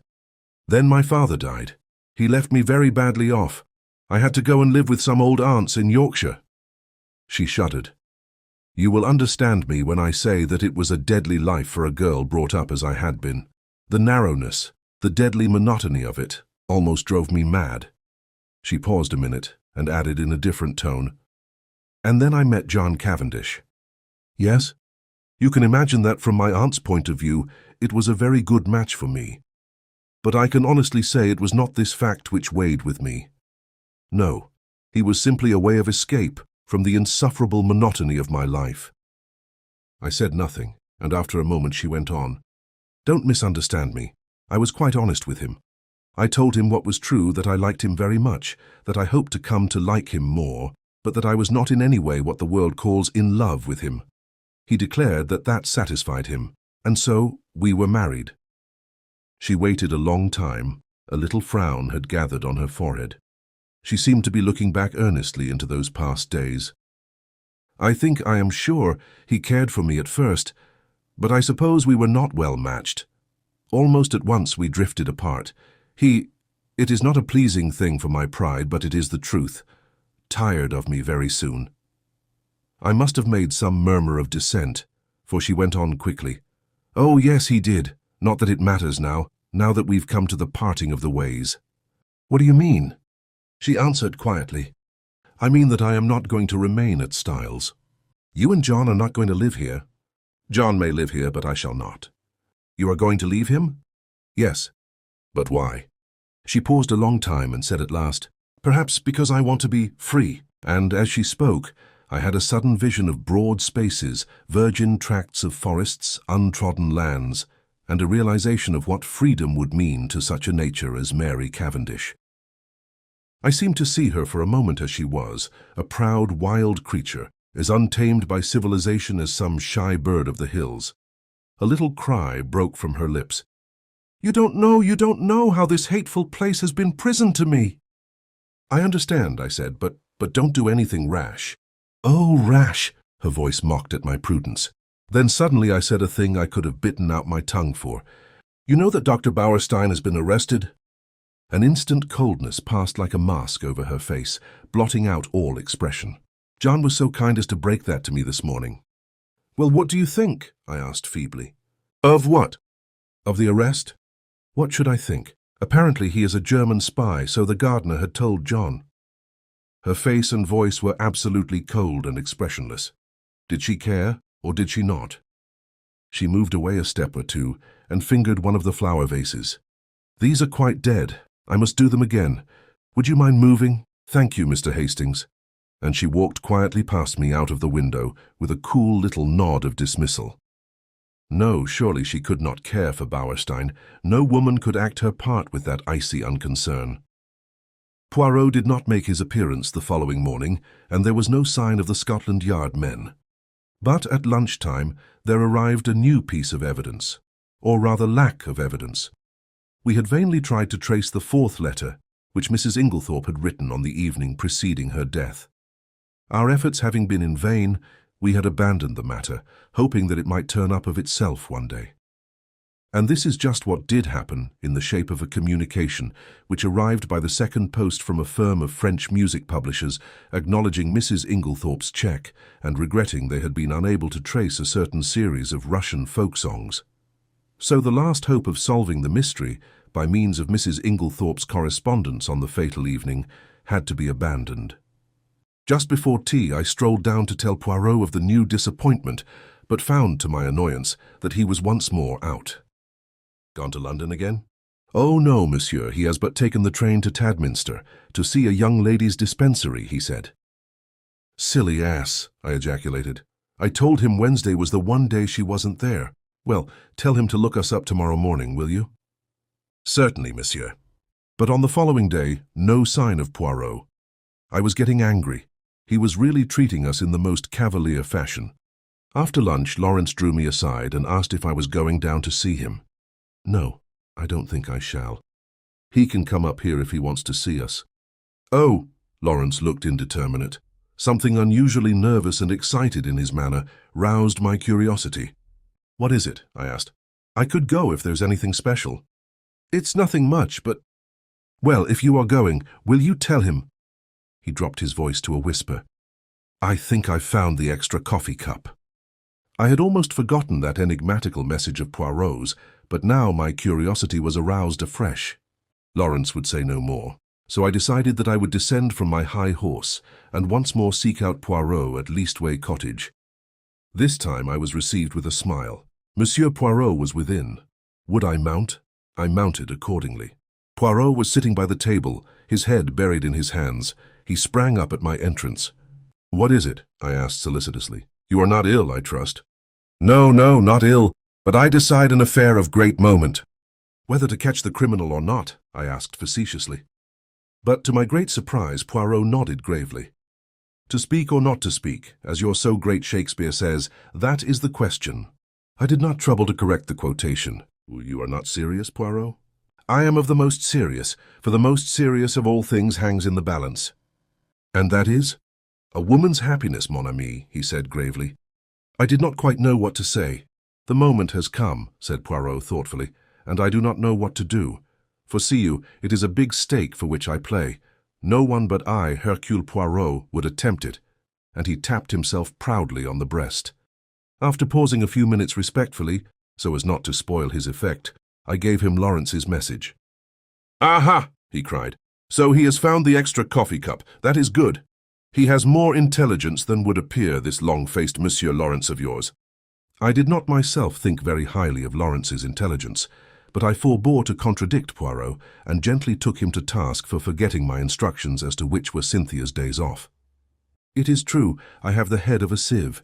However, the other young lady was most kind. She was sorry for my disappointment and showed me everything in the kindest way. Oh, well, that's all right then, and you must go to tea with Cynthia another day. I told him about the letter. I am sorry for that, he said. I always had hopes of that letter. But no, it was not to be. This affair must all be unravelled from within. He tapped his forehead. These little grey cells. It is up to them, as you say over here. Then suddenly he asked, Are you a judge of finger marks, my friend? No, I said, rather surprised. I know that there are no two finger marks alike, but that's as far as my science goes. Exactly. He unlocked a little drawer and took out some photographs which he laid on the table. I have numbered them 1, 2, 3. Will you describe them to me? I studied the proofs attentively. All greatly magnified, I see. Number 1, I should say, are a man's fingerprints, thumb and first finger. Number 2 are a lady's. They are much smaller and quite different in every way. Number 3. I paused for some time. There seemed to be a lot of confused finger marks, but here very distinctly are number 1s. Are overlapping the others? Yes. You recognize them beyond fail? Oh yes, they are identical. Poirot nodded, and gently taking the photographs from me, locked them up again. I suppose, I said, that as usual you are not going to explain. On the contrary, number 1 were the fingerprints of Monsieur Lawrence. Number 2 were those of Mademoiselle Cynthia. They are not important. I merely obtained them for comparison. Number 3 is a little more complicated. Yes? It is, as you see, highly magnified. You may have noticed a sort of blur extending all across the picture. I will not describe to you the special apparatus, dusting powder, etc., which I used. It is a well-known process to the police, and by means of it you can obtain a photograph of the fingerprints of any object in a very short space of time. Well, my friend, you have seen the finger marks. It remains to tell you the particular object on which they had been left. Go on, I'm really excited. Eh bien, photo number 3 represents the highly magnified surface of a tiny bottle in the top poison cupboard of the dispensary in the Red Cross Hospital at Tadminster, which sounds like the house that Jack built. Good heavens, I exclaimed, but what were Lawrence Cavendish's finger marks doing on it? He never went near the poison cupboard the day we were there. Oh, yes, he did. Impossible, we were all together the whole time. Poirot shook his head. No, my friend, there was a moment when you were not all together. There was a moment when you could not have been all together, or it would not have been necessary to call to Monsieur Lawrence to come and join you on the balcony. I'd forgotten that, I admitted, but it was only for a moment. Long enough. Long enough for what? Poirot's smile became rather enigmatical. Long enough for a gentleman who had once studied medicine to gratify a very natural interest and curiosity. Our eyes met. Poirot's were pleasantly vague. He got up and hummed a little tune. I watched him suspiciously. Poirot, I said, what was in this particular little bottle? Poirot looked out of the window. Hydrochloride of strychnine, he said over his shoulder, continuing to hum. Good heavens, I said it quite quietly. I was not surprised. I had expected that answer. They use the pure hydrochloride of strychnine very little, only occasionally for pills. It is the official solution liquid, strychnine hydrochlor. That is used in most medicines. That is why the finger marks have remained undisturbed since then. How did you manage to take this photograph? I dropped my hat from the balcony, explained Poirot simply. Visitors were not permitted below at that hour, so in spite of my many apologies, Mademoiselle Cynthia's colleague had to go down and fetch it for me. Then you knew what you were going to find? No, not at all. I merely realized that it was possible from your story for Monsieur Lawrence to go to the poison cupboard. The possibility had to be confirmed or eliminated. Poirot, I said, your gaiety does not deceive me. This is a very important discovery. I do not know, said Poirot. But one thing does strike me. No doubt it has struck you too. What is that? Why, that there is altogether too much strychnine about this case. This is the third time we run up against it. There was strychnine in Mrs. Inglethorp's tonic. There is the strychnine sold across the counter at Styles St. Mary by Mace. Now we have more strychnine, handled by one of the household. It is confusing, and as you know, I do not like confusion. Before I could reply, one of the other Belgians opened the door and stuck his head in. There is a lady below asking for Mr. Hastings. A lady? I jumped up. Poirot followed me down the narrow stairs. Mary Cavendish was standing in the doorway. I have been visiting an old woman in the village, she explained, and as Lawrence told me you were with Monsieur Poirot, I thought I would call for you. Alas, madame, said Poirot, I thought you had come to honor me with a visit. I will some day if you ask me, she promised him, smiling. That is well. If you should need a father confessor, madame, she started ever so slightly. Remember, Papa Poirot is always at your service. She stared at him for a few minutes, as though seeking to read some deeper meaning into his words. Then she turned abruptly away. Come, will you not walk back with us too, Monsieur Poirot? Enchanted, madame. All the way to Styles, Mary talked fast and feverishly. It struck me that in some way she was nervous of Poirot's eyes. The weather had broken, and the sharp wind was almost autumnal in its shrewishness. Mary shivered a little and buttoned her black sports coat closer. The wind through the trees made a mournful noise, like some great giant sighing. We walked up to the great door of Styles, and at once the knowledge came to us that something was wrong. Dorcas came running out to meet us. She was crying and wringing her hands. I was aware of other servants huddled together in the background, all eyes and ears. Oh, ma'am! Oh, ma'am! I don't know how to tell you. What is it, Dorcas? I asked impatiently. Tell us at once. It's those wicked detectives. They've arrested him. They've arrested Mr. Cavendish. Arrested Lawrence? I gasped. I saw a strange look come into Dorcas's eyes. No, sir, not Mr. Lawrence, Mr. John. Behind me, with a wild cry, Mary Cavendish fell heavily against me, and as I turned to catch her, I met the quiet triumph in Poirot's eyes. Chapter 11. The Case for the Prosecution. The trial of John Cavendish for the murder of his stepmother took place 2 months later. Of the intervening weeks I will say little, but my admiration and sympathy went out unfeignedly to Mary Cavendish. She ranged herself passionately on her husband's side, scorning the mere idea of his guilt, and fought for him tooth and nail. I expressed my admiration to Poirot, and he nodded thoughtfully. Yes, she is of those women who show at their best in adversity. It brings out all that is sweetest and truest in them. Her pride and her jealousy have— Jealousy? I queried. Yes. Have you not realized that she is an unusually jealous woman? As I was saying, her pride and jealousy have been laid aside. She thinks of nothing but her husband and the terrible fate that is hanging over him. He spoke very feelingly, and I looked at him earnestly, remembering that last afternoon, when he had been deliberating whether or not to speak. With his tenderness for a woman's happiness, I felt glad that the decision had been taken out of his hands. Even now, I said, I can hardly believe it. You see, up to the very last minute, I thought it was Lawrence. Poirot grinned. I know you did. But John, my old friend John. Every murderer is probably somebody's old friend, observed Poirot philosophically. You cannot mix up sentiment and reason.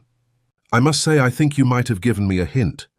Perhaps, mon ami, I did not do so, just because he was your old friend. I was rather disconcerted by this, remembering how I had busily passed on to John what I believed to be Poirot's views concerning Bauerstein. He, by the way, had been acquitted of the charge brought against him. Nevertheless, Although he had been too clever for them this time, and the charge of espionage could not be brought home to him, his wings were pretty well clipped for the future. I asked Poirot whether he thought John would be condemned. To my intense surprise, he replied that on the contrary, he was extremely likely to be acquitted. "But Poirot," I protested. "Oh, my friend, have I not said to you all along that I have no proofs? It is one thing to know that a man is guilty, it is quite another matter to prove him so. And in this case, there is terribly little evidence. That is the whole trouble. I, Hercule Poirot, know, but I lack the last link in my chain, and unless I can find that missing link—" He shook his head gravely. "When did you first suspect John Cavendish?" I asked after a minute or two. "Did you not suspect him at all?" "No, indeed. Not after that fragment of conversation you overheard between Mrs. Cavendish and her mother-in-law, and her subsequent lack of frankness at the inquest. No. Did you not put two and two together, and reflect that if it was not Alfred Inglethorp who was quarrelling with his wife, and you remember he strenuously denied it at the inquest, it must be either Lawrence or John? Now, if it was Lawrence, Mary Cavendish's conduct was just as inexplicable. But if, on the other hand, it was John, the whole thing was explained quite naturally." "So," I cried, a light breaking in upon me, "it was John who quarrelled with his mother that afternoon?" "Exactly. And you have known this all along?" "Certainly. Mrs. Cavendish's behaviour could only be explained that way." "And yet you say he may be acquitted?" Poirot shrugged his shoulders. "Certainly I do. At the police court proceedings, we shall hear the case for the prosecution, but in all probability his solicitors will advise him to reserve his defence. That will be sprung upon us at the trial. And, by the way, I have a word of caution to give you, my friend. I must not appear in the case." "What?" "No. Officially, I have nothing to do with it. Until I have found that last link in my chain, I must remain behind the scenes. Mrs. Cavendish must think I am working for her husband, not against him." "I say, that's playing it a bit low down," I protested. "Not at all. We have to deal with a most clever and unscrupulous man, and we must use any means in our power, otherwise he will slip through our fingers. That is why I have been careful to remain in the background. All the discoveries have been made by Jap, and Jap will take all the credit. If I am called upon to give evidence at all," he smiled broadly, "it will probably be as a witness for the defence." I could hardly believe my ears. "It is quite en règle," continued Poirot. "Strangely enough, I can give evidence that will demolish one contention of the prosecution." "Which one?" "The one that relates to the destruction of the will. John Cavendish did not destroy that will." Poirot was a true prophet. I will not go into the details of the police court proceedings, as it involves many tiresome repetitions. I will merely state boldly that John Cavendish reserved his defence and was duly committed for trial. September found us all in London. Mary took a house in Kensington, Poirot being included in the family party. I myself had been given a job at the War Office, so was able to see them continually. As the weeks went by, the state of Poirot's nerves grew worse and worse. That last link he talked about was still lacking. Privately, I hoped it might remain so, for what happiness could there be for Mary if John were not acquitted? On September 15th, John Cavendish appeared in the dock at the Old Bailey, charged with the wilful murder of Emily Agnes Inglethorp, and pleaded not guilty. Sir Ernest Heavyweather, the famous K.C., had been engaged to defend him. Mr. Phillips, K.C., opened the case for the Crown. The murder, he said, was a most premeditated and cold-blooded one. It was neither more nor less than the deliberate poisoning of a fond and trusting woman by the stepson to whom she had been more than a mother. Ever since his boyhood, she had supported him. He and his wife had lived at Styles Court in every luxury, surrounded by her care and attention. She had been their kind and generous benefactress. He proposed to call witnesses to show how the prisoner, a profligate and spendthrift, had been at the end of his financial tether, and had also been carrying on an intrigue with a certain Mrs. Raikes, a neighbouring farmer's wife. This having come to his stepmother's ears, she taxed him with it on the afternoon before her death, and a quarrel ensued, part of which was overheard. On the previous day, the prisoner had purchased strychnine at the village chemist's shop, wearing a disguise by means of which he hoped to throw the onus of the crime upon another man, to wit, Mrs. Inglethorp's husband, of whom he had been bitterly jealous. Luckily for Mr. Inglethorp, he had been able to produce an unimpeachable alibi. On the afternoon of July 17th, continued counsel, immediately after the quarrel with her son, Mrs. Inglethorp made a new will. This will was found destroyed in the grate of her bedroom the following morning, but evidence had come to light which showed that it had been drawn up in favor of her husband. Deceased had already made a will in his favor before her marriage, but, and Mr. Phillips wagged an expressive forefinger, the prisoner was not aware of that. What had induced the deceased to make a fresh will, with the old one still extant, he could not say. She was an old lady, and might possibly have forgotten the former one, or, this seemed to him more likely, she may have had an idea that it was revoked by her marriage, as there had been some conversation on the subject. Ladies were not always very well versed in legal knowledge. She had, about a year before, executed a will in favor of the prisoner. He would call evidence to show that it was the prisoner who ultimately handed his stepmother her coffee on the fatal night. Later in the evening, he had sought admission to her room, on which occasion, no doubt, he found an opportunity of destroying the will which, as far as he knew, would render the one in his favor valid. The prisoner had been arrested in consequence of the discovery, in his room, by Detective Inspector Japp, a most brilliant officer, of the identical phial of strychnine which had been sold at the village chemist's to the supposed Mr. Inglethorp on the day before the murder. It would be for the jury to decide whether or not these damning facts constituted an overwhelming proof of the prisoner's guilt, and subtly implying that a jury which did not so decide was quite unthinkable, Mr. Phillips sat down and wiped his forehead. The first witnesses for the prosecution were mostly those who had been called at the inquest, the medical evidence being again taken first. Sir Ernest Heavyweather, who was famous all over England for the unscrupulous manner in which he bullied witnesses, only asked 2 questions.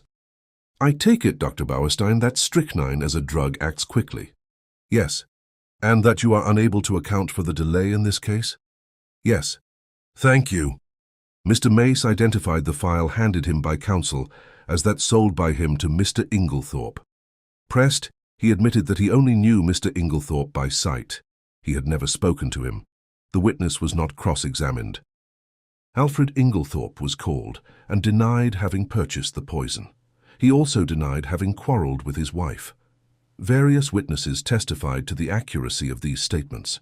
The gardener's evidence as to the witnessing of the will was taken, and then Dorcas was called. Dorcas, faithful to her young gentleman, denied strenuously that it could have been John's voice she heard, and resolutely declared in the teeth of everything that it was Mr. Inglethorp who had been in the boudoir with her mistress. A rather wistful smile passed across the face of the prisoner in the dock. He knew only too well how useless her gallant defiance was, since it was not the object of the defence to deny this point. Mrs. Cavendish, of course, could not be called upon to give evidence against her husband.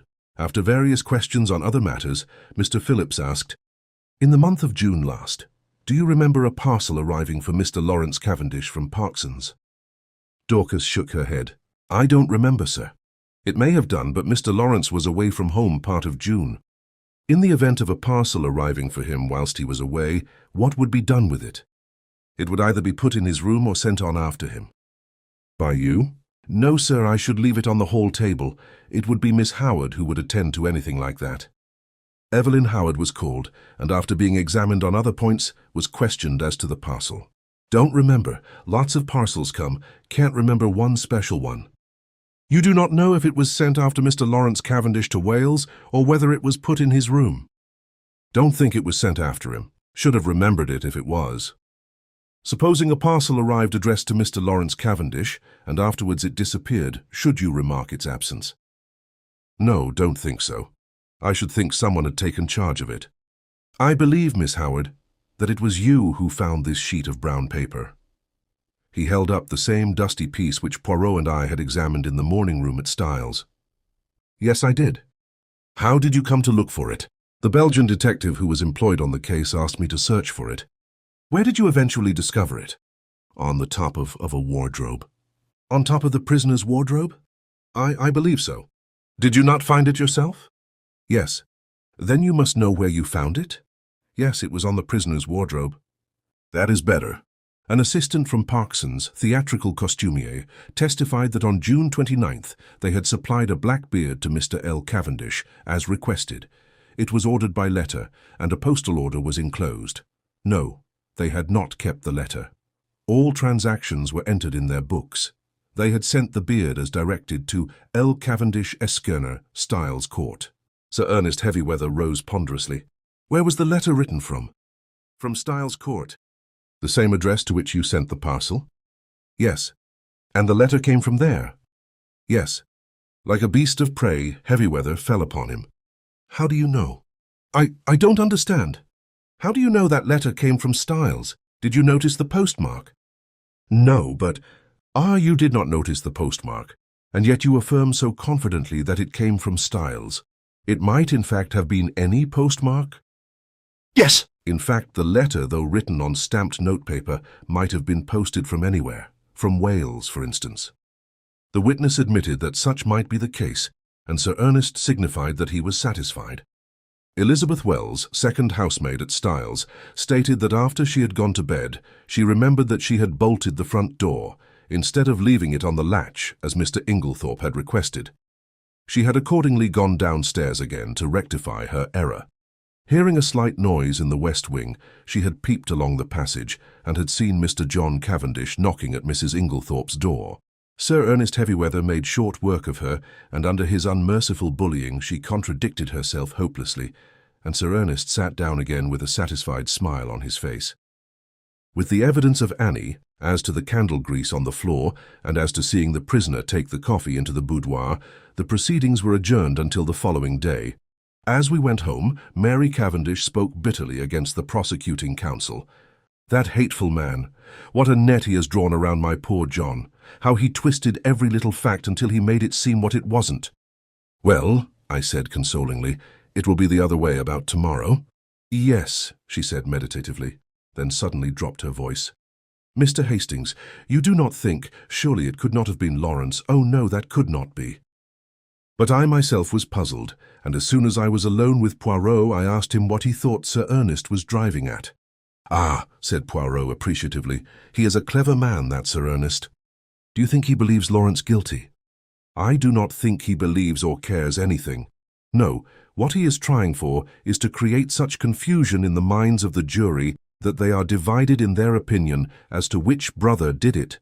He is endeavouring to make out that there is quite as much evidence against Lawrence as against John, and I am not at all sure that he will not succeed. Detective Inspector Japp was the first witness called when the trial was reopened and gave his evidence succinctly and briefly. After relating the earlier events, he proceeded.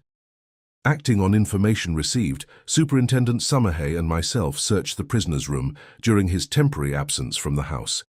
In his chest of drawers, hidden beneath some underclothing, we found, first, a pair of gold-rimmed pince-nez, similar to those worn by Mr. Inglethorp.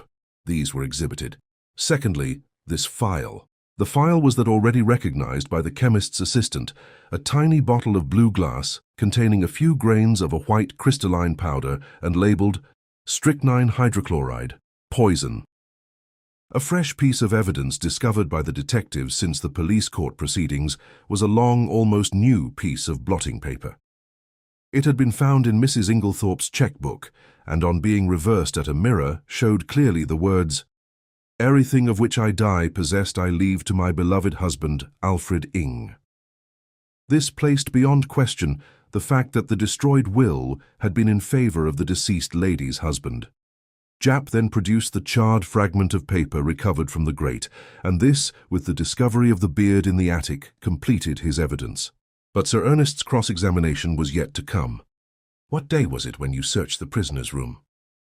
Tuesday, the 24th of July. Exactly a week after the tragedy?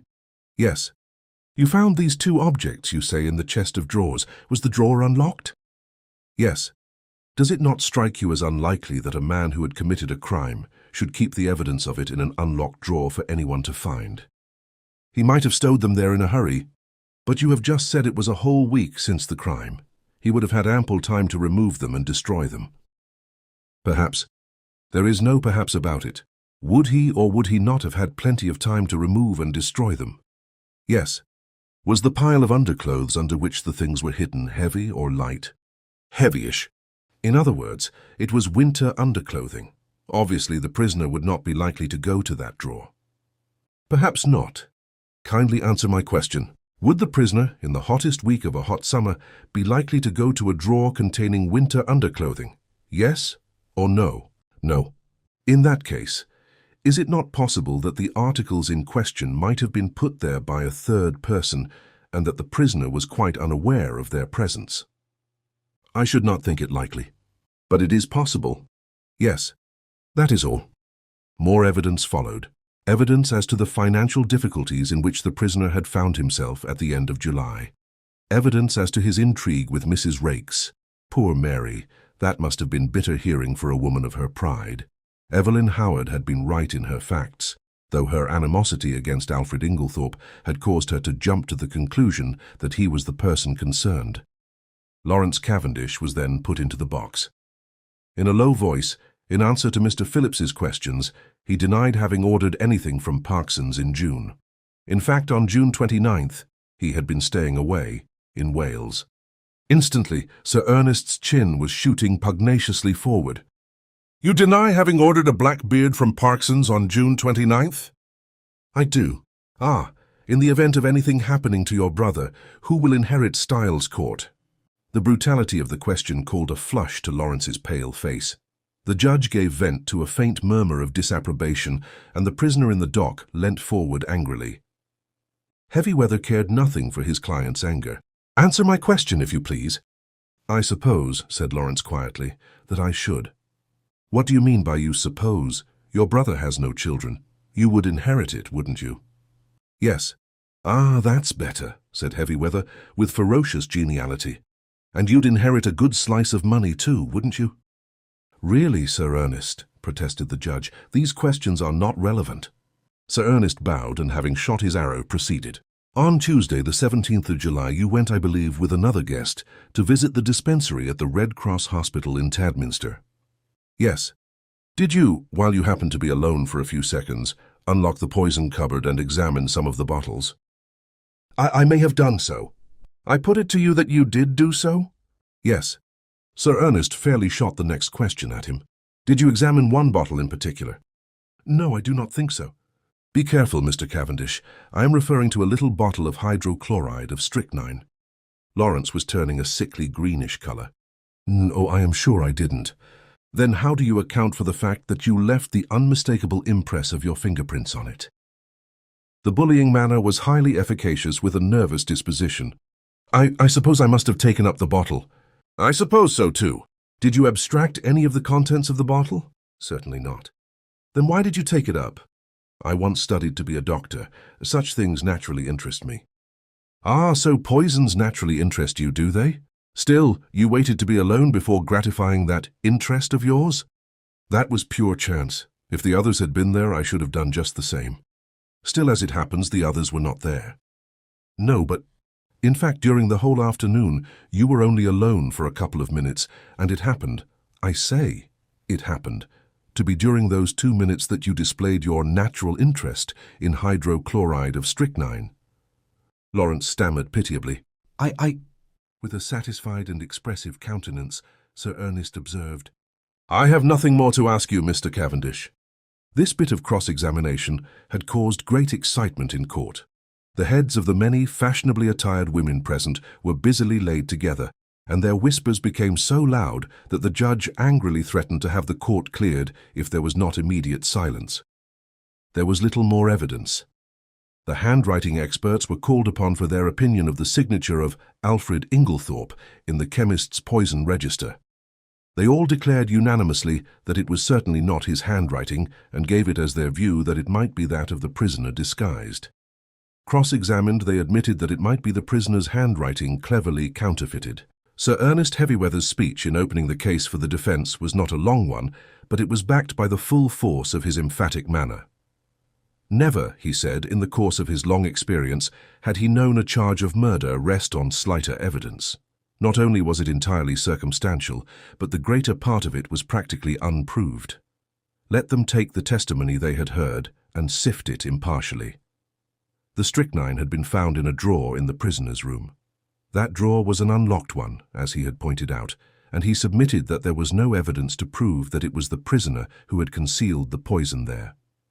It was, in fact, a wicked and malicious attempt on the part of some third person to fix the crime on the prisoner. The prosecution had been unable to produce a shred of evidence in support of their contention that it was the prisoner who ordered the black beard from Parkson's. The quarrel which had taken place between prisoner and his stepmother was freely admitted, but both it and his financial embarrassments had been grossly exaggerated. His learned friend, Sir Ernest, nodded carelessly at Mr. Phillips, had stated that if the prisoner were an innocent man, he would have come forward at the inquest to explain that it was he, and not Mr. Inglethorp, who had been the participator in the quarrel. He thought the facts had been misrepresented. What had actually occurred was this.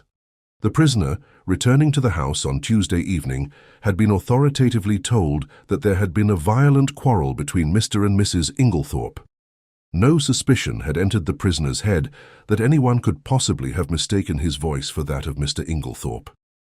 He naturally concluded that his stepmother had had two quarrels.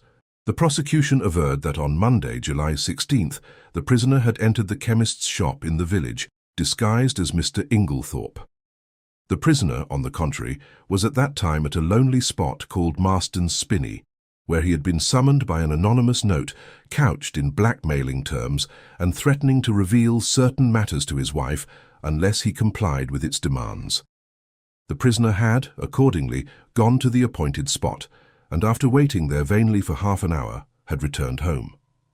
Unfortunately, he had met with no one on the way there or back who could vouch for the truth of his story, but luckily he had kept the note, and it would be produced as evidence. As for the statement relating to the destruction of the will, the prisoner had formerly practiced at the bar and was perfectly well aware that the will made in his favor a year before was automatically revoked by his stepmother's remarriage. He would call evidence to show who did destroy the will, and it was possible that that might open up quite a new view of the case. Finally, he would point out to the jury that there was evidence against other people besides John Cavendish. He would direct their attention to the fact that the evidence against Mr. Lawrence Cavendish was quite as strong, if not stronger, than that against his brother. He would now call the prisoner. John acquitted himself well in the witness box. Under Sir Ernest's skillful handling, he told his tale credibly and well. The anonymous note received by him was produced and handed to the jury to examine. The readiness with which he admitted his financial difficulties and the disagreement with his stepmother lent value to his denials. At the close of his examination, he paused and said, "I should like to make one thing clear. I utterly reject and disapprove of Sir Ernest Heavyweather's insinuations against my brother. My brother, I am convinced, had no more to do with the crime than I have." Sir Ernest merely smiled and noted with a sharp eye that John's protest had produced a very favorable impression on the jury. Then the cross-examination began. "I understand you to say that it never entered your head that the witnesses at the inquest could possibly have mistaken your voice for that of Mr. Inglethorp. Is not that very surprising?" "No, I don't think so. I was told there had been a quarrel between my mother and Mr. Inglethorp, and it never occurred to me that such was not really the case. Not when the servant Dorcas repeated certain fragments of the conversation, fragments which you must have recognized." "I did not recognize them." "Your memory must be unusually short." "No, but we were both angry, and I think said more than we meant. I paid very little attention to my mother's actual words." Mr. Phillips's incredulous sniff was a triumph of forensic skill. He passed on to the subject of the note. "You have produced this note very opportunely. Tell me, is there nothing familiar about the handwriting of it?" "Not that I know of." "Do you not think that it bears a marked resemblance to your own handwriting, carelessly disguised?" "No, I do not think so." "I put it to you that it is your own handwriting." "No. I put it to you that, anxious to prove an alibi, you conceived the idea of a fictitious and rather incredible appointment and wrote this note yourself in order to bear out your statement." "No."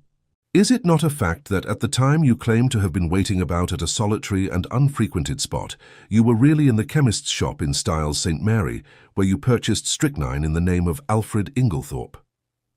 "No, that is a lie."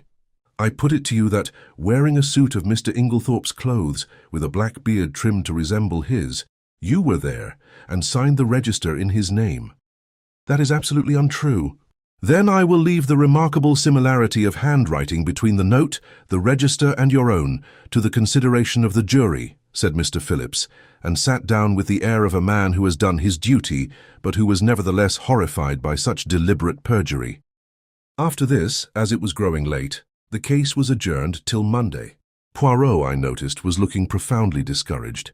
He had that little frown between the eyes that I knew so well. "What is it, Poirot?" I inquired. "Ah, mon ami, things are going badly. In spite of myself, my heart gave a leap of relief. Evidently there was a likelihood of John Cavendish being acquitted.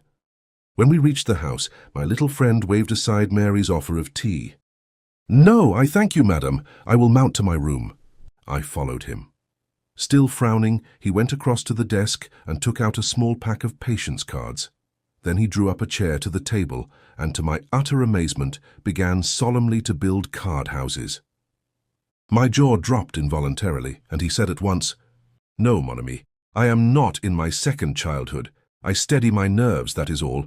This employment requires precision of the fingers. With precision of the fingers goes precision of the brain, and never have I needed that more than now." "What is the trouble?" I asked. With a great thump on the table, Poirot demolished his carefully built-up edifice. "It is this, mon ami, that I can build card houses 7 stories high, but I cannot find that last link of which I spoke to you." I could not quite tell what to say, so I held my peace, and he began slowly building up the cards again, speaking in jerks as he did so. It is done so by placing one card on another, with mathematical precision. I watched the card house rising under his hands, story by story. He never hesitated or faltered. It was really almost like a conjuring trick. "What a steady hand you've got," I remarked. "I believe I've only seen your hand shake once." "On an occasion when I was enraged, without doubt," observed Poirot with great placidity. "Yes, indeed. You were in a towering rage. Do you remember? It was when you discovered that the lock of the dispatch case in Mrs. Inglethorp's bedroom had been forced. You stood by the mantelpiece, twiddling the things on it in your usual fashion, and your hand shook like a leaf. I must say—" But I stopped suddenly, for Poirot, uttering a hoarse and inarticulate cry, again annihilated his masterpiece of cards, and putting his hands over his eyes, swayed backwards and forwards, apparently suffering the keenest agony. "Good heavens, Poirot!" I cried. "What is the matter? Are you taken ill?" No, he gasped. It is that I have an idea." "Oh," I exclaimed, much relieved. "One of your little ideas?" "Ah, ma foi, no," replied Poirot frankly. "This time it is an idea gigantic, stupendous, and you, my friend, have given it to me." Suddenly clasping me in his arms, he kissed me warmly on both cheeks, and before I had recovered from my surprise, ran headlong from the room. Mary Cavendish entered at that moment. "What is the matter with Monsieur Poirot?" He rushed past me, crying out, "A garage! For the love of heaven, direct me to a garage, madame!" And before I could answer, he had dashed out into the street. I hurried to the window. True enough, there he was, tearing down the street, hatless and gesticulating as he went. I turned to Mary with a gesture of despair. "He'll be stopped by a policeman in another minute. There he goes, round the corner." Our eyes met, and we stared helplessly at one another. "What can be the matter?" I shook my head. "I don't know. He was building card houses when suddenly he said he had an idea and rushed off, as you saw."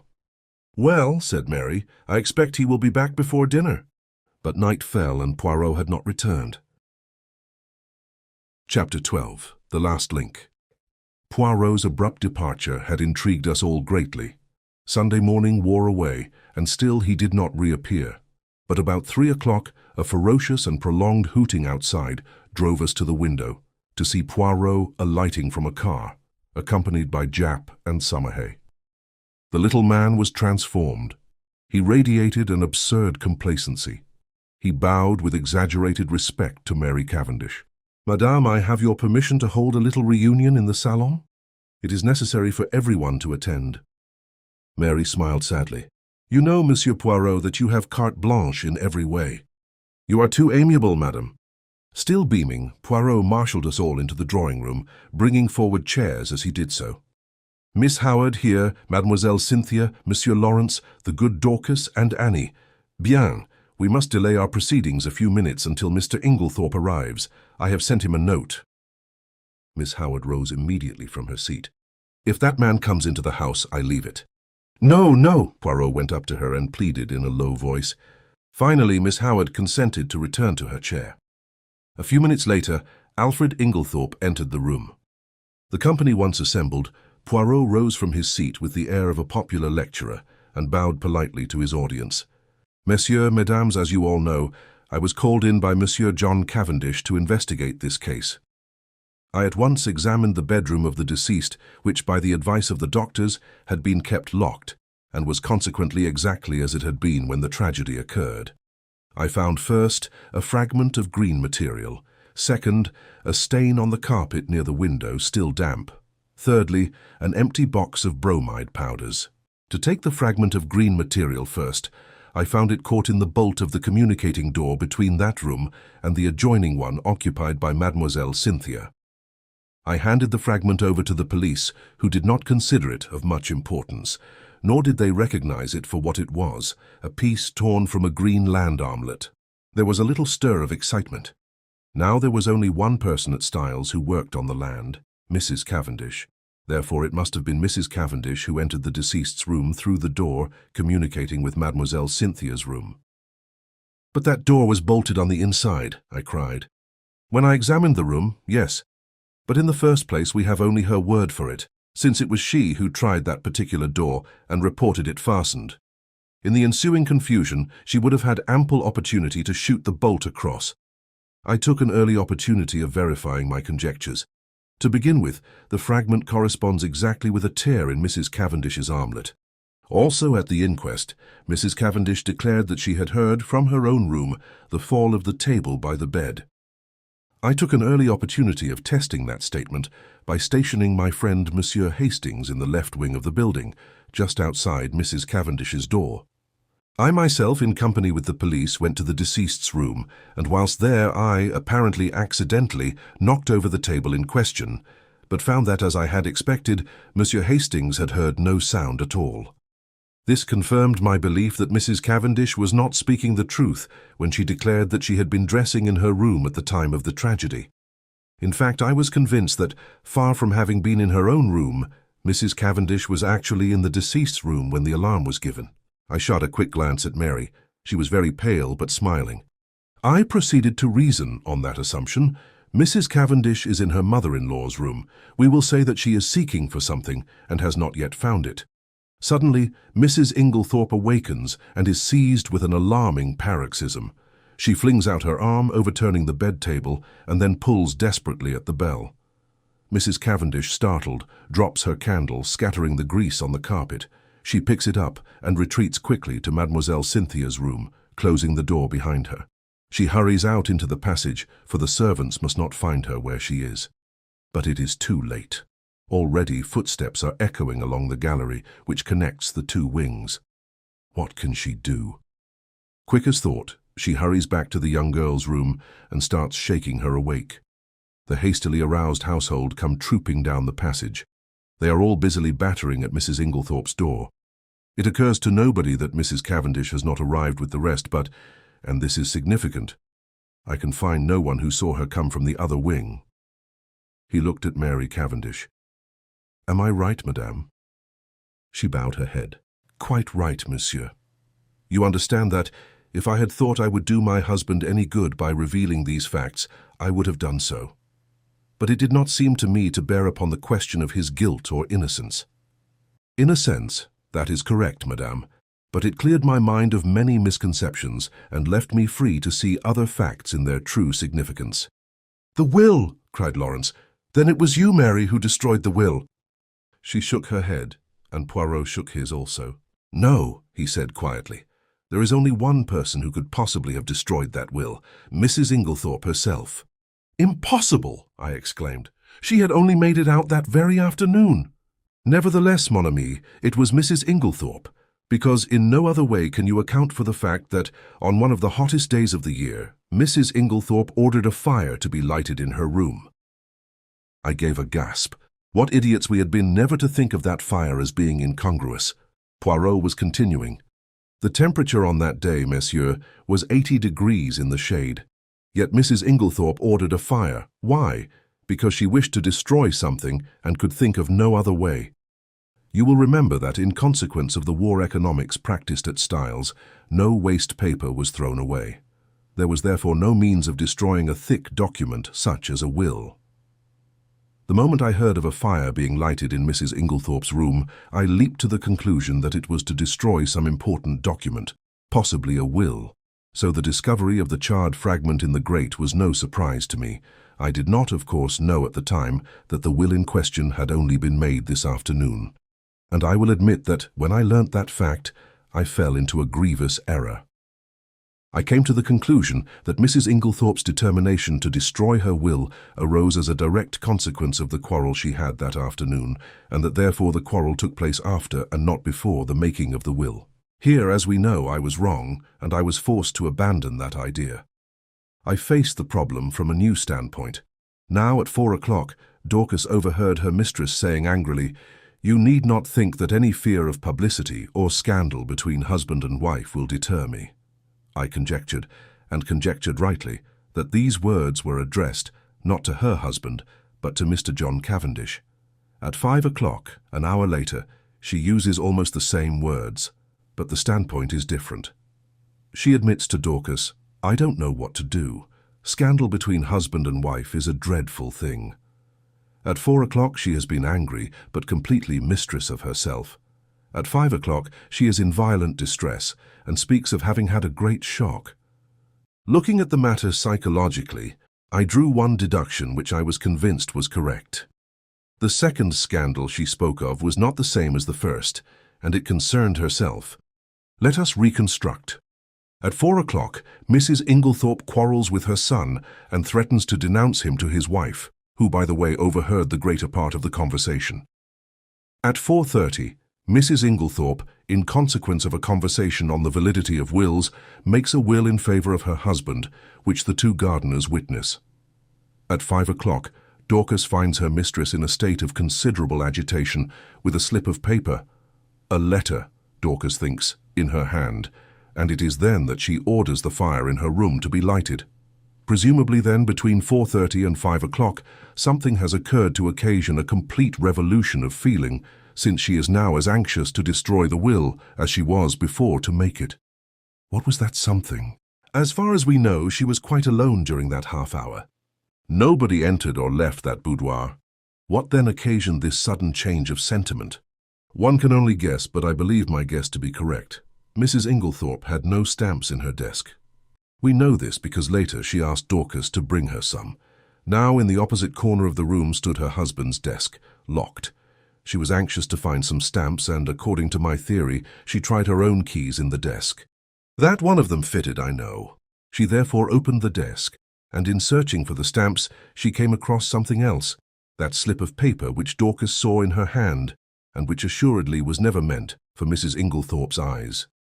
On the other hand, Mrs. Cavendish believed that the slip of paper to which her mother-in-law clung so tenaciously was a written proof of her own husband's infidelity.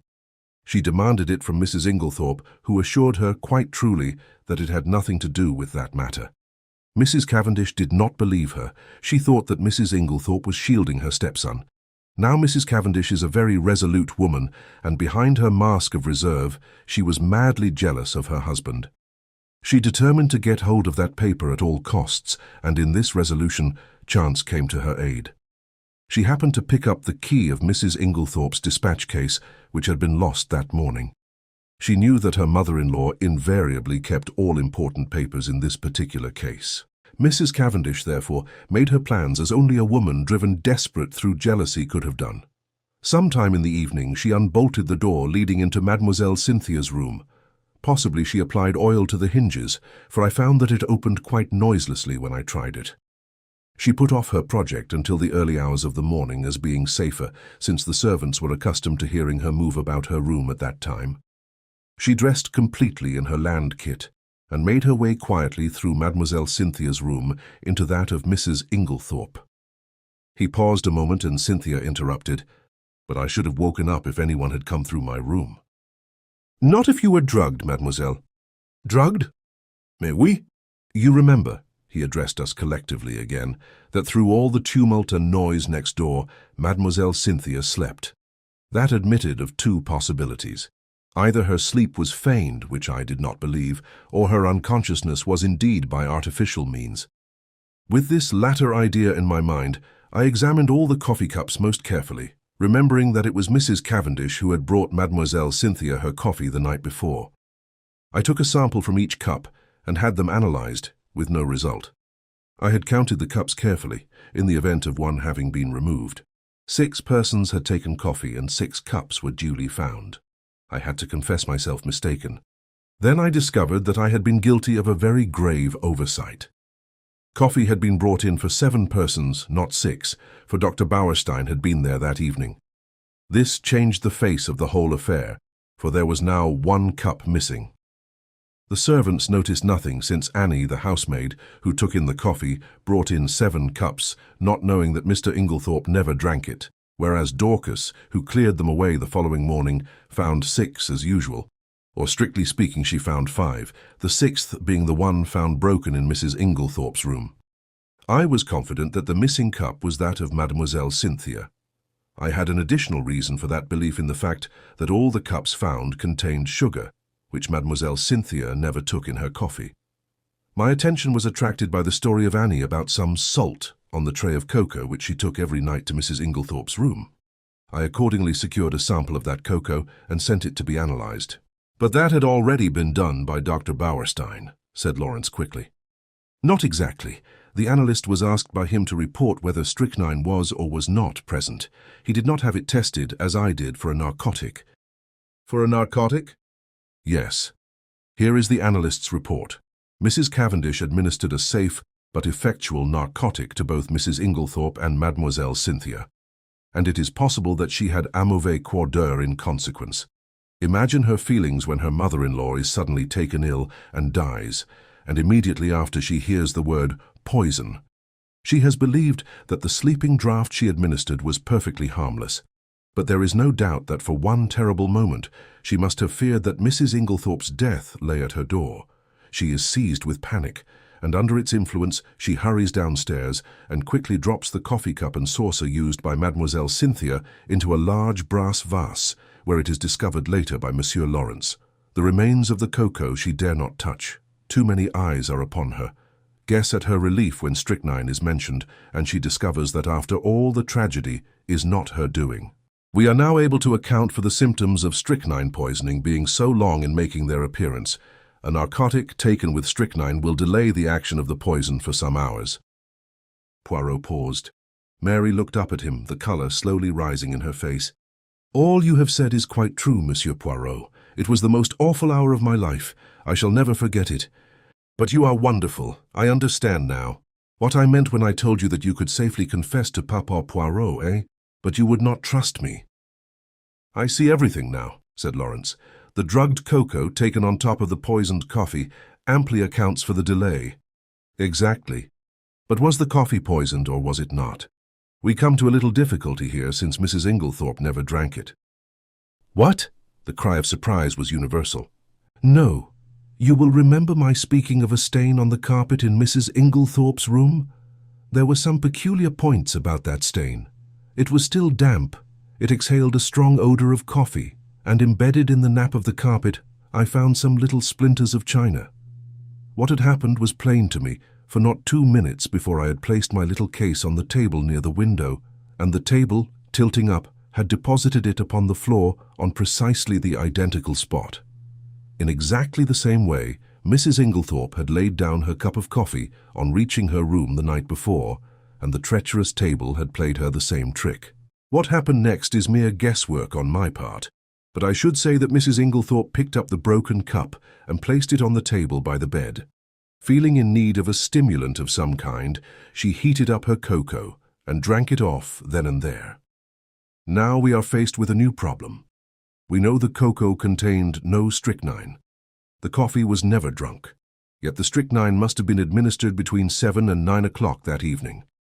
What third medium was there? A medium so suitable for disguising the taste of strychnine that it is extraordinary no one has thought of it. Poirot looked round the room, and then answered himself impressively. Her medicine. Do you mean that the murderer introduced the strychnine into her tonic? I cried. There was no need to introduce it. It was already there, in the mixture. The strychnine that killed Mrs. Inglethorp was the identical strychnine prescribed by Dr. Wilkins. To make that clear to you, I will read you an extract from a book on dispensing which I found in the dispensary of the Red Cross Hospital at Tadminster. The following prescription has become famous in textbooks. Strychnine sulph. Grai. Potass bromide. Sambi. Aqua ad. Dizic. Fiat mistura. This solution deposits in a few hours the greater part of the strychnine salt as an insoluble bromide in transparent crystals. A lady in England lost her life by taking a similar mixture. The precipitated strychnine collected at the bottom, and in taking the last dose she swallowed nearly all of it. Obvious B. Now there was of course no bromide in Dr. Wilkins' prescription, but you will remember that I mentioned an empty box of bromide powders.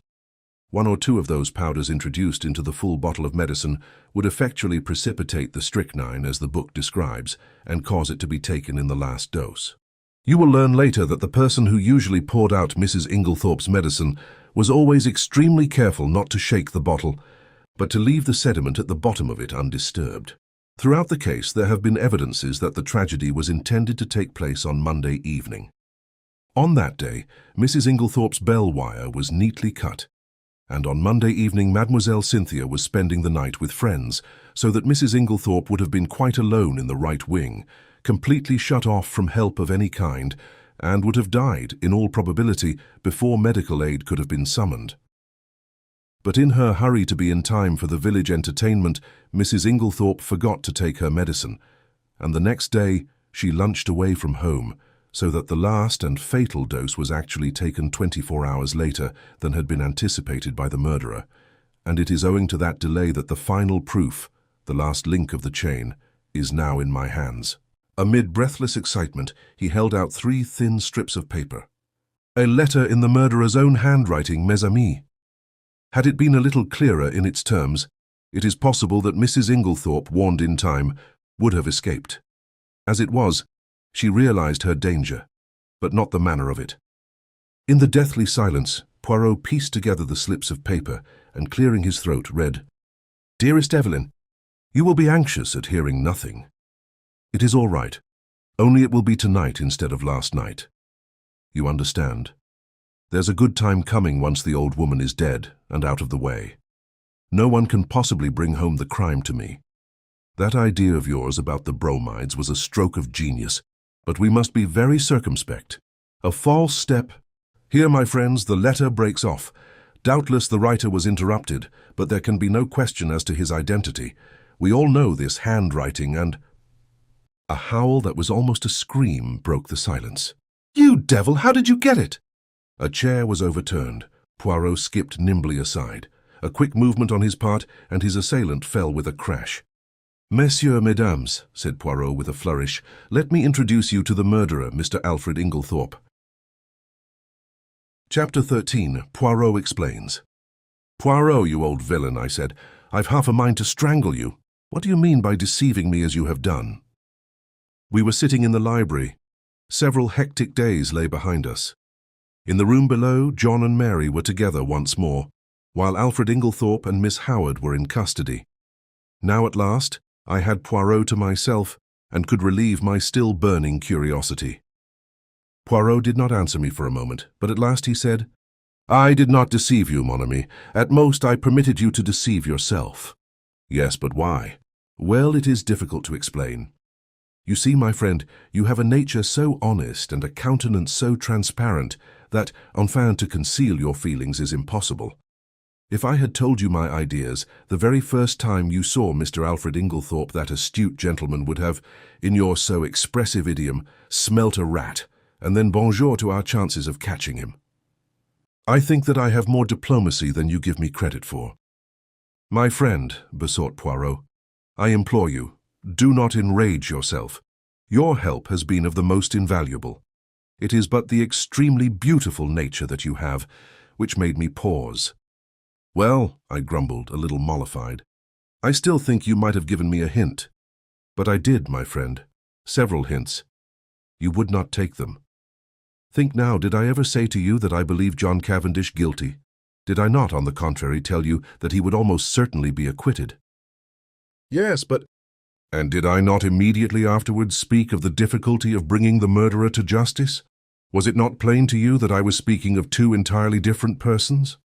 No, I said, it was not plain to me. Then again, continued Poirot, at the beginning, did I not repeat to you several times that I didn't want Mr. Inglethorp arrested now? That should have conveyed something to you. Do you mean to say you suspected him as long ago as that? Yes. To begin with, whoever else might benefit by Mrs. Inglethorp's death, her husband would benefit the most. There was no getting away from that. When I went up to Styles with you that first day, I had no idea as to how the crime had been committed, but from what I knew of Mr. Inglethorp, I fancied that it would be very hard to find anything to connect him with it. When I arrived at the chateau, I realized at once that it was Mrs. Inglethorp who had burnt the will. And there, by the way, you cannot complain, my friend, for I tried my best to force on you the significance of that bedroom fire in midsummer. Yes, yes, I said impatiently. Go on. Well, my friend, as I say, my views as to Mr. Inglethorp's guilt were very much shaken. There was, in fact, so much evidence against him that I was inclined to believe that he had not done it. When did you change your mind? When I found that the more efforts I made to clear him, the more efforts he made to get himself arrested. Then, when I discovered that Inglethorp had nothing to do with Mrs. Raikes, and that in fact it was John Cavendish who was interested in that quarter, I was quite sure. But why? Simply this. If it had been Inglethorp who was carrying on an intrigue with Mrs. Raikes, his silence was perfectly comprehensible. But when I discovered that it was known all over the village that it was John who was attracted by the farmer's pretty wife, his silence bore quite a different interpretation. It was nonsense to pretend that he was afraid of the scandal, as no possible scandal could attach to him. This attitude of his gave me furiously to think, and I was slowly forced to the conclusion that Alfred Inglethorp wanted to be arrested. Eh bien, from that moment I was equally determined that he should not be arrested. Wait a minute. I don't see why he wished to be arrested. Because, mon ami, it is the law of your country that a man once acquitted can never be tried again for the same offense. Aha! But it was clever, his idea. Assuredly, he is a man of method. See here, he knew that in his position he was bound to be suspected, so he conceived the exceedingly clever idea of preparing a lot of manufactured evidence against himself. He wished to be arrested. He would then produce his irreproachable alibi, and, hey presto, he was safe for life. But I still don't see how he managed to prove his alibi, and yet go to the chemist's shop? Poirot stared at me in surprise. Is it possible? My poor friend, you have not yet realized that it was Miss Howard who went to the chemist's shop? Miss Howard? But certainly. Who else? It was most easy for her. She is of a good height. Her voice is deep and manly. Moreover, remember, she and Inglethorp are cousins, and there is a distinct resemblance between them, especially in their gait and bearing. It was simplicity itself. They are a clever pair. I am still a little fogged as to how exactly the bromide business was done, I remarked. Bon! I will reconstruct for you as far as possible. I am inclined to think that Miss Howard was the mastermind in that affair. You remember her once mentioning that her father was a doctor. Possibly she dispensed his medicines for him, or she may have taken the idea from one of the many books lying about when Mademoiselle Cynthia was studying for her exam.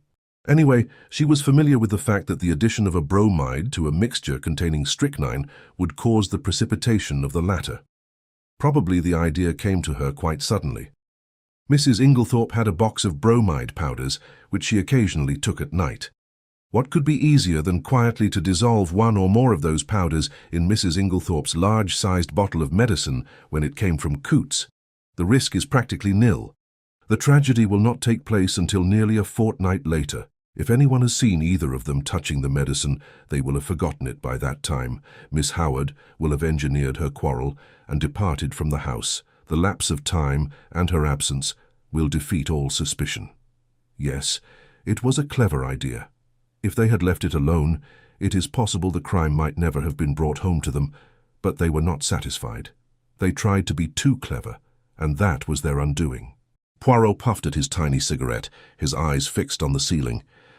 They arranged a plan to throw suspicion on John Cavendish by buying strychnine at the village chemist's and signing the register in his handwriting.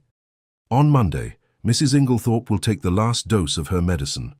On Monday, therefore, at 6 o'clock, Alfred Inglethorp arranges to be seen by a number of people at a spot far removed from the village. Miss Howard has previously made up a cock and bull story about him and Mrs. Raikes to account for his holding his tongue afterwards. At 6 o'clock, Miss Howard, disguised as Alfred Inglethorp, enters the chemist's shop with her story about a dog, obtains the strychnine, and writes the name of Alfred Inglethorp in John's handwriting, which she had previously studied carefully. But as it will never do if John, too, can prove an alibi, she writes him an anonymous note, still copying his handwriting, which takes him to a remote spot where it is exceedingly unlikely that anyone will see him. So far, all goes well. Miss Howard goes back to Midlingham. Alfred Inglethorp returns to Styles. There is nothing that can compromise him in any way, since it is Miss Howard who has the strychnine, which, after all, is only wanted as a blind to throw suspicion on John Cavendish. But now a hitch occurs. Mrs. Inglethorp does not take her medicine that night. The broken bell, Cynthia's absence, arranged by Inglethorp through his wife, all these are wasted. And then he makes his slip. Mrs. Inglethorp is out, and he sits down to write to his accomplice, who, he fears, may be in a panic at the non-success of their plan. It is probable that Mrs. Inglethorp returned earlier than he expected. Caught in the act, and somewhat flurried, he hastily shuts and locks his desk. He fears that if he remains in the room, he may have to open it again, and that Mrs. Inglethorp might catch sight of the letter before he could snatch it up. So he goes out and walks in the woods, little dreaming that Mrs. Inglethorp will open his desk and discover the incriminating document. But this, as we know, is what happened. Mrs. Inglethorp reads it and becomes aware of the perfidy of her husband and Evelyn Howard, though, unfortunately, the sentence about the bromides conveys no warning to her mind. She knows that she is in danger, but is ignorant of where the danger lies.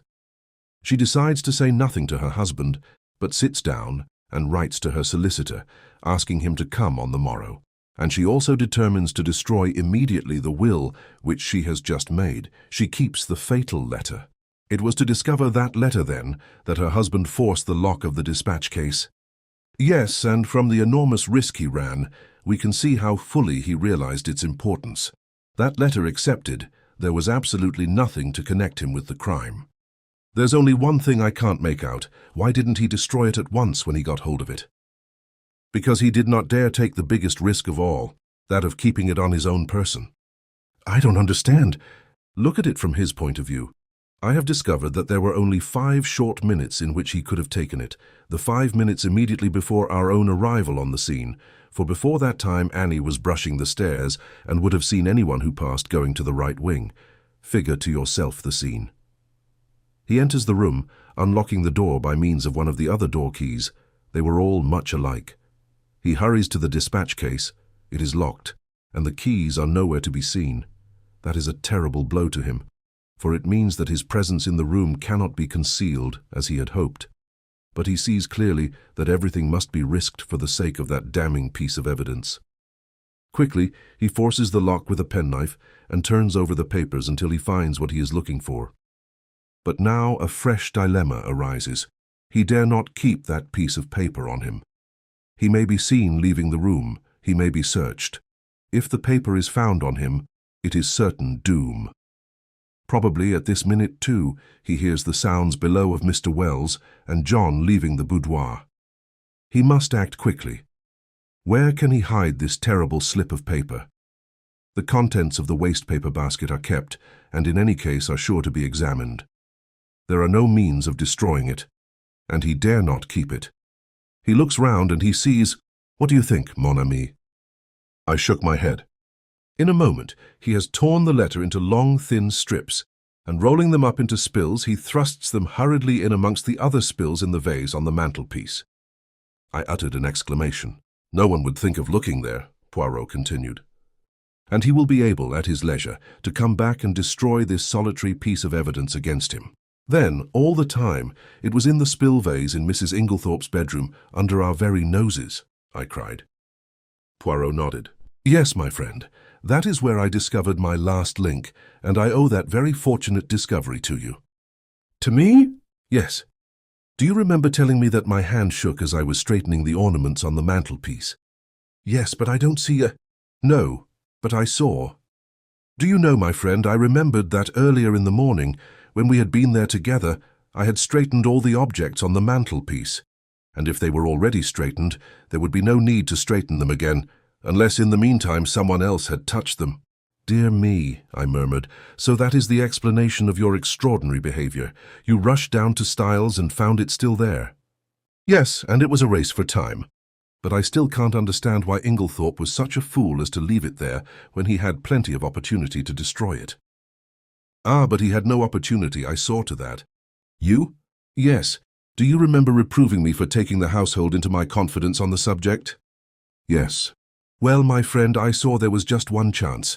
I was not sure then if Inglethorpe was the criminal or not, but if he was, I reasoned that he would not have the paper on him, but would have hidden it somewhere, and by enlisting the sympathy of the household, I could effectually prevent his destroying it. He was already under suspicion, and by making the matter public, I secured the services of about 10 amateur detectives, who would be watching him unceasingly, and being himself aware of their watchfulness, he would not dare seek further to destroy the document. He was therefore forced to depart from the house, leaving it in the spill vase. But surely Miss Howard had ample opportunities of aiding him. Yes, but Miss Howard did not know of the paper's existence.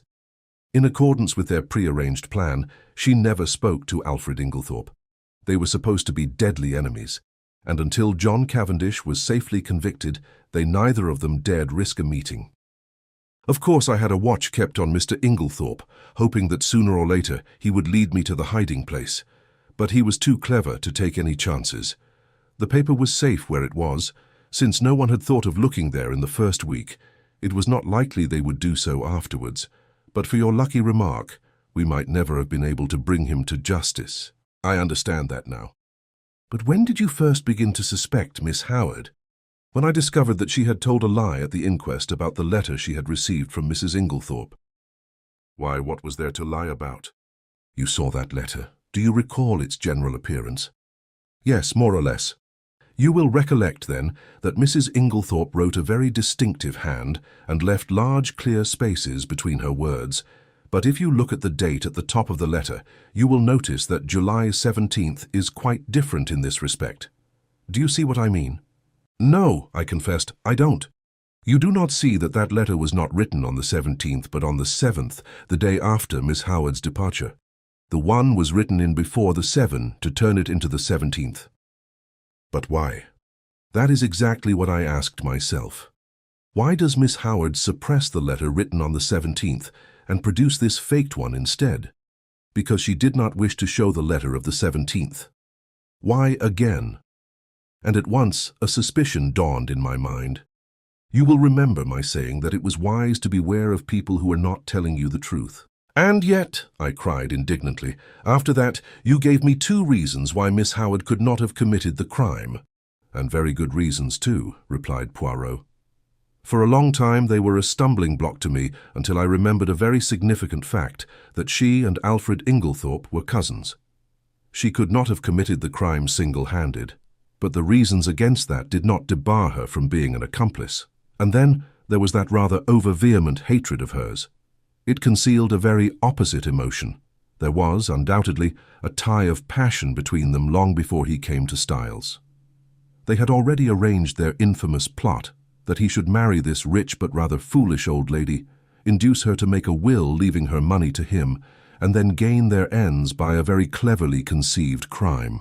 If all had gone as they planned, they would probably have left England and lived together on their poor victim's money. They are a very astute and unscrupulous pair. While suspicion was to be directed against him, she would be making quiet preparations for a very different denouement.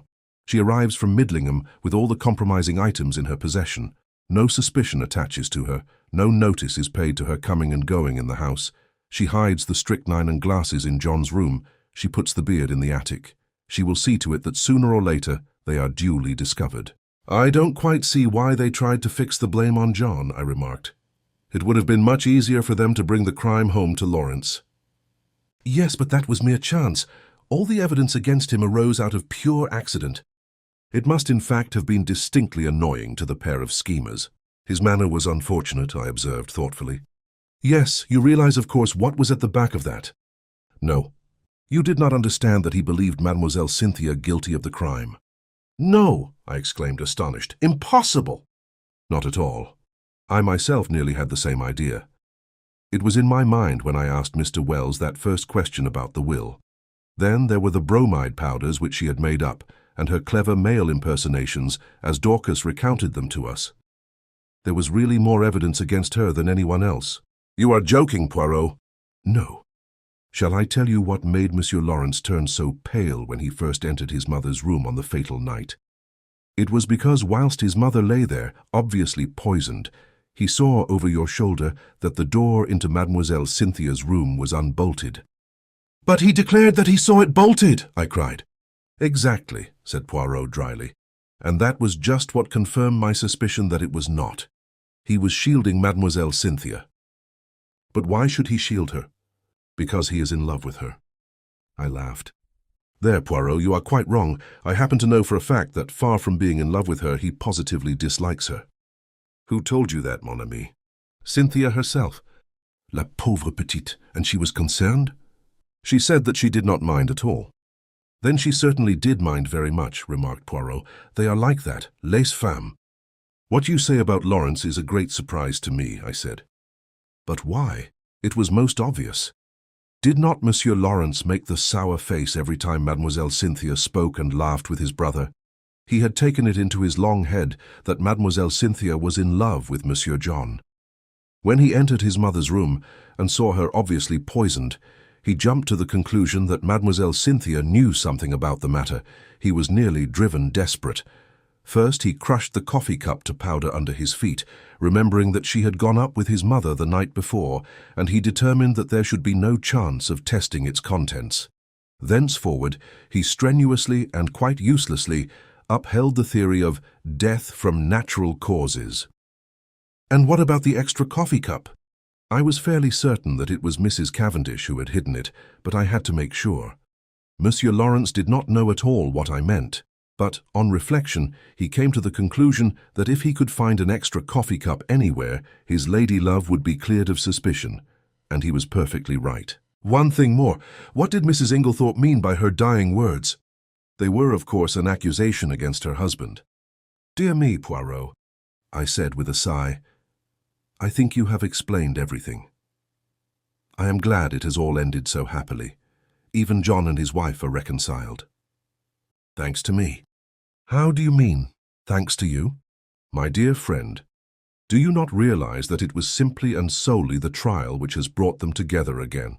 That John Cavendish still loved his wife, I was convinced. Also, that she was equally in love with him. But they had drifted very far apart.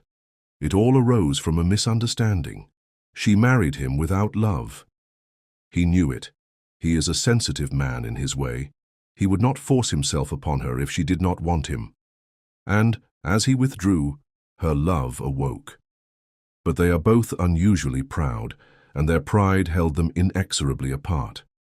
He drifted into an entanglement with Mrs. Raikes, and she deliberately cultivated the friendship of Dr. Bauerstein. Do you remember the day of John Cavendish's arrest, when you found me deliberating over a big decision? Yes, I quite understood your distress. Pardon me, mon ami, but you did not understand it in the least. I was trying to decide whether or not I would clear John Cavendish at once. I could have cleared him, though it might have meant a failure to convict the real criminals. They were entirely in the dark as to my real attitude up to the very last moment, which partly accounts for my success. Do you mean that you could have saved John Cavendish from being brought to trial? Yes, my friend. But I eventually decided in favor of a woman's happiness. Nothing but the great danger through which they have passed could have brought these two proud souls together again. I looked at Poirot in silent amazement. The colossal cheek of the little man. Who on earth but Poirot would have thought of a trial for murder as a restorer of conjugal happiness? "I perceive your thoughts, mon ami," said Poirot, smiling at me. "No one but Hercule Poirot would have attempted such a thing, and you are wrong in condemning it. The happiness of one man and one woman is the greatest thing in all the world." His words took me back to earlier events. I remembered Mary as she lay white and exhausted on the sofa, listening. There had come the sound of the bell below. She had started up. Poirot had opened the door, and meeting her agonized eyes, had nodded gently. "Yes, madame," he said. "I have brought him back to you." He had stood aside, and as I went out, I had seen the look in Mary's eyes, as John Cavendish had caught his wife in his arms. "Perhaps you are right, Poirot," I said gently. "Yes, it is the greatest thing in the world." Suddenly there was a tap at the door, and Cynthia peeped in.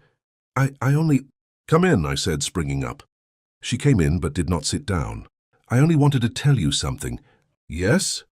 Cynthia fidgeted with a little tassel for some moments, then suddenly exclaiming, "You dears!" kissed first me and then Poirot, and rushed out of the room again. "What on earth does this mean?" I asked, surprised. It was very nice to be kissed by Cynthia, but the publicity of the salute rather impaired the pleasure.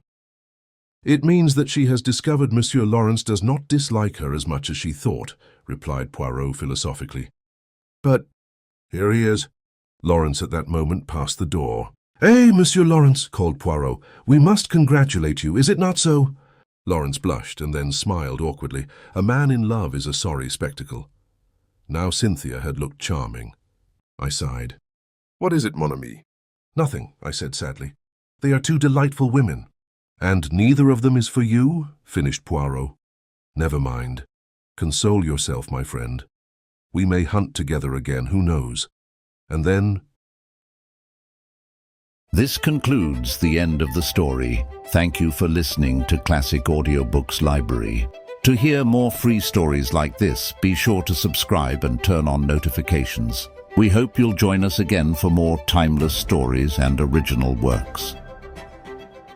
Until next time.